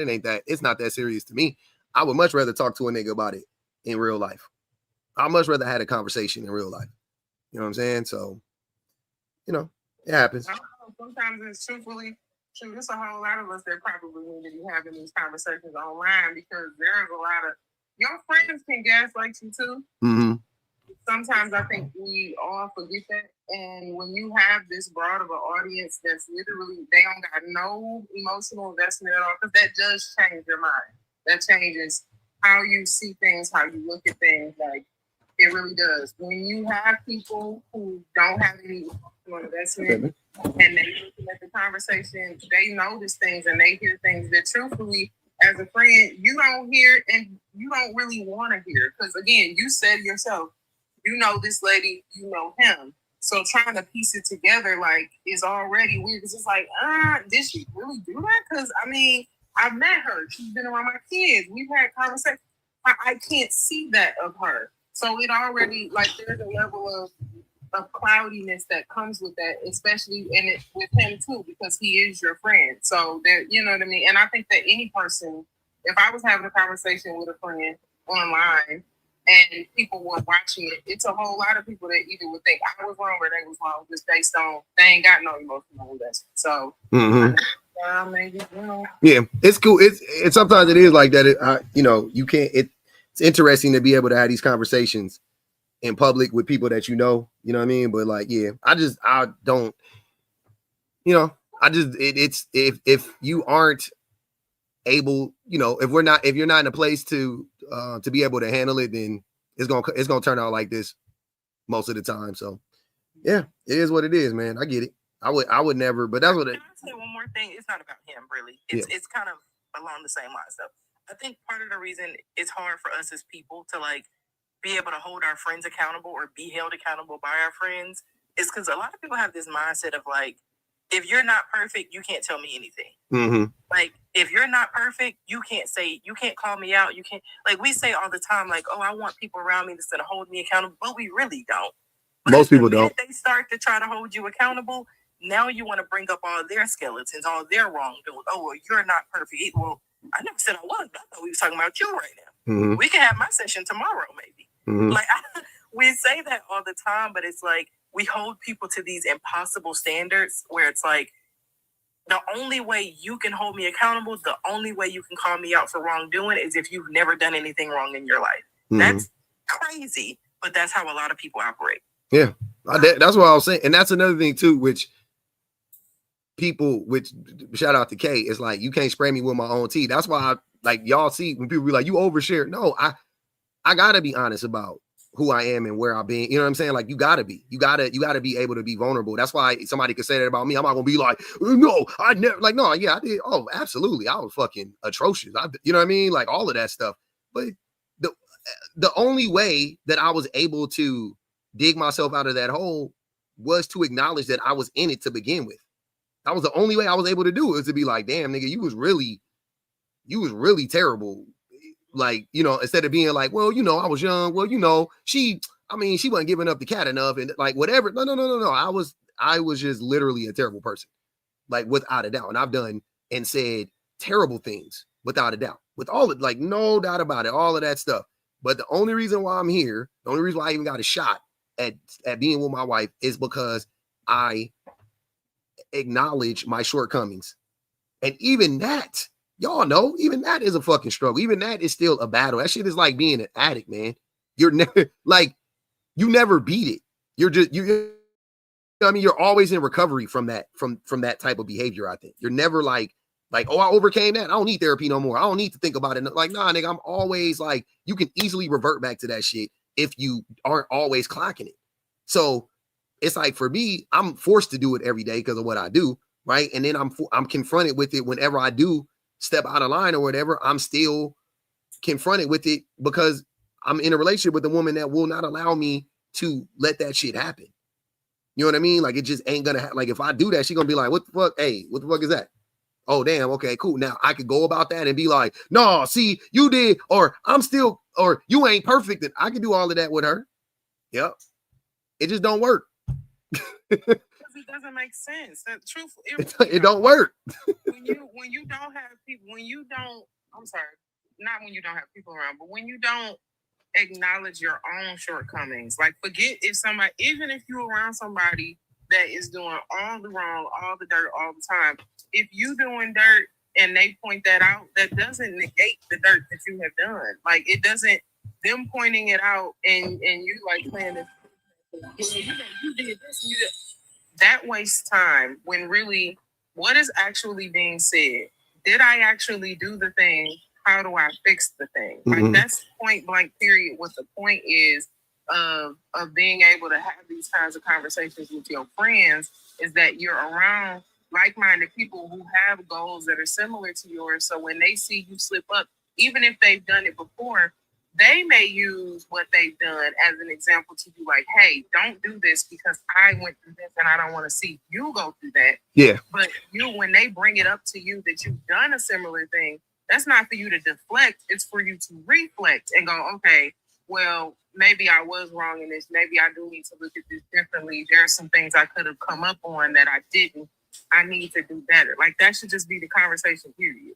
Yep. And I don't know. Also, like, again, if you have, not whoever, I'm saying, if you have like a critique about what I'm doing or anything, address it.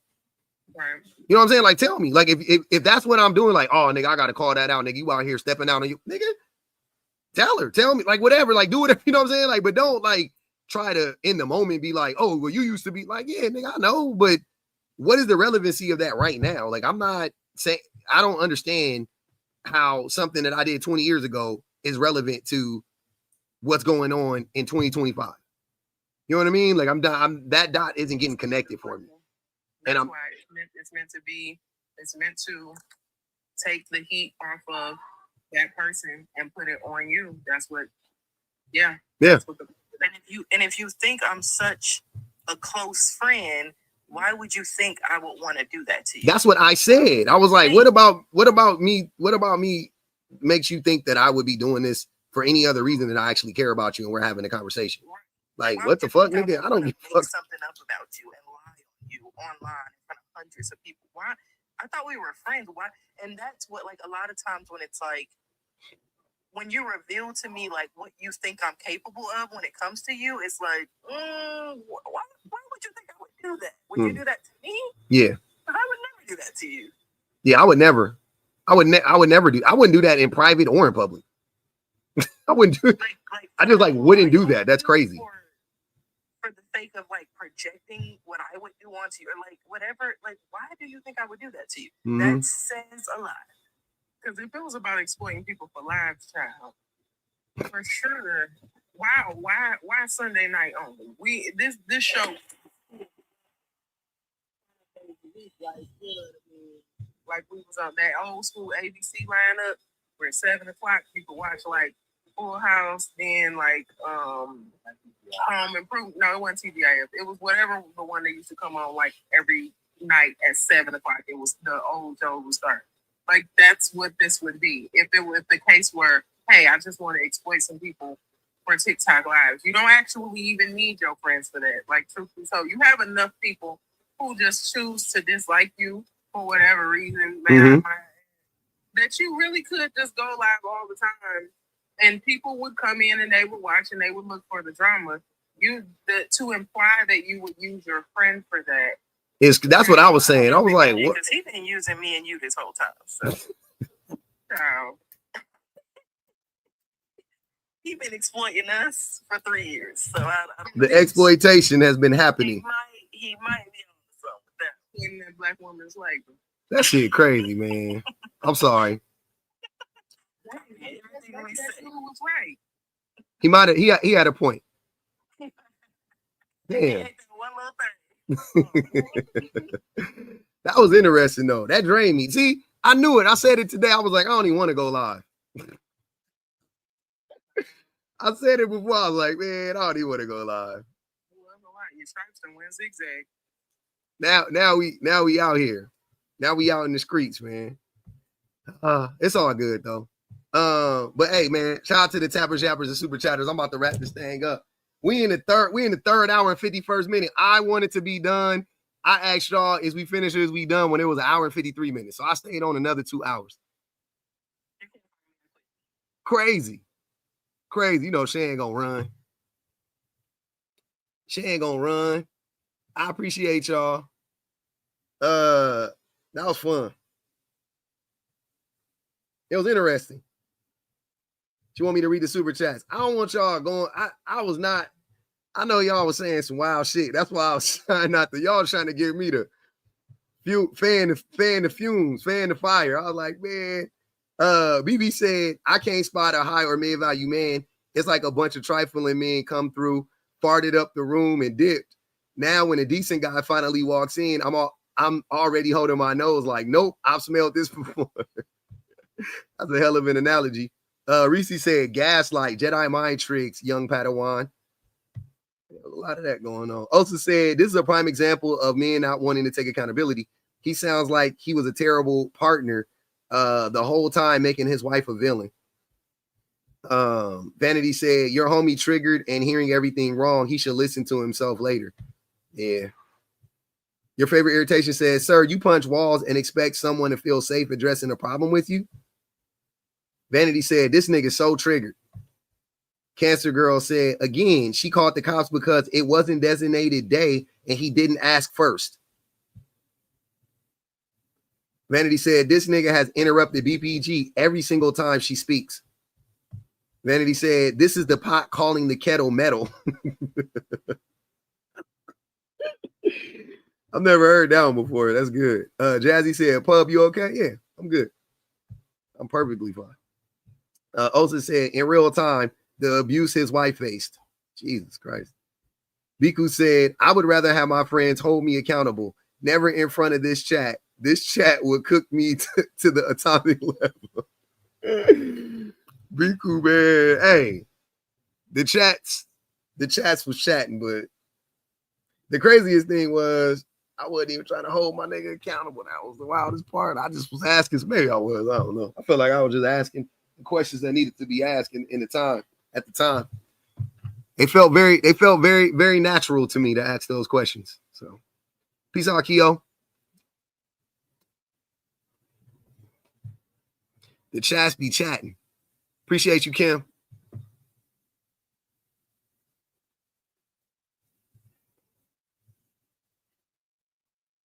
Don't tell her where I live. Impossible. Absolutely not. Oh, I got to read the apps too. All right, hold on. They told me to read the Cash App.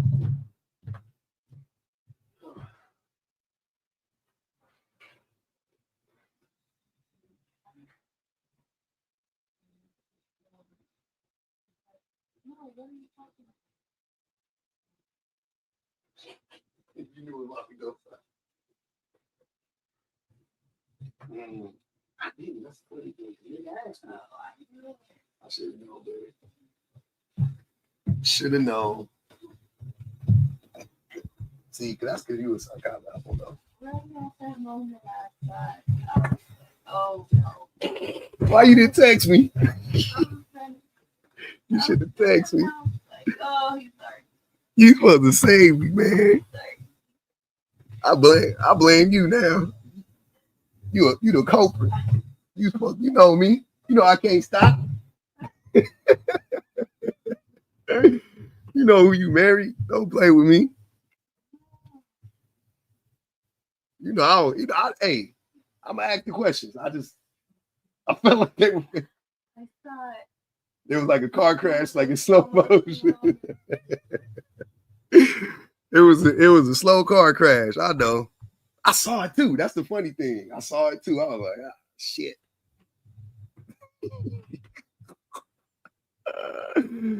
Oh shit. Hey, Ali said on a scale of 1 to 5, rate the live, see that? Either 1 or 5. Nothing in between. It's either 1 or 5. Damn. No gray. Were you not entertained is the question. That's all I'm asking you. Were you not entertained? Okay. That's a 5, nigga. That's a 5 in my book.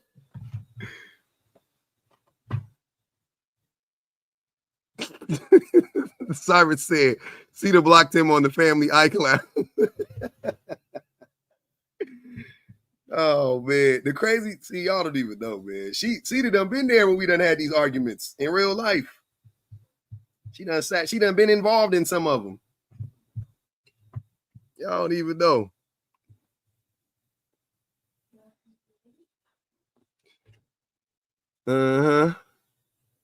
I'm waiting on my iPad to load up so I can read the Cash Apps. By the way, soon as my iPad hit come on, I'm reading those and then we out of this thing.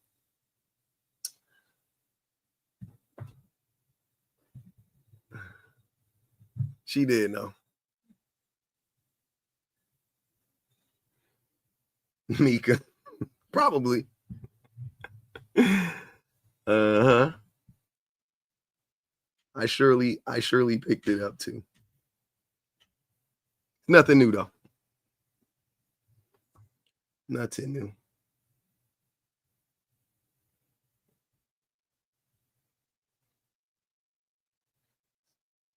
Evelyn said, invite him back next time. See, not everybody felt the same way. I mean, we have reached. That's the thing. That's why I be trying to tell y'all. We be oh man. Now y'all see why online shit don't be phasing me, because real life is just as interesting, if not more. It's just as interesting, if not more. It's the same shit for me. Damn, we almost at 300,000. What a day, what a day. That would never happen. That would never happen. Absolutely the fuck not. Ali, you to blame too. You added that nigga to the live. Y'all mute Ali for 3. You mute Ali for 5 minutes. She deserve a 5-minute mute for that shit. Shawty said, tell your friend to come outside. We ain't gonna jump him. I don't believe you.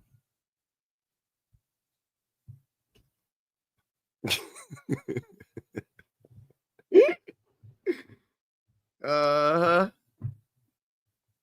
Yeah, I see how it is. Oh, Aquari, absolutely. That's exactly what happened.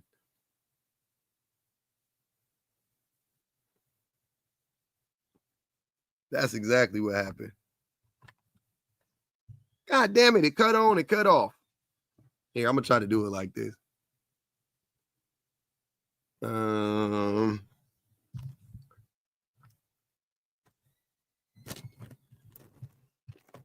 Hey man, where my pens at?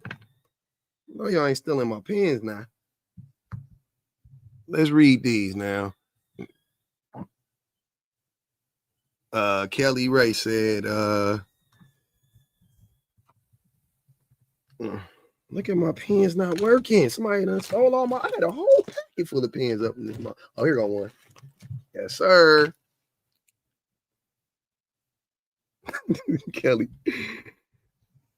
Kelly Ray said, tell him.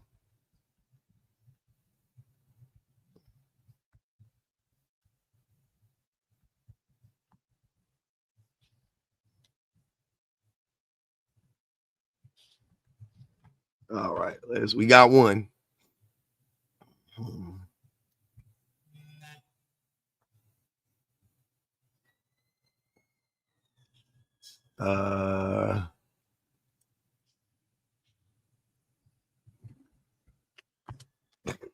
He got, oh man, is it gonna work now? Let's see if it's gonna work now, y'all. I don't think it's gonna work. I don't know why it's not charging fast enough. It's really weird and annoying. Ali said, he got time to hack and be neglectful. Why are y'all like this?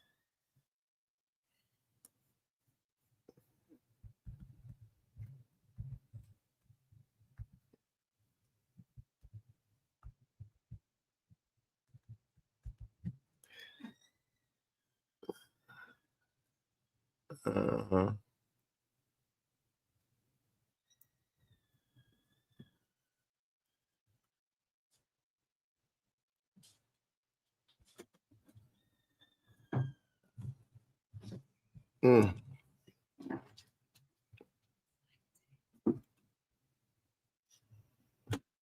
All right. Kelly said, tell him to take this recording to his therapist. Ali said he got time to hack and be neglectful. How that work? Reese said, don't give him your address. No. I forgot. Hold on. I think Valley said that. And then Reese said, I gotta watch out because he think I'm the villain now. But I don't. But yeah.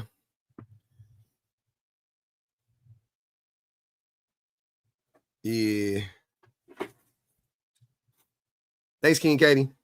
We did hit 60K on the YouTubes, man. I appreciate y'all for real. But yeah, that's it. I'm out of this thing. It's and we hit 300,000. I appreciate y'all for real. Teddy says good night. Teddy, get out of here, fool.